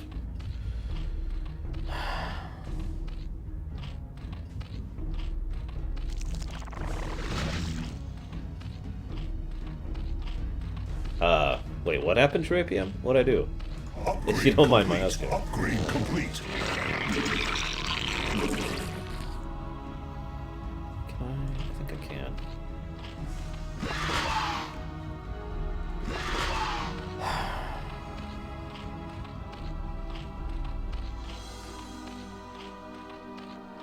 Shoot. I can't remember what it was. I'm gonna have to cheat by my own rules because I can't remember what the heck I was gonna talk about. The Hive Cluster has 3 forms because of gameplay reasons. They try to explain away in lore by saying that only certain clusters have access to advanced genomes, and thus you have to access those genomes by unlocking further evolutions within the larva which produced the cluster. Why are carriers in atmosphere? Actually, that's kind of funny you mentioned that. The Protoss technology is really damn good, all things considered, despite its lack of advancement, paradoxically. So it's relatively easy. Hang on. Yeah. For the carriers to be able to function in atmosphere without any problems, because the ability their thrusters, for lack of a better term, what they use to maneuver, is based on warp technology, which isn't dependent on space or friction or anything else being in the way. Back up, back up, back up.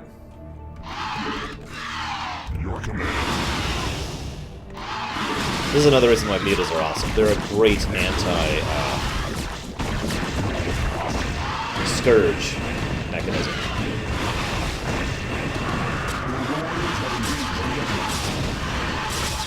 The Protoss have a few things in common with the Eldar, yes. Although, honestly, I feel they have more the Zelmaga have more in common, with the Zelmaga than the Protoss do. The Protoss have a decent amount about them that is redeemable and awesome and generally cool, and they do have their own sense of honor. Oh, I haven't talked about that yet. Aha! I've come up with a topic. Yay. Okay, so what does the word honor mean to you, guys? Wow, this is just a complete gross. Jeez Louise, I think I overprepped for this.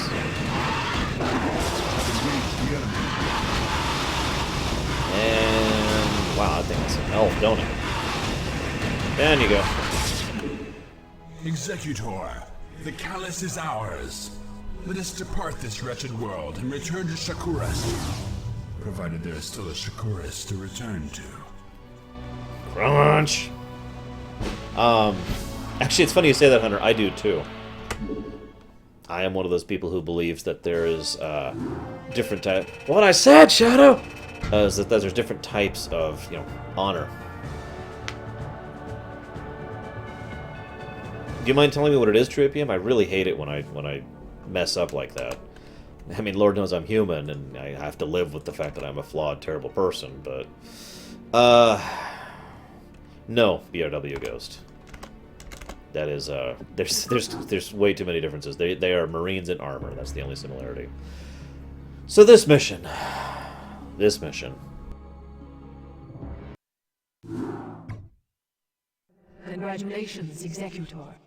Your success has brought us the promise of hope against the Zerg. However, we face a new threat within our own ranks. In your absence, Judicator Aldaris and an entire legion of Kali survivors from Ire have begun an open revolt against us. By the gods, this is ill news indeed. Why would Aldaris betray us so?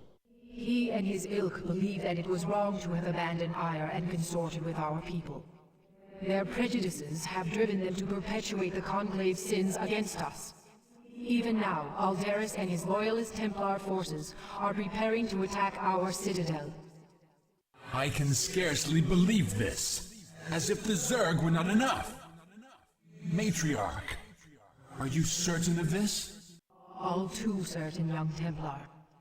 Executor, as Matriarch of the Dark Templar and Custodian of this world, I hereby order you to terminate Judicator Aldaris and quell this untimely uprising without delay. There will be no dissent among us while the Zerg are poised to strike. There's something amiss here. The Matriarch has always been a wise and gentle soul. Though there is some merit in her decision, this is very unlike her. That may well be. But right now, we have a friend to kill. May Adun forgive us. Couple of notes here. First of all, that's a nice little touch, and it's something they do a lot in Brood War, where they actually have the mission briefing not... Be advised, Executor. Shut up, Our Artanis. forces are divided. Aldaris has taken control of our Templar warriors and arbiters. Oh no. It is possible not that he may arbiters. even send Archons against us. Fear not, comrades, for we have Archons of our own. Should the dire need arise, all Dark Templar may merge to become Dark Archons. Though we sacrifice our warriors in doing so, only the might of the Dark Archons can match the forces of Aldaris. Okay. I wrote down a note just so I wouldn't forget the thought I had in my head this time. God. So...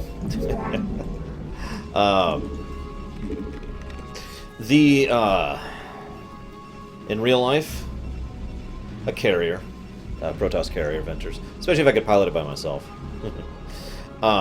So the Aldaris, I like the fact that they refer to Aldaris as their friend, by the way. It's a nice little touch, and it kind of shows how different their perception of him has changed over the however long it's been since the fall of Ire. I also like the fact that Aldaris' strategy is very him. Like, very, very him. Remember, Aldaris is not exactly what you'd call a tactical genius. His strategy back in, as I mentioned, back in the day was attack move. So he knows, or has suspicions of, the fact that Rashagal is being mind-controlled by the Queen of Blades. So what does he do? Well, he gets all his forces together and says, "Go! We will kill the... We will destroy the Queen... the corrupted Queen of Rashagal, and then we will unite! And be safe and free forever." Obviously, that's a very stupid plan. And again, Aldaris deserves at least some of the blame here. Especially since if he had communicated to Zeratul and Artanis, he might have been able to prevent this tragedy before it began. Obviously, he decided not to do this. Like I said, tactics is just not Aldaris' strong suit. He's not even that great of a statesman, really. The other thing I like is that I am screwed.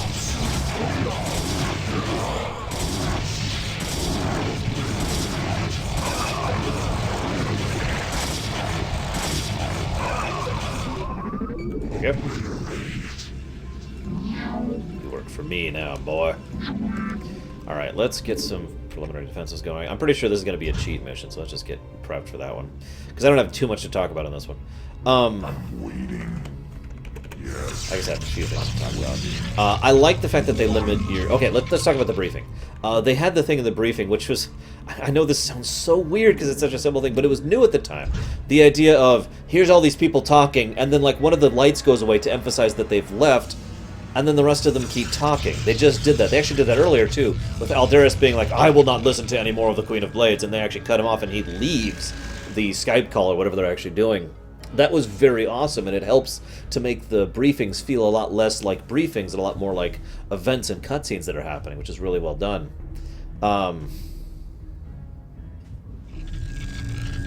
Oh, I'm sorry, Kerrigan. I don't know what you're talking about, of course, because I'm an idiot, but I can only apologize. Let's go to... yeah, let's just get prepped for the cheat strat, shall we? I also really like that they limit your building options in this, which makes perfect sense. Because we are literally limited on forces. The Protoss in general are limited on forces. No, Aldaris is not actually a Templar. He is a Judicator. He has no real power, personal power of his own. He's not a fighter. Yeah, I know, Trapium. That's really messed up, isn't it? I was going to comment on that, and then I had other things to talk about. I just mind-controlled him. We'll talk about that when I talk about the Dark Archons. I'll move him over there just so I remember to talk about it. So, in fairness, he has a new purpose now, and he's probably not even aware of the fact that he was mind-controlled. Because, well, we've already discussed why. Let's withdraw a bit here. Withdraw.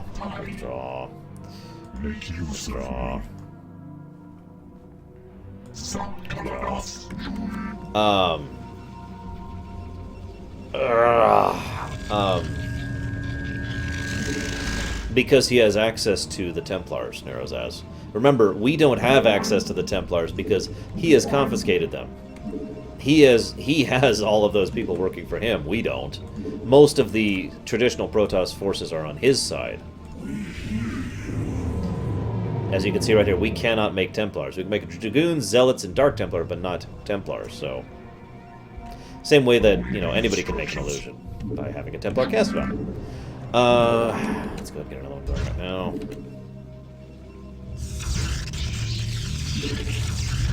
There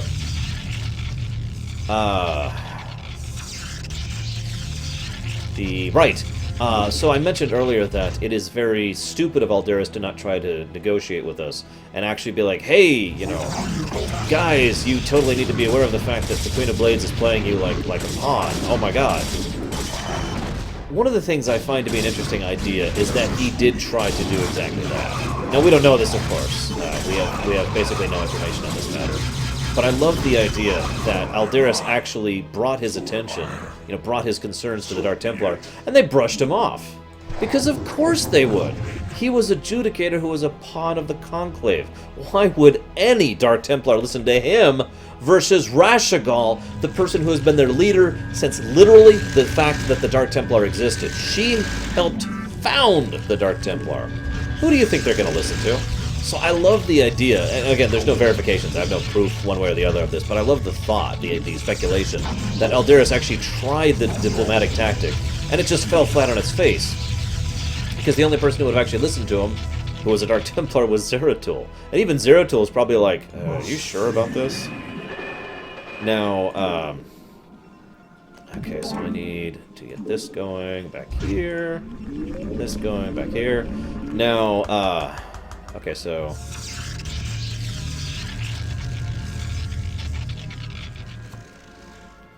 Gotcha, Hunter Black.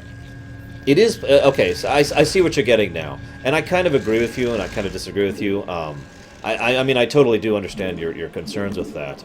It is worth noting you are not only... You can search for maps, and you can find maps that aren't that popular, and there are plenty of sites out there that are promoting it for themselves. I will say Blizzard themselves are not doing the best job possible of of spreading, allowing for proliferation of various arcade maps, like used to happen. But then again, back in the day, there was like no search function worth a damn. It was just, let's see what UMS maps are up, and there would be a name for it. So I guess there's really no win situation there. I do think that's odd, Venters. Tassadar is like the only Templar with an attack to himself, which kind of makes me wonder, but whatever. Oh, thank God, I can make carriers. I was like, wait a minute, can I not make carriers in this map? So, Archons versus Dark Archons. We're finally there.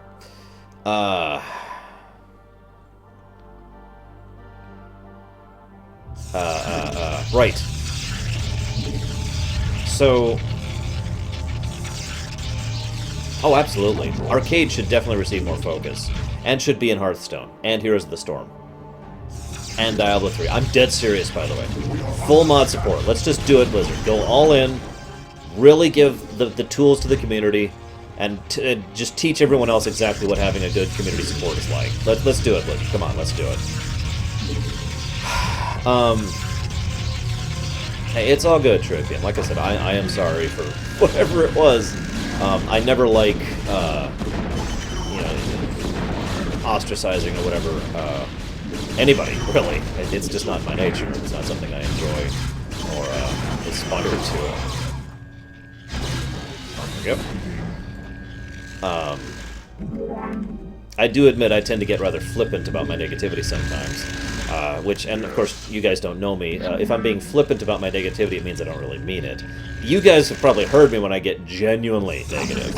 When I just start spitting vitriol, that's when I'm actually pissed off about something. But that doesn't excuse me, and I'm just explaining, and I apologize. Moving on. So, the Dark Archons, right? So, the Dark Archons are, well, the exact opposite, but the funny thing is, this is like everything about them is reversed. So let's look at this. First of all, blue and white, red and black. He's facing that way. Seriously, this is great. Watch this. He's facing that way. Dark Archon's facing this way. The Archon is unlimited power of the Kala just exploding outwards. It's literally just this constant... They're walking stars, for God's sakes, that are burning out. And so they just have to divert all that energy. It's like, if you've played Metroid Prime 3, it's like when you go into Phazon Overload, and it's just, come on, you have to shoot it, or else you're overload! It's that kind of a thing. That's what an Archon is, walking around in lore. A Dark Archon, again, total opposite of that. A Dark Archon is more like a black hole. They're sucking energy into them. They're constantly drawing it in, and they are constantly trying to keep a supply of energy going rather than to be sucked into oblivion. For example, one of their abilities is feedback, which detonates someone's energy to hurt them.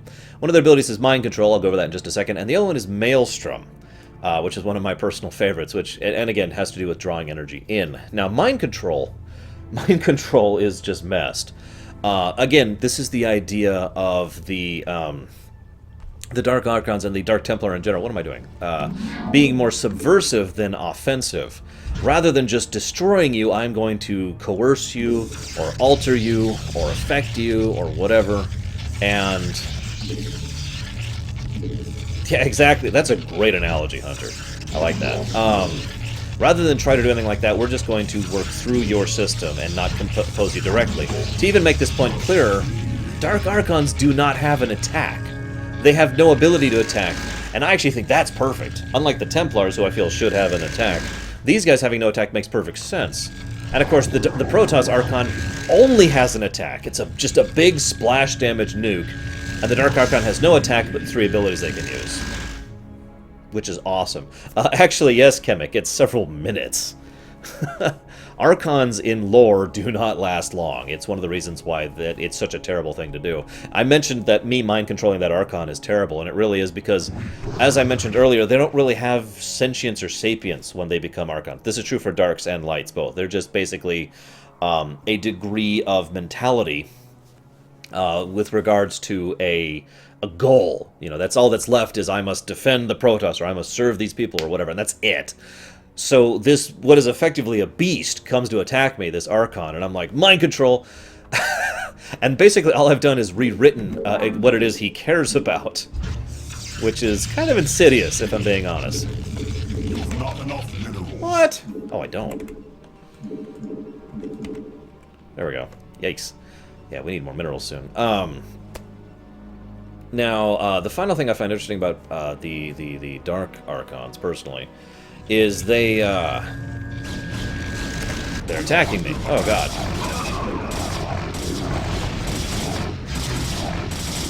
Get there first. There we go.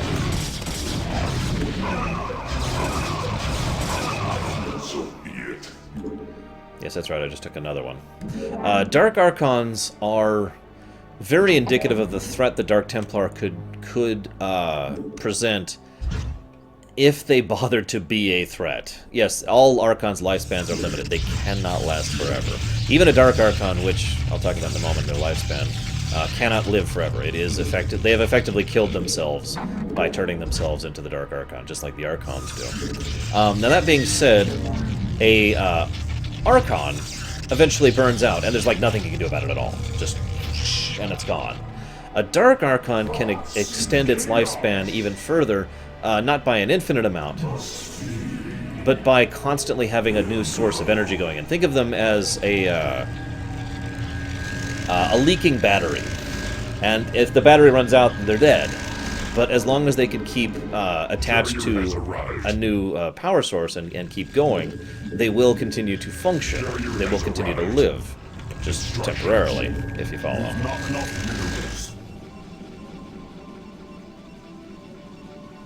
Yeah, the idea of mind controlling is absolutely terrifying. I will freely admit, I have done the MC trick, which doesn't really fit in lore when you think about it. The MC trick is, I'm going to MC an SCV. I'm going to MC a hatchling, and now I have access to the entirety of the Zerg units or the Terran units. In fact, when I've done co-op missions, whoever the Protoss player is almost always made Siran Nirazaz a Dark Archon whose only purpose was to MC one of my worker units that I would basically sacrifice to him so he would have access to the second tech tree. Thank you, Braywin.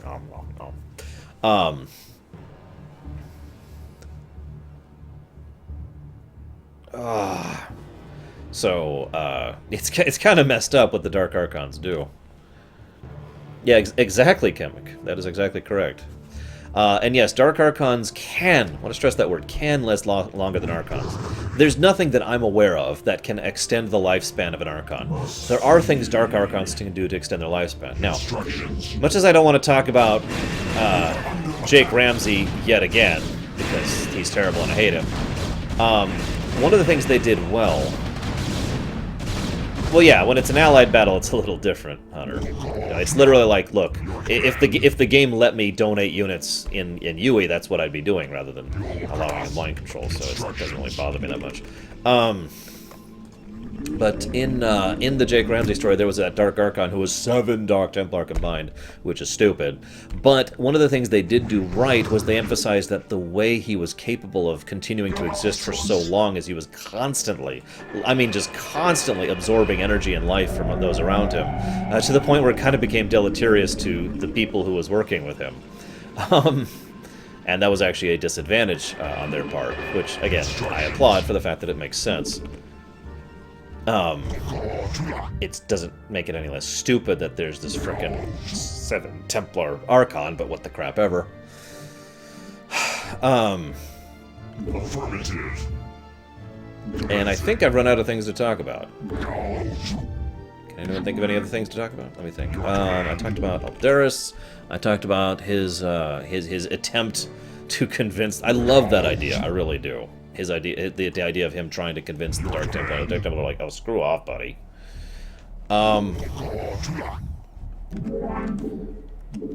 One other thing that is possible here.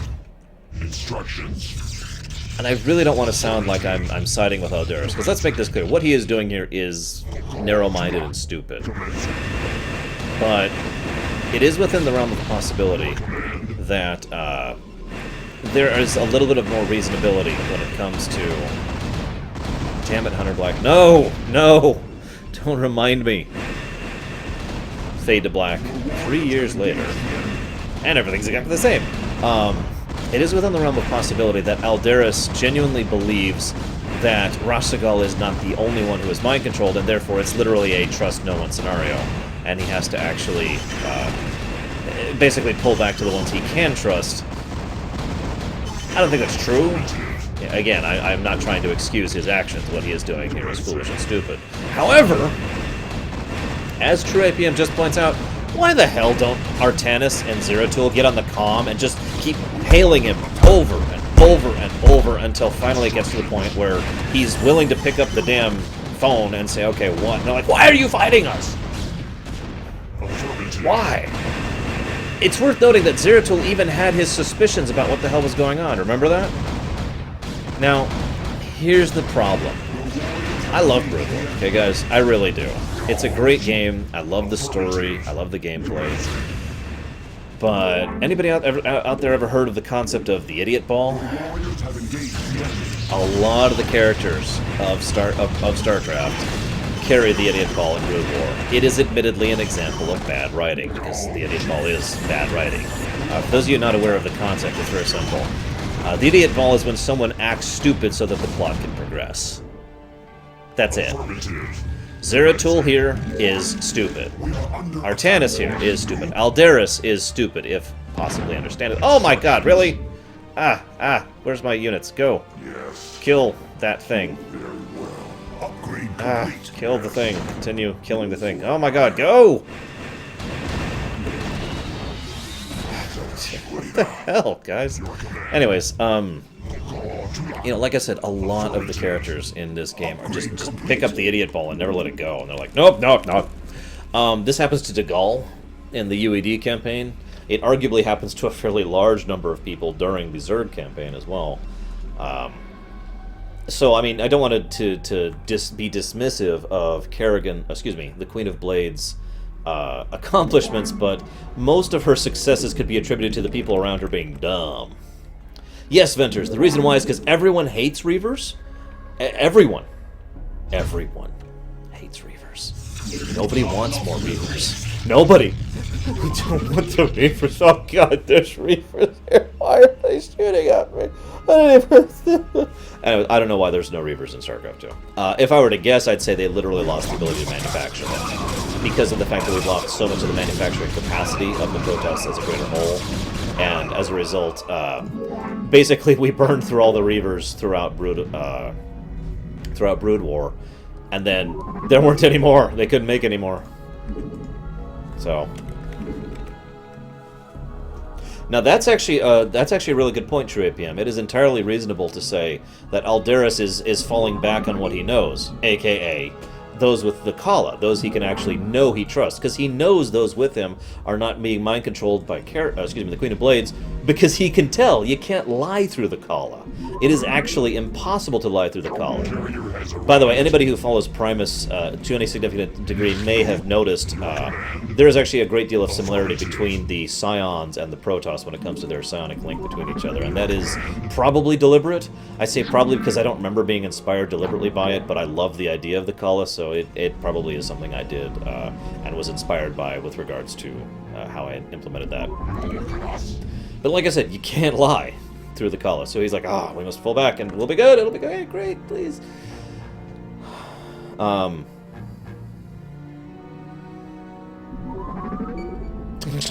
Wow, Hunter Black.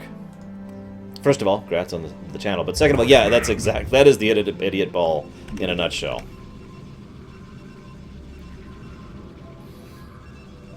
So, you know, it would be much more, I don't know, much more better if the characters in Brood War didn't have the Idiot Ball. Because again, I just want to smack Aldaris here, and I just want to smack Artanis, I just want to smack Zeratul, and I just want to smack Dagall, and so forth and so on. That's a good question, True APM. I would probably argue that no. Based on the way it works, based on the amount of energy that it cost the Queen of Blades in order to maintain that character, or that control over Rashagal, and to overpower her constantly, I think it's far more likely that you just can't extend that through the Kala. Because you're overwhelmed. In fact, I think it would be very easy to detect that through the Kala, which I think is beautifully ironic, by the way. Because if they could detect, if Rashagal still had the Kala, those around her would know instantly that she was being mind-controlled. But the Dark Templar don't have the Kala, so... Oh well! Aside from frickin' ironic. Sora does kind of grab the idiot ball, but Sora's reasons for being idiot are different, and I will be talking about theirs during the Kingdom Hearts lore run, for anybody curious. One event that I could change or rewrite in all of Starcraft, what would it be? This one right here. I'm kind of being serious. This bothers me. It bothers me how unnecessary this battle is, and how many Protoss lives are thrown away while the Zerg are attacking. And it's not because of the Conclave, and it's not because of stupidity, it's just because the characters involved picked up the idiot ball. I mean, seriously, I know it isn't very dramatic, but picture how easy it would be for them to be like, Aldaris, why have you decided to rebel against us? I've not rebelled against you, my old friend. It is Rashagal. She has been mind-controlled by the Queen of Blades. What? Have you obtained proof of this? Yes, if you will meet with me, I will share it with you. Oh my god, you were right. Quick, let's go save Rashagal. And then instead of having this versus mission, you could have had a mission where you go and try to rescue Rashagal from the mind control. And then, hear me out, because this could keep going. Then we all think Rashagal is safe, because we've rescued her and she's back to her normal self. Except then later on she is proven to still be mind controlled because Kerrigan just reasserts the control. She literally lets it go, and then she reasserts the control and says, "Here you go," and then brings her back, and the events of the Zerg campaign still happen. That would have been awesome. But no. Instead, we have to kill Aldaris. I mean, I know. We are not the ones who deal the finishing blow, but I always feel like I have his blood on my hands, and I do not enjoy that sensation.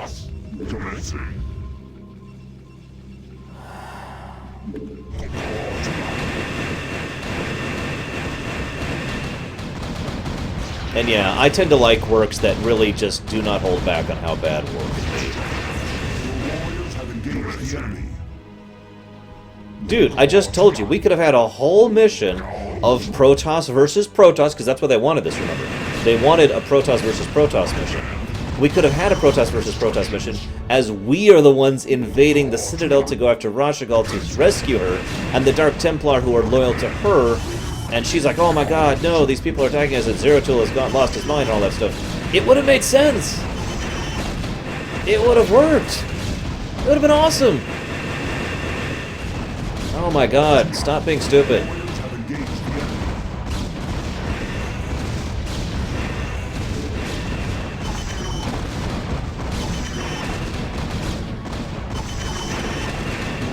Wow, you have a lot of units there, Aldaris. Affirmative. Javan, did you enjoy my little puppet theater?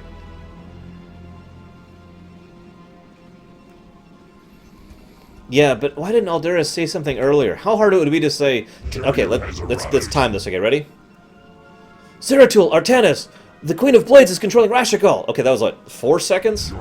There you go, 4 seconds to send a message saying that. You do have comm units over there, right, Aldaris? I mean, really?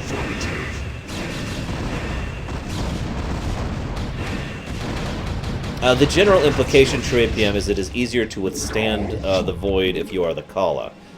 By the way, that actually is one of the reasons some people have speculated, again, that it was possible for Kerrigan to simply exert raw mental power over Rashagal, because she used Void's powers, and so does Kerrigan. Excuse me, the Queen of Blades. So, you know, that's an entirely feasible reason as to why things evolved in that manner. Which sucks, but, you know, whatever. So instead of, you know, what we have instead is, I will defeat all of the enemies. Aldaris, stop being stupid. You don't understand. Well, the Kerrigan is... I could do all of StarCraft like that. We are under attack.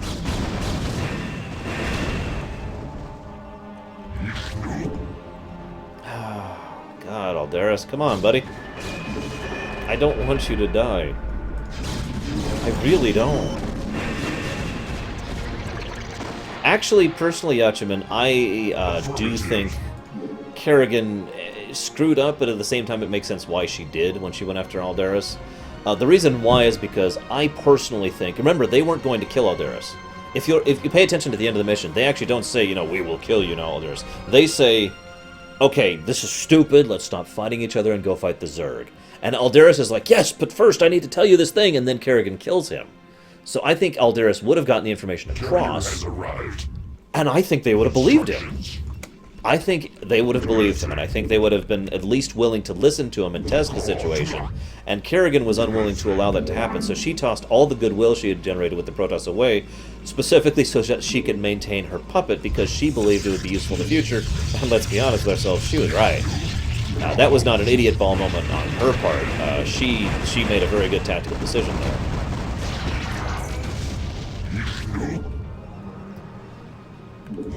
That is actually a very good question, Zachariah. I don't have a good answer for you. I just only have suspicions.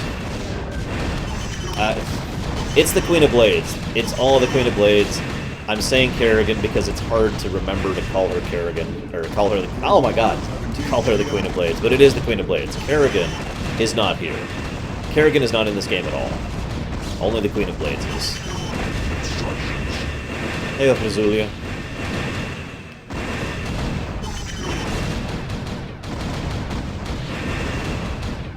You know, that's actually a really good point, Tripian. And a very valid point. It's like, guys, we don't... I mean, we're right here. We have video evidence.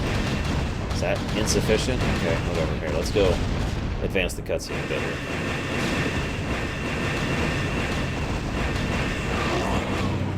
You didn't think I'd be caught so easily, did you, Executor?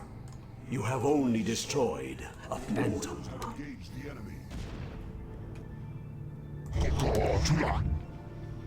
Yep. Oh.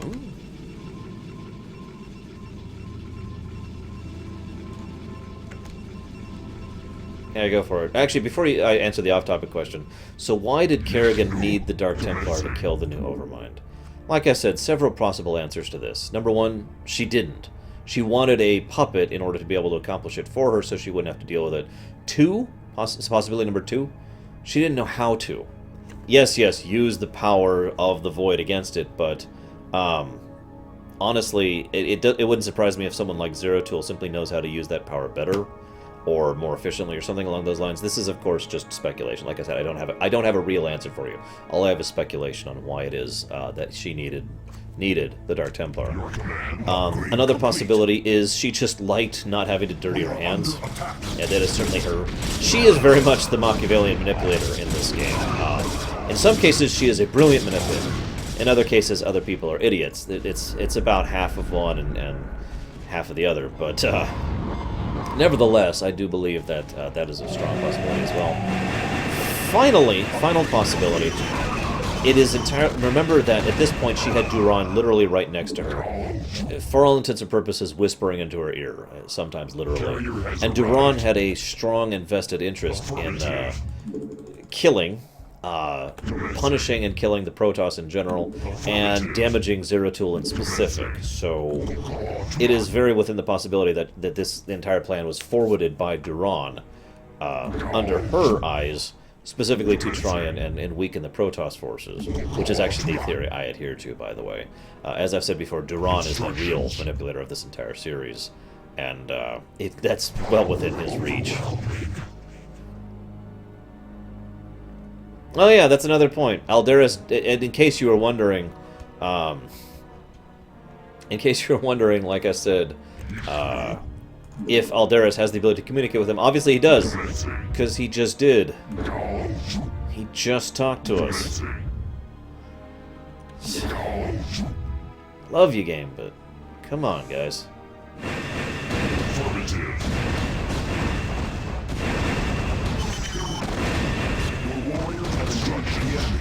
I mean, really, I love Brood War. Man, these people are dumb. Of course, I love Kingdom Hearts 2 as well, and I mean, you know how that goes.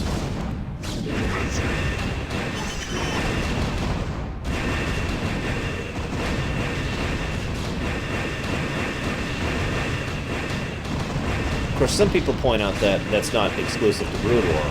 One of the most common criticisms I hear about Wings of Liberty is why the hell didn't they do anything about Tychus, given that they find out he's got the bomb in his suit.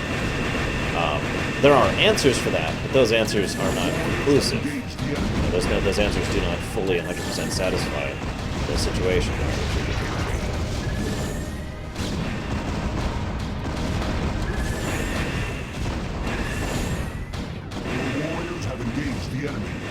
You know, actually, that would work, Hunter. I like that idea.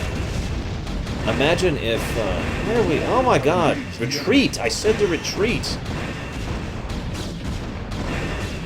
Imagine if, yeah, what Javin said is correct. Imagine if instead of, the mess, it's like, Aldaris, come in! And Aldaris is like, traitor, treason. And that's all we get. It's like, damn it! Something is blocking our comm units. There you go, bam. Problem fixed. I like that idea, Hunter. That's a good one. 5.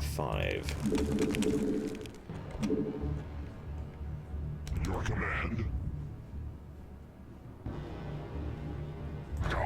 Oh, I'm out of... Man. I've kind of run out of things to say. Except I do have one last thing to talk about. I'm just going to go and cheat. Because I do have one last thing to talk about here, but that's it. If you guys, do you think things like the Idiot Ball are acceptable in service of a good story? Now, let me explain what I mean by this. For those of you who've watched my Voyager Ruminations, yes, they're coming back. You know that one of the things I've said many, many times... I'm just going to get rid of that for a second. One of the things I've said many, many times is, I don't care if you have a stupid premise if you do something with it. There's been a lot of Star Trek that just starts from the dumbest possible ideas. And yet, they have done some of the really best episodes from really dumb, stupid premises. Now, as I said, I love Brood War, and one of the things I love most about it is a great character piece with a very strong plot, some great directing, for lack of a better way to put it. The overall flow of the writing and the pace is awesome. So am I willing to accept the, frankly, bad writing of several of the plot convenience, IQ dropping, and the idiot ball jumping around, all that fun stuff of Brood War in order to enjoy the game? Absolutely. But that's me. What do you guys think? And yeah, it's not like you can't fix some of these problems. They just didn't for whatever reason.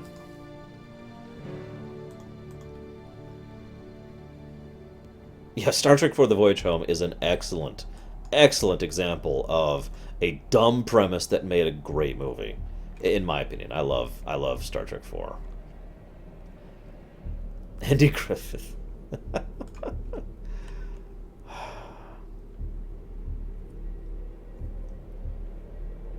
Hey, like I said, Voyage Home is a dumb premise. Okay, so there's the space probe. I can't even start. There's this giant space probe that is immeasurably powerful that destroys the power systems of ships just being by them. And they've shown up over Earth, and they're demanding the whales, but the whales are gone, so they're going to wipe out all life on Earth for some reason. Unless the whales show up, so we need to go back in time and get some whales back here. There's the plot and premise of Star Trek IV. And that is stupid! If I was trying to sell you on a Star Trek movie, and I wanted you to start with 4, I would have to not tell you the premise. If you've never seen Star Trek, I'd be like, okay, look, just watch it. It's silly fun. And that's how I've actually sold people on Star Trek 4. It's silly fun. I'd never say, okay, so whales and probe, and it's dumb. Works, though, doesn't it? I mean, I know I am not alone in loving Voyage Home. I love that movie. It's one of my favorites. You know? There be whales here! There you go. There's the summary of Voyage Home. I've heard a lot of theories that try to explain away Voyage Home, including the book itself, Probe. But, honestly, I stand by my statement. The premise of Voyage Home is dumb. And they never even try to explain away anything in the movie. Because that's not the point. Aliens! God, I love that picture. I have seen people who don't like Voyage Home, yes. Now that being said, I actually had a friend who really didn't like Voyage Home, and because he hated the premise because it was dumb and retarded. And I'm like, okay, dude, and he hadn't watched it since it came out back in the '80s. And I'm like, dude, do yourself a favor, do me a favor. You know, I'll pay you if I have to. Just sit down and watch it one more time. Now that you're older, now that you're a Star Trek fan, see what you think of it. And he went and rewatched it. He was like, okay, that was actually a lot of silly fun. I was like, yeah, that is Voyage Home in a nutshell. It is also, in some ways, the perfect branch between 2 and 3 and 6. No, Baronessa. It's obvious that the probe...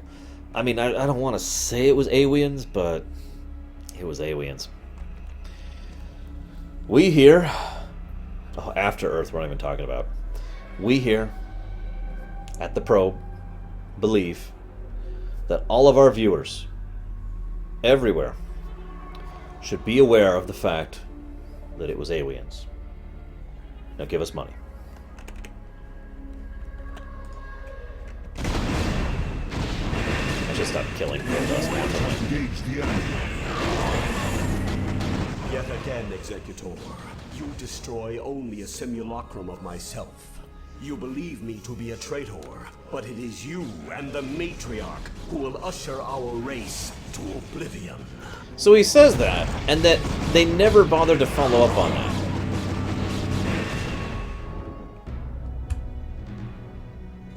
It is finished, Judicator. Surrender your remaining forces and join us in eradicating the Zerg. Again, join us, not executing. I would sooner die, Dark One, than tarnish the Now, memory this of happens. Ire by joining with you. Your fate was sealed the moment your matriarch allied herself with the Queen of Blades. Those of us still loyal to Ire will never be slaves to Kerrigan and her broods. I feel like pointing out that it is clear Aldaris' commitment to this cause is not prejudice against the Dark Templar. It is not Conclave's stupidity. It is not his desire to think forward. Again, Aldaris is dumb here. I'm not trying to argue that, but he is, in his own way, right here. He is clearly the new Aldaris, the gentleman who has become their friend, the character we actually care about instead of wanting to slug in the face. Because it's like, okay, I am not going to join with Kerrigan and her broods. I refuse to allow this to happen to the Protoss people. I would rather die than tarnish the memory of Ire by joining with you. And yet he then immediately clarifies that he does not mean Zeratul, he does not mean Artanis, he means Kerrigan. Artanis, the child, then says, Aldaris, be reasonable. Kerrigan has changed. She no longer seeks to enslave anyone. Do not force us to destroy you. You can no longer afford to be so naive, Artanis. While you were securing the crystals, I discovered that your matriarch has been harboring a dark secret. She has been manipulated by I have no time for this. oh, hang on. Kerrigan, what have you done? I just cleaned up your mess, Protoss. Don't be so squeamish. Wretched creature. This was a Protoss matter. You had no right to interfere. Be gone from this world. You are no longer welcome among us. Fine. I've done what I came here to do. I've ensured the destruction of the renegade Cerebrits, and I used you to do it. Have fun, mighty Protoss. We'll be seeing each other again, real soon. So, another note I just feel like pointing out. Again, Zeratul was pissed that she killed Aldaris. Now, you could be like, well, that's just because it was, as he says, a Protoss matter and she shouldn't have interfered. But no, I think Zeratul was pissed off because she killed Aldaris. Because Zeratul had no intention of killing Aldaris. Unlike Artanis, yeah, you know what? We should have a I used you counter. That's going to be going up throughout this one. I'll put it right there. Unlike Artanis, who is young enough and naive enough to think, we must kill you as the only option, Zeratul has the ability to think for himself. Go ahead, Night Forger. I might not answer, though. Aldaris is very durable, Samurai. But Zeratul was willing to think about it and work it out. I will, however, say that I kind of wish Aldaris had opened with, guys, Kerrigan, Rashagal, it's happening. One thing I had wished... Now, this can be explained away. Let's make that clear. I wish Zeratul had put the pieces together here. Rashagal is acting strangely.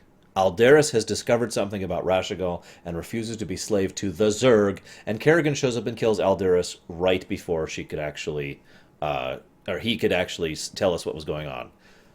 Honestly, putting two and two together there is very, very easy. But I do still think that is explainable. That's an odd question, Night Forager. I'm not even aware of that statement, though, so I can't comment on it.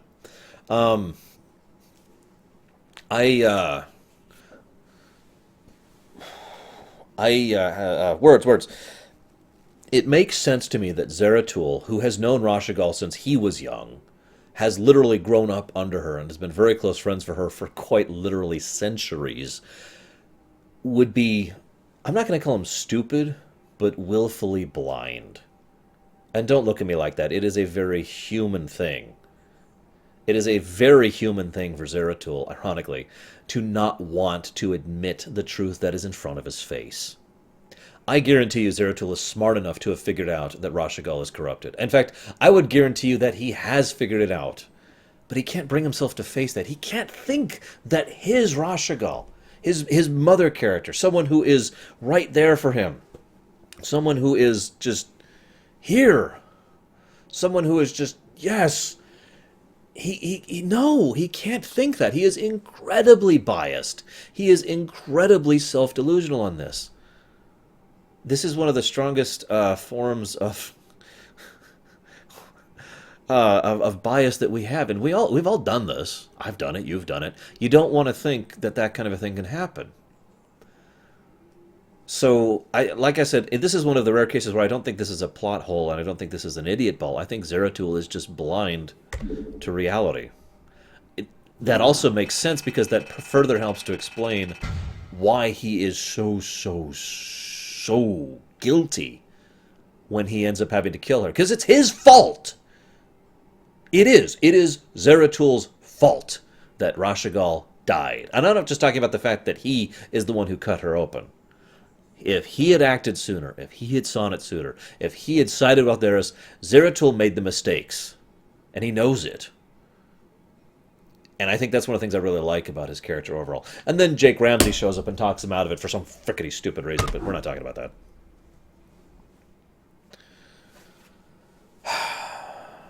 This is my favorite Protoss mission here, by the way.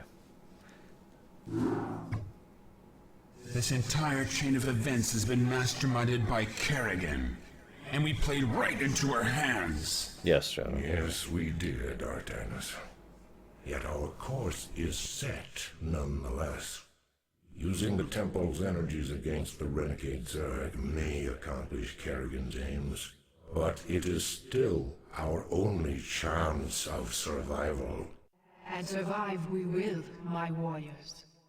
For too long have we labored in futile defense, as our enemies push us further and further away from victory. The time has come to let loose the full fury of our powers. Never again shall Shakuras be despoiled by the foul touch of alien species.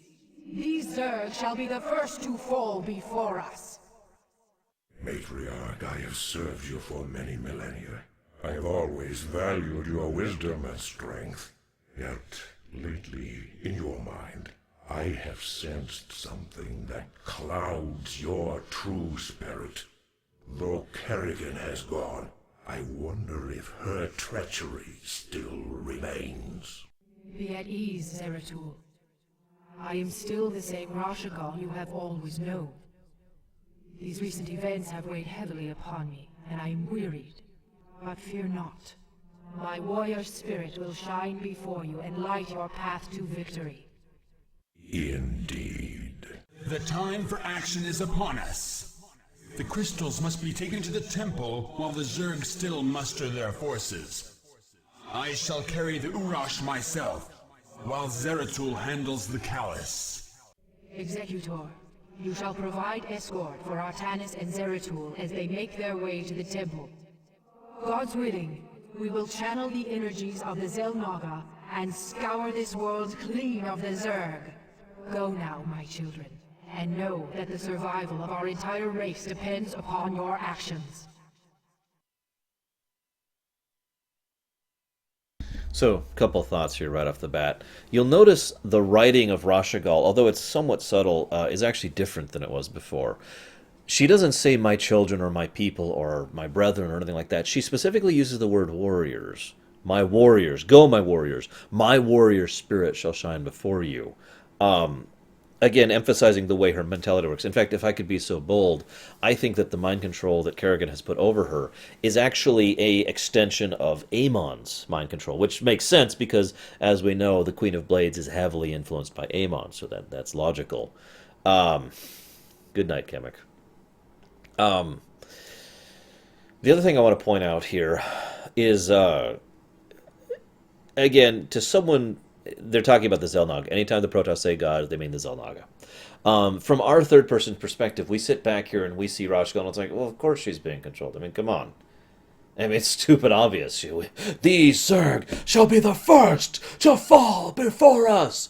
I feel like this is one of the reasons why Kerrigan was willing to tip her hand to keep Rashagal under her thumb. Because doing so enables her to, in the future, have the possibility of Dark Templar... an army, basically, at her disposal, which is a useful tool and not something to be disposed of lightly. Now... When you bring the crystals to the temple, the Zerg will surely send all their legions to destroy you. You must be prepared to protect the temple itself from the swarm. Yeah. I know how to protect. So, this is an interesting mission. You can do this in one of two different ways. We're going to do this in the... interesting way. We're probably going to cheat, too, because I don't have that much else to say about this section. I will say this. One thing they do very, very well, and this cinematic that's about to happen accomplishes two really great things. I'm going to talk about it now, so I don't have to talk about it when the cinematic is happening. First of all, it emphasizes just what the swarm really can be. Remember, it's not like the entire swarm descended upon Shakuras.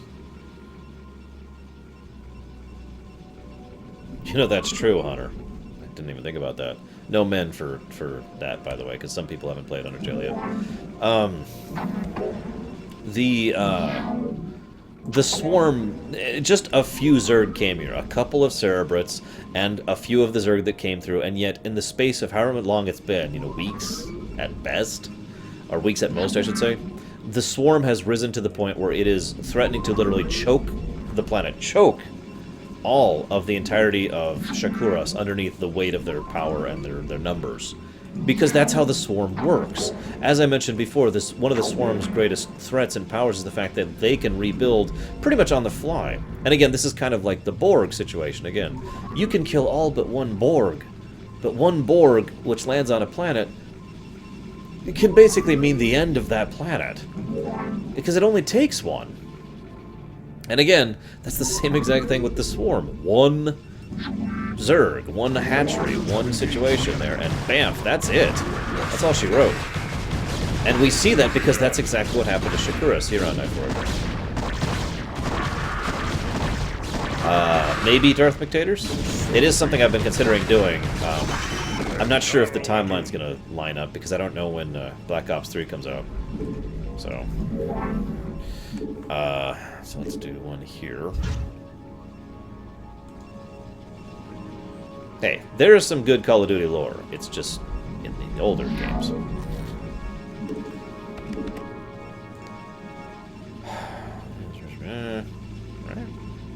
Okay.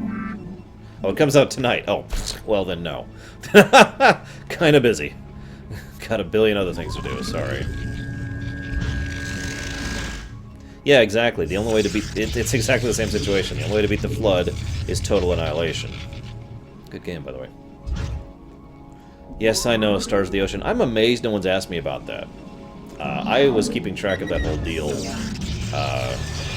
via a friend of mine who brought my attention to it. I'm like, what is this crap? It's, oh, God, really? So I've been kind of following that mess ever since it started, and... well, I think the fact that I call it a mess is most of my impressions on it in a nutshell.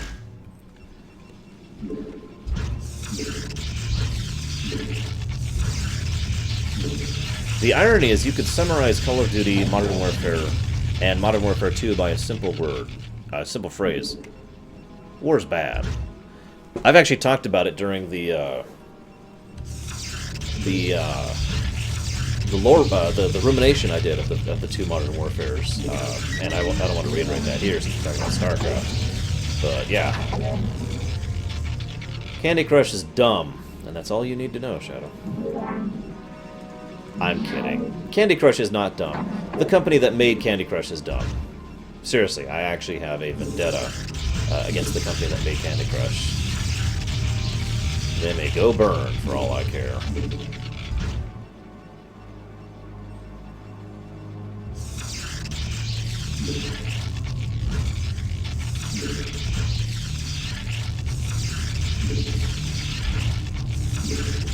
Now, that was arranged, Star Spectators, as we know. Probably from the beginning, although, as I've pointed out, it's pretty clear they were already leaning in that direction, given a few things we learned.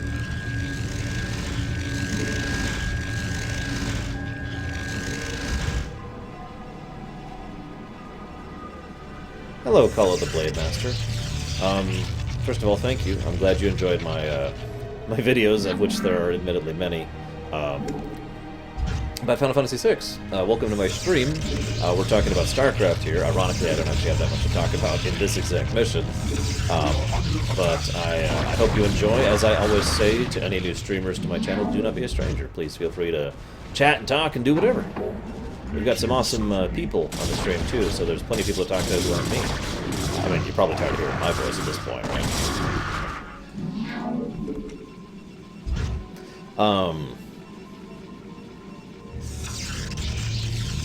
Right, I was talking about the cinematic cutscene. So the other thing the cinematic cutscene does, which I actually really, really like, in addition to, you know, this is the true might of the Swarm, we get to see a hint of what exactly the Xel'Naga's power is really like. If we get to see what the Xel'Naga can do.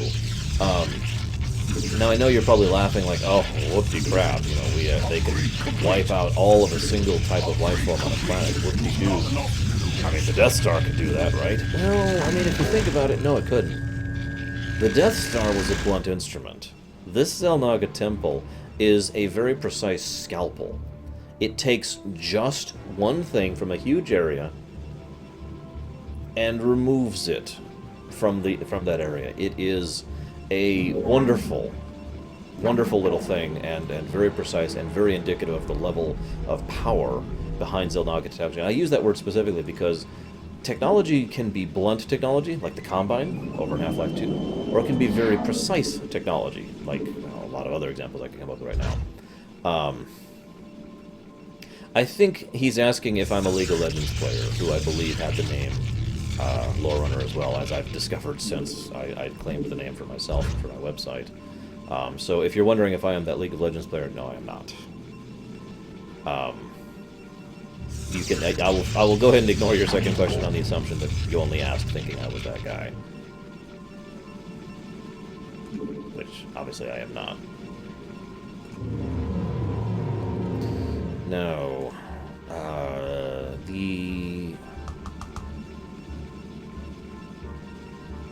me think. Do I want to... Sorry, debating strategies here. I want to go ahead and get started on that right now.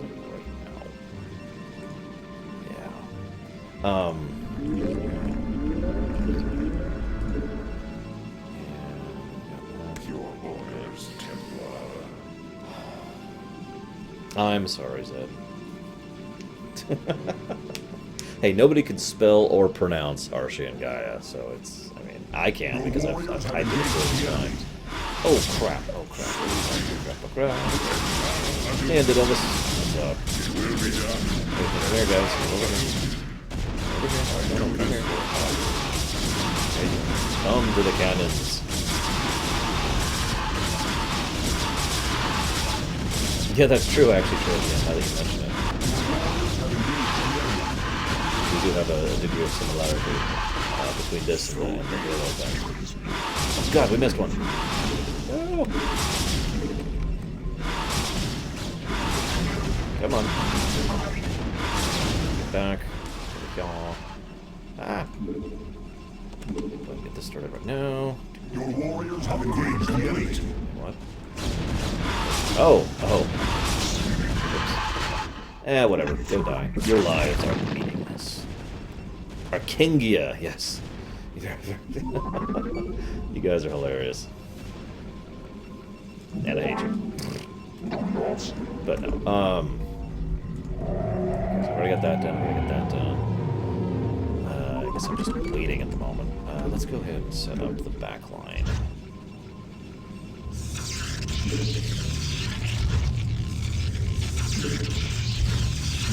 That's true. Actually, now that I think about it, it's hard to come up with another form of technology that, lol, Darth Dictators. It's hard to come up with another technology that is as precise as the Xel'Naga's power here. It actually makes me wonder whether or not this Xel'Naga temple we're about to go after was a invention of the Xel'Naga or of Amon.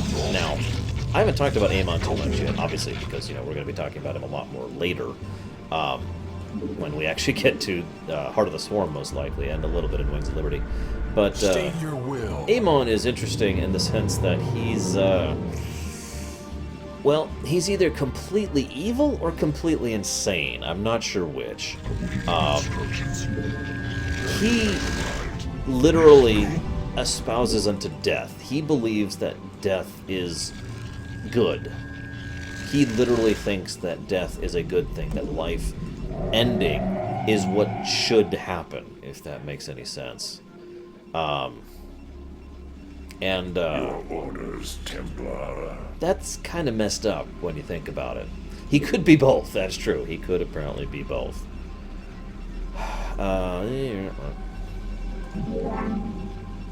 He's corrupted. If they bring up that stupid void creature whose name I can't even remember right now, I'm gonna spit. I'm just saying. But yeah, in my opinion, based on everything I know about him, he is just deranged. Just mentally unbalanced and unstable. Like I said, his actual goal, as we understand it, is quite literally kill everything with his tools, then kill his tools, then win. Well, now, it's funny you bring up Sargeras, because Sargeras actually does have a definitive goal. As weird as that sounds, some people tend to forget that, because so much of the Legion is just cacklingly evil creatures who just enjoy killing and destroying, and that's what their lives are. You know, no real subtlety to them or significance to them. But the Legion's goal overall, Sargeras' goal overall, is actually to Your command. Commencing. fix everything.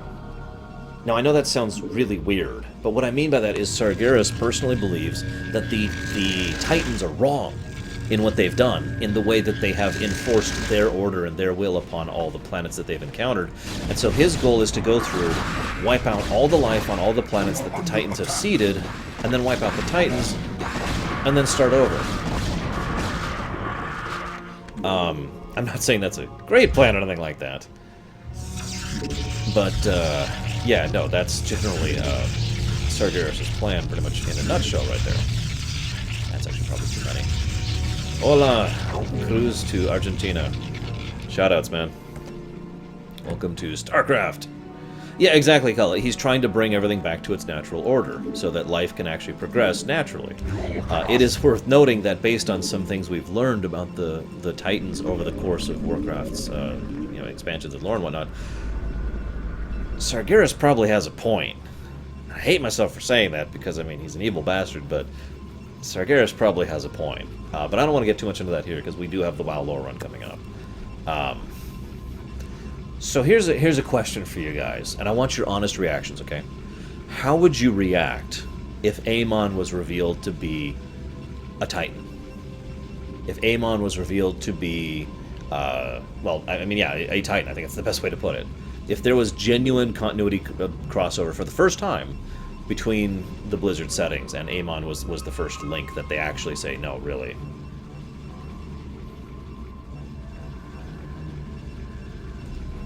Yeah, I'm looking forward to the WoW lore run. I've been doing a lot of prep work for it. I'm still doing prep work for it. I'm not even done prepping for that one yet. I need resources, like, really badly.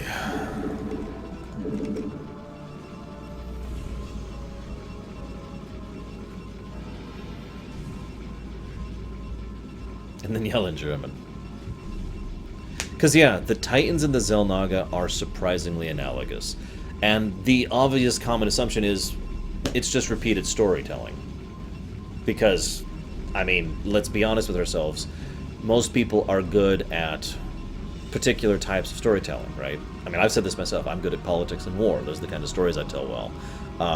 It is difficult to stretch out as a writer, so Blizzard tends to tell the same type of stories. Shrug. I like Gamer Techno's reaction, too. But the Xel'Naga and the Titans, for all intents and purposes, are actually the same race, really. And well, I guess I'm just going to leave that there. The Titans are from Warcraft. They're an ancient race of synthetic beings, non-organic beings, basically. Non-organic life that are very, very technologically advanced and have roamed throughout the galaxy, basically trying to impose their order, their will upon the life that they find, creating other synthetic life as they go. The carrier has arrived.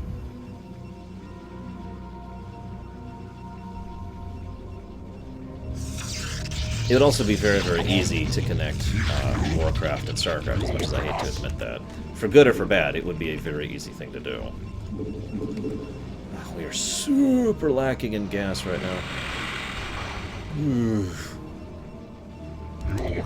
So I notice we're seeing a lot of polarized answers, and that alone makes me think maybe that's what they should do. Let me try and explain what I mean by that. One of the things I've heard before is you have a good story or a good storyline idea or whatever when the reaction to it is a gut reaction, especially if it's polarizing. If people hate it and love it, if there's some people who hate it and some people love it, you generally have something that you're branching out with, and that may or may not be a good thing. Because, I mean, shrug, right? But it would be the kind of thing that would be a fairly bold move for them to make because of the fact that it would be so hated and so loved simultaneously. And, complete. I'm not saying they should do this. Again, I have not given my opinion on this.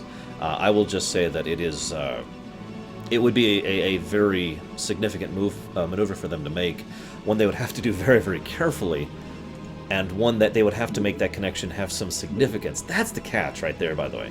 You could just say, Azeroth's right here in StarCraft, and the Xel'Naga, the Titans, done. What's the significance of it? What's the point? Unless you're going to do something with it, if you're actually going to accomplish something, you need to have that planned out. You need to know where you're going with it and have some thematic or otherwise long-term significance for it. Carrier has arrived.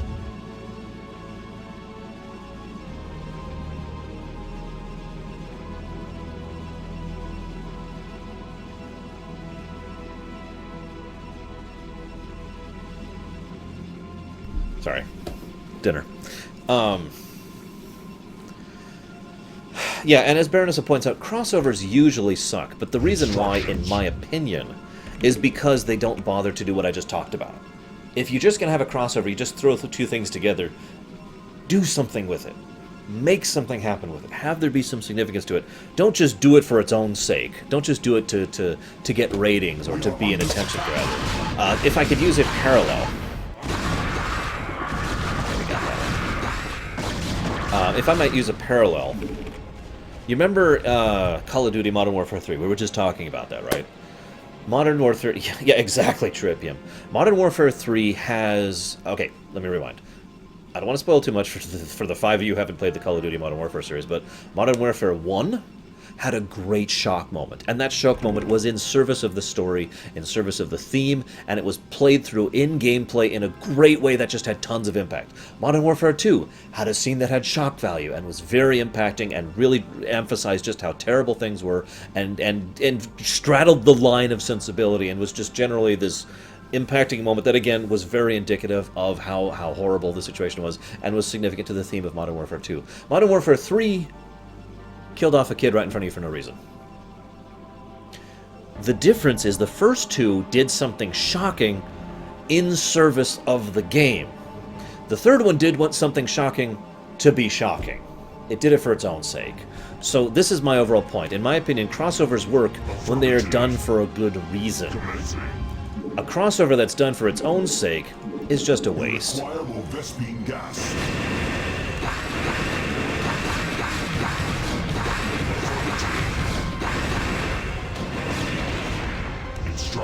So this is my overall point.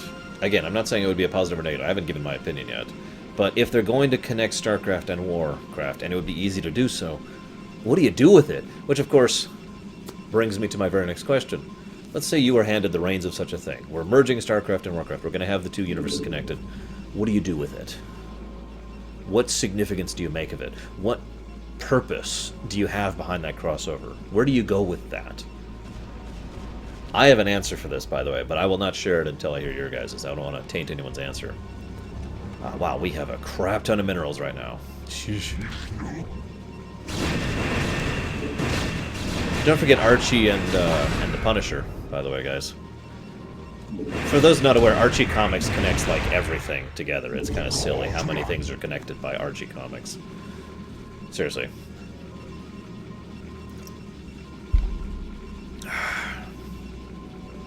That is a valid problem, Call of the Blade Master. It would be interesting if they just went the full CORPG format with WoW instead of making it an MMO, and then kind of, you know, kept going in that line. It effectively made it a single-player RPG, where they could really push the story aspects of it, instead of hampering the story with the MMO and hampering the MMO with the story.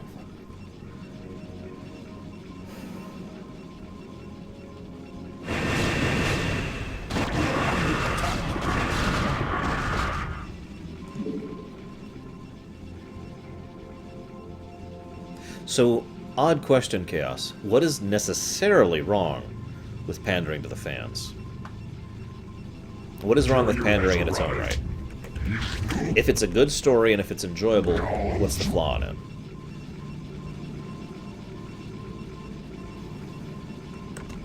I should watch that video. Where was that? Gamer Techno linked it. There it is. I'll watch this later. Pause, you stupid... There we go. Your command. Welcome back, Night Forager. I think we all love this game. StarCraft for the win. Who here loves StarCraft? Anyone? No, it's just me? Okay, whatever. Affirmative. We are under whoa, whoa, whoa. We got that. We got that. Affirmative. Commencing. The call to life. Your warriors have engaged the enemy forces.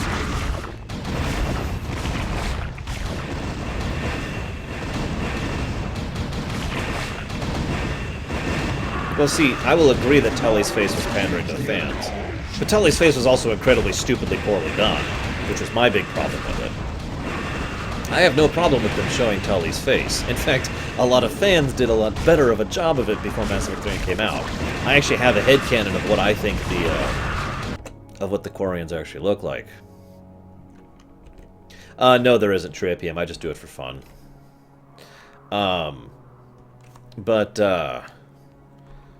No, Shiryu. How could you?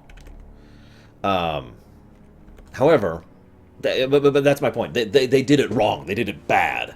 They were like, here's Tully's face, and it's a terrible Photoshop that we spent $10 and 20 minutes on. Really, guys? Really? You have all the wealth and power at your back, and that's what you come up with? Seriously? I'm sorry, Shiryu. This is a good time to tell us what kind of games you play. What kind of games do you play, Shiryu? Ah, excellent, Night Forager.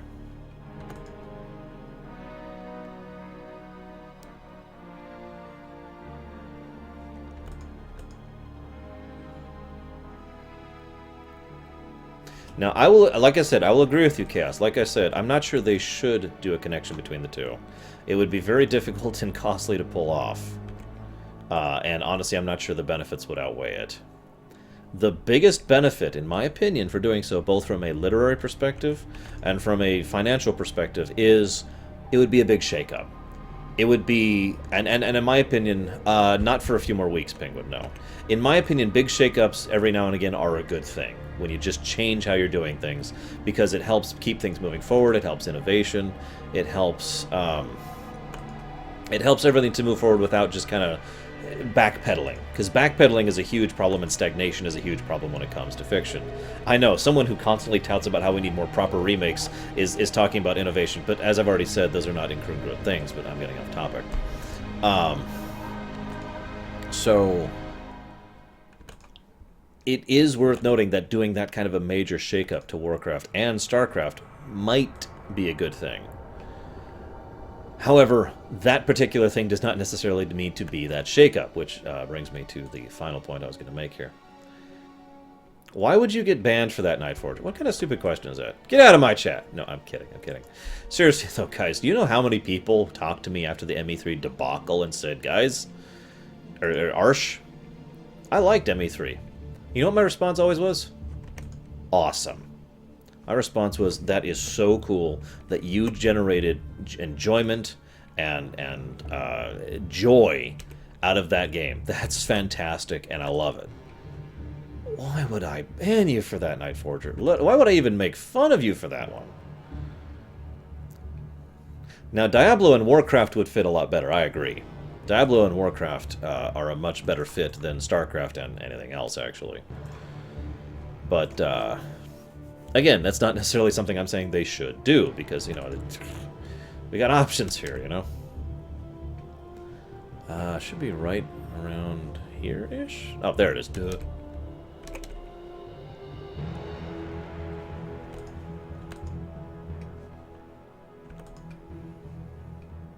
Alright, Samurai. I want, since you're a mod, you're the person I'm going to be giving orders to, so I want you to stone yourself. It may take you a while, but I want you to do your best, man. I have faith in your abilities to stone yourself. It's much more sophisticated. I haven't made you guys listen to that yet. Hang on. Where is he? Where is he? There he is. Yes, Executor. State your will. Yes, Executor. Direct my wrath. Explain this odd behavior. Under attack. Stop poking me. What do I look like? An orc? This is not Warcraft in space. The warriors have engaged the enemy. It's much more sophisticated. Yes, Executor. There we go. Oh god, we're dying. What happened when I was away? Oh my god. What the hell happened? I lost half my fleet. Affirmative. So that's what I've been referencing this whole time with the, you know, it's not orcs in space. It's much more sophisticated. The funny thing is, for those of you not aware, or for those of you who weren't here at the beginning, I actually showed what the original StarCraft looked like, and it was very much orcs in space. So hey, okay, I need you to get me a robotics facility. Instructions. Commencing. Your command. I can actually just do this now. Your command. Oh, actually, you know what? I bet I still have the image. I do! This is what StarCraft originally looked like. Right here. This is the original StarCraft. I know, it's hideous and terrible, and frankly, kind of gross looking. Obvious Warcraft 2. If you don't get it, by the way, this is what Warcraft 2 looks like. So, there's Warcraft 2, there's the original StarCraft. You see some kind of similarities between the two here. Just a couple. Except that one looks awesome, and this one looks terrifying. I'm glad they went with the current aesthetic instead. If Instructions. Because that's just disgusting. Anyways.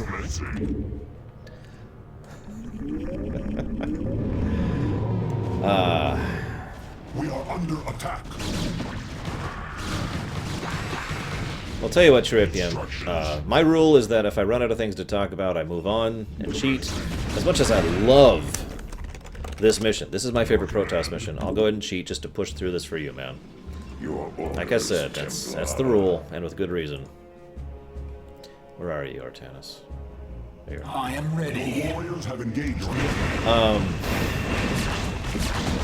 Okay, Penguin, if they're doing a port, okay, I think that's a good thing.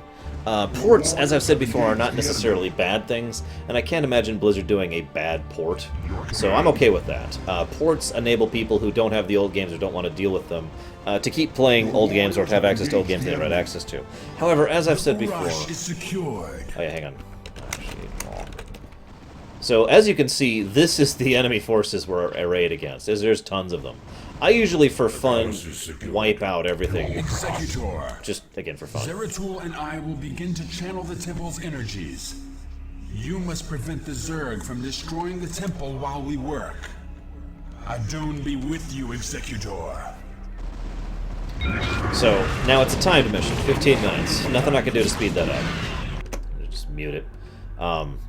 Nothing I can do to speed that up. The moment you do that, their AIs are activated to basically start berserker rushing this area. If they take out the temple, then you lose. Actually, that's a good point. They did do a bad port, so... Although the other bad port that was done was not actually done by Blizzard, but anyways. So, fair enough point, Puff of Logic, fair enough. That being said, I can't picture them doing that now. Not at this point in history. The Sierra Night Forger again. But okay, so that's if they're doing a port, which, okay, sure, fair enough. If they're doing a remake, I'm a little more interested.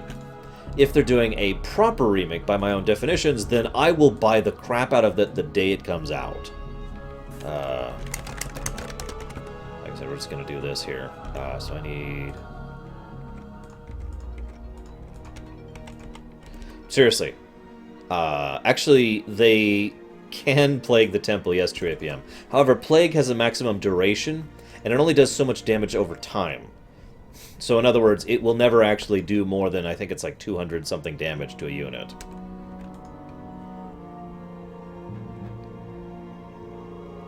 I admittedly have not played Diablo 3 on the PS3. I know 2 people who have played it who actually really like it. Shrug. I have it on PC. I have no reason to pick it up, so why would I do that? Hey, Petey. You know, it's just kind of like, I already own the game. Why would I buy another copy?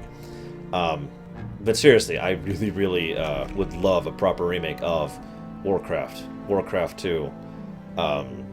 Diablo 2, Starcraft. I guess that's it, but all of those, I would absolutely adore a proper remake. A proper remake of all those. You're right, I should Operation Seawall. I couldn't think of the cheat for that.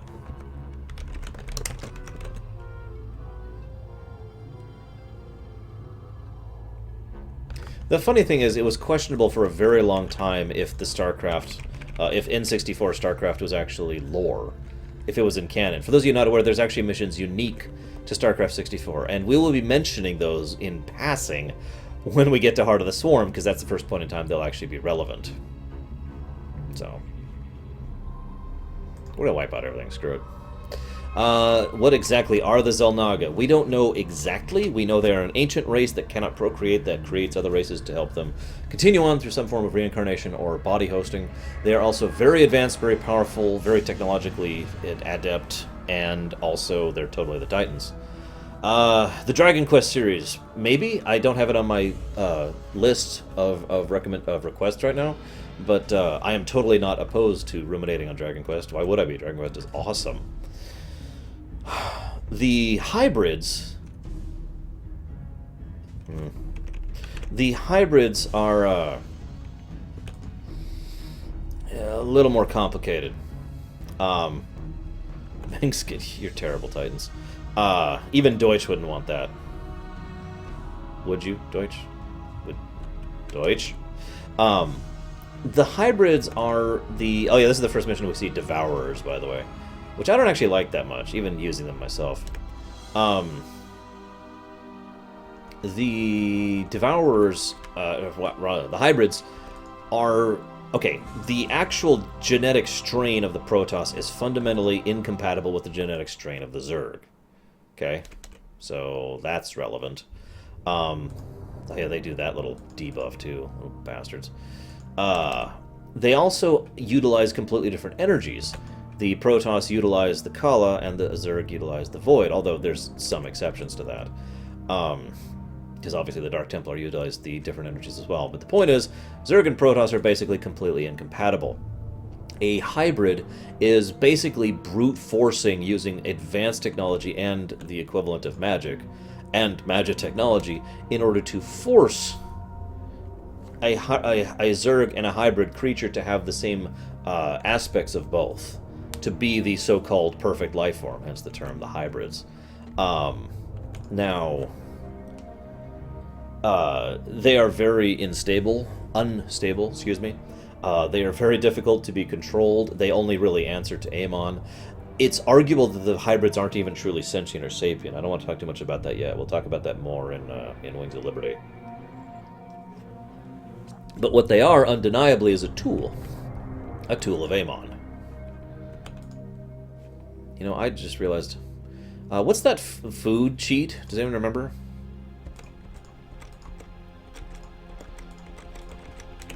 Because I don't, off the top of my head. Yeah, I actually have trouble winning Warcraft 3 on this computer, believe it or not. Hell, the game I'm playing right now, I have to use Chaos Launcher in order to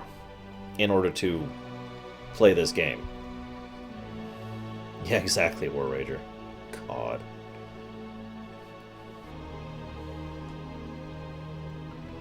Food for thought, thank you.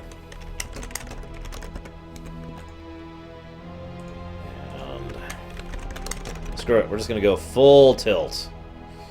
Full cheating mode engaged. God, carriers take forever to build. Yeah, how many people out there have played MechWarrior 2 Mercenaries? Now, I can raise my hand on that one because I have, but I gotta be honest, I've never been able to get it to work in a fairly large period of time because of that exact problem.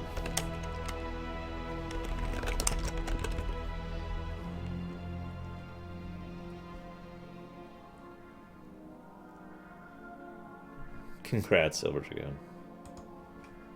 What the... Okay.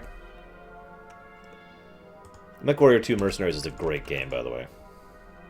So one of the reasons I like to go after the enemy forces in this one is it's kind of a race for me. Believe it or not, it's actually hard to kill all the enemy units within 15 minutes, just because there's that many of them. It's one of the reasons why I tend to build up my fleet first, then take the crystals to the temple, and then go after the fleet, all the enemies. Now, to go back to the old games thing, Good Old Games is really good about... I love me some MechWarrior. What's your favorite MechWarrior, Kelson? Really quick. I love me some Good Old Games, and they have a lot of custom patches that help run them on modern systems. But that's not for everything, and of course, not every game is on Good Old Games. Freelancer, excuse me. So that, you know, it's an issue still. And again, that's another reason why I'm okay with ports, because a proper port will basically get rid of all those issues, smooth all that out, so you can play them on modern systems. So you can actually get back and really enjoy the old classics, right? Oh, shush, Samurai. Carriers have arrived. If you really, really do it, and I mean you have to kill off all your probes and all your other units, but you actually have the ability to have 3 groups of carriers. It's actually like 2 and 11, if I'm not mistaken.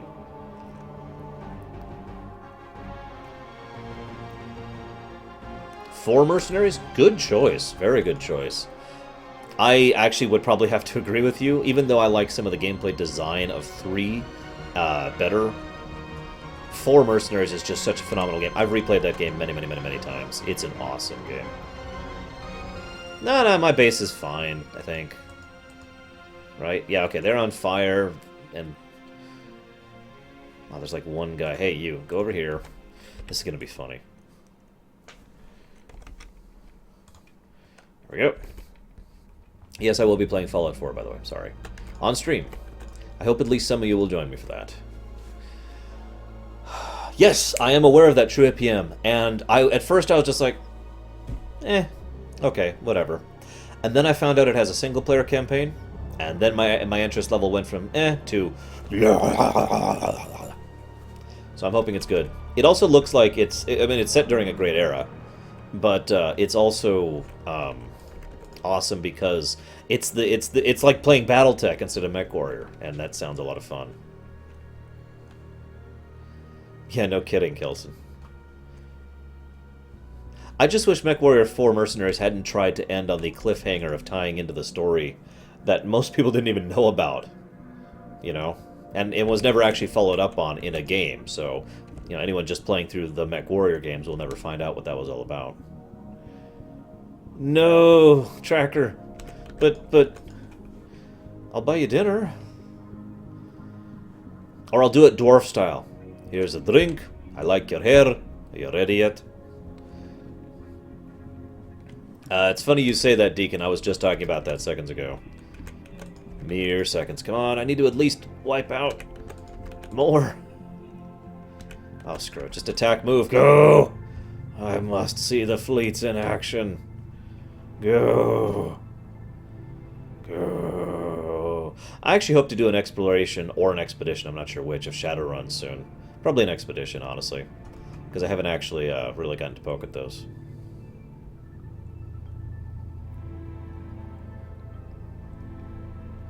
That Ultralisk will never die. Okay. Looks like I didn't get to wipe out the enemy. Sorry, guys. Executor, the channeling is complete.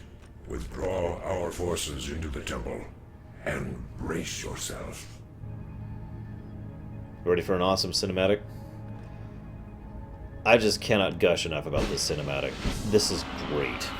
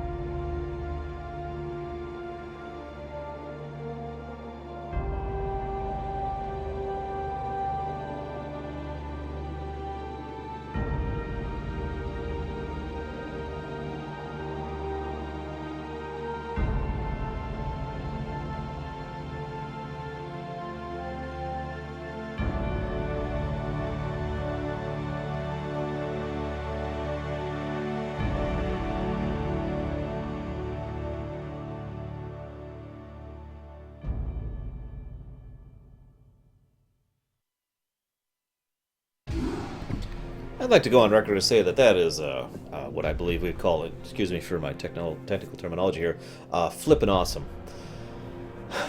Absolutely love that.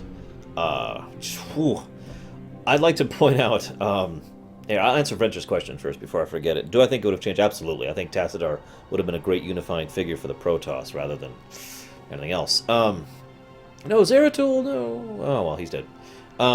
So yeah, that's the power of the Xel'Naga right there. I love how they really showcase just how much of the Zerg were there, how much of the swarm was there. It was just this massive throng, and that was just in that one spot on the planet. One of the other things I really like about that, though, you remember how when I was playing through Final Fantasy IV, I commented on how kind of pathetic the explosion animation was on the mountain? That's kind of what I was used to for a long time, and I played a lot of video games before Brood War came out. But the one thing that was true for basically all of them, like every single game I'd ever played, was there was never a satisfying explosion. I know that's, I know, make Michael Bay a joke, blah blah blah, but I mean that sincerely. I had never seen an explosion that made me think it was a real explosion, like it was serious. That one you just saw, I remember as being the first time I was just like, oh my god! Like, it blew me away, no pun intended. I was just, oh, wow, that was an incredible explosion. And it really made it feel, and again, a lot of this is down to sound design, it really made it feel like this was this massive, powerful explosion, which no other game had ever done for me before, like I mentioned. See, there's no oomph to that, Samurai. I'm sorry, there just isn't. It just kind of disintegrates, and then it goes in, and then he kind of swirls up, and that's it. That was an explosion, what you just saw right there. And again, the sound design really helps sell it. That is a very good question, True APM. We don't actually know 100% certain if those moons are still there. We'll probably find out in a few days at this point. So the other thing I wanted to mention, though, someone in chat mentioned this too. I like the idea that this is like again, this really just demonstrates the power of the Xel'Naga. That didn't just wipe out the Zerg off the planet. It wiped away the creep and all their buildings, and it literally just erased them from the entire surface of the planet. Probably fundamentally altering the way the planet is going to be functioning for a while, because the planet had been so infested with creep, but still a very significant action. And just, oh my god. It is also understandable why the Protoss have so little of a presence in the rest of the campaigns here, because they just got the crap beaten out of them. Not by the explosion, but by everything leading up to that. They have just now been able to pause and catch their breath after everything that happened in the first game. Think about that for a moment. The Zerg invade, and they take Ire, and we flee to Shakuras, and we get things together, and we activate the last-minute bomb, and wah! Through all this time, this is the first moment the Protoss have been able to go, okay, now what? And so they spend most of the next few campaigns, and indeed most of the next 4 years, trying to recoup and actually function as a species again, which is even harder because now that there's a degree of peace, they have to deal with the fact that there's a lot of Dark Templar who still harbor resentment towards the Templar, and quite frankly, vice versa. But whatever. Am I going to stream? What time is it? Actually, no. We're not going to do the rest of the Terran stuff now. We are going to start a stream again in just a moment for some national campaign stuff, but we're going to pause Starcraft for the night, and we'll pick up with the Terran campaign tomorrow morning. So I hope you'll join me for that, and if you're on YouTube, you'll definitely join me for that, and I will see you tomorrow.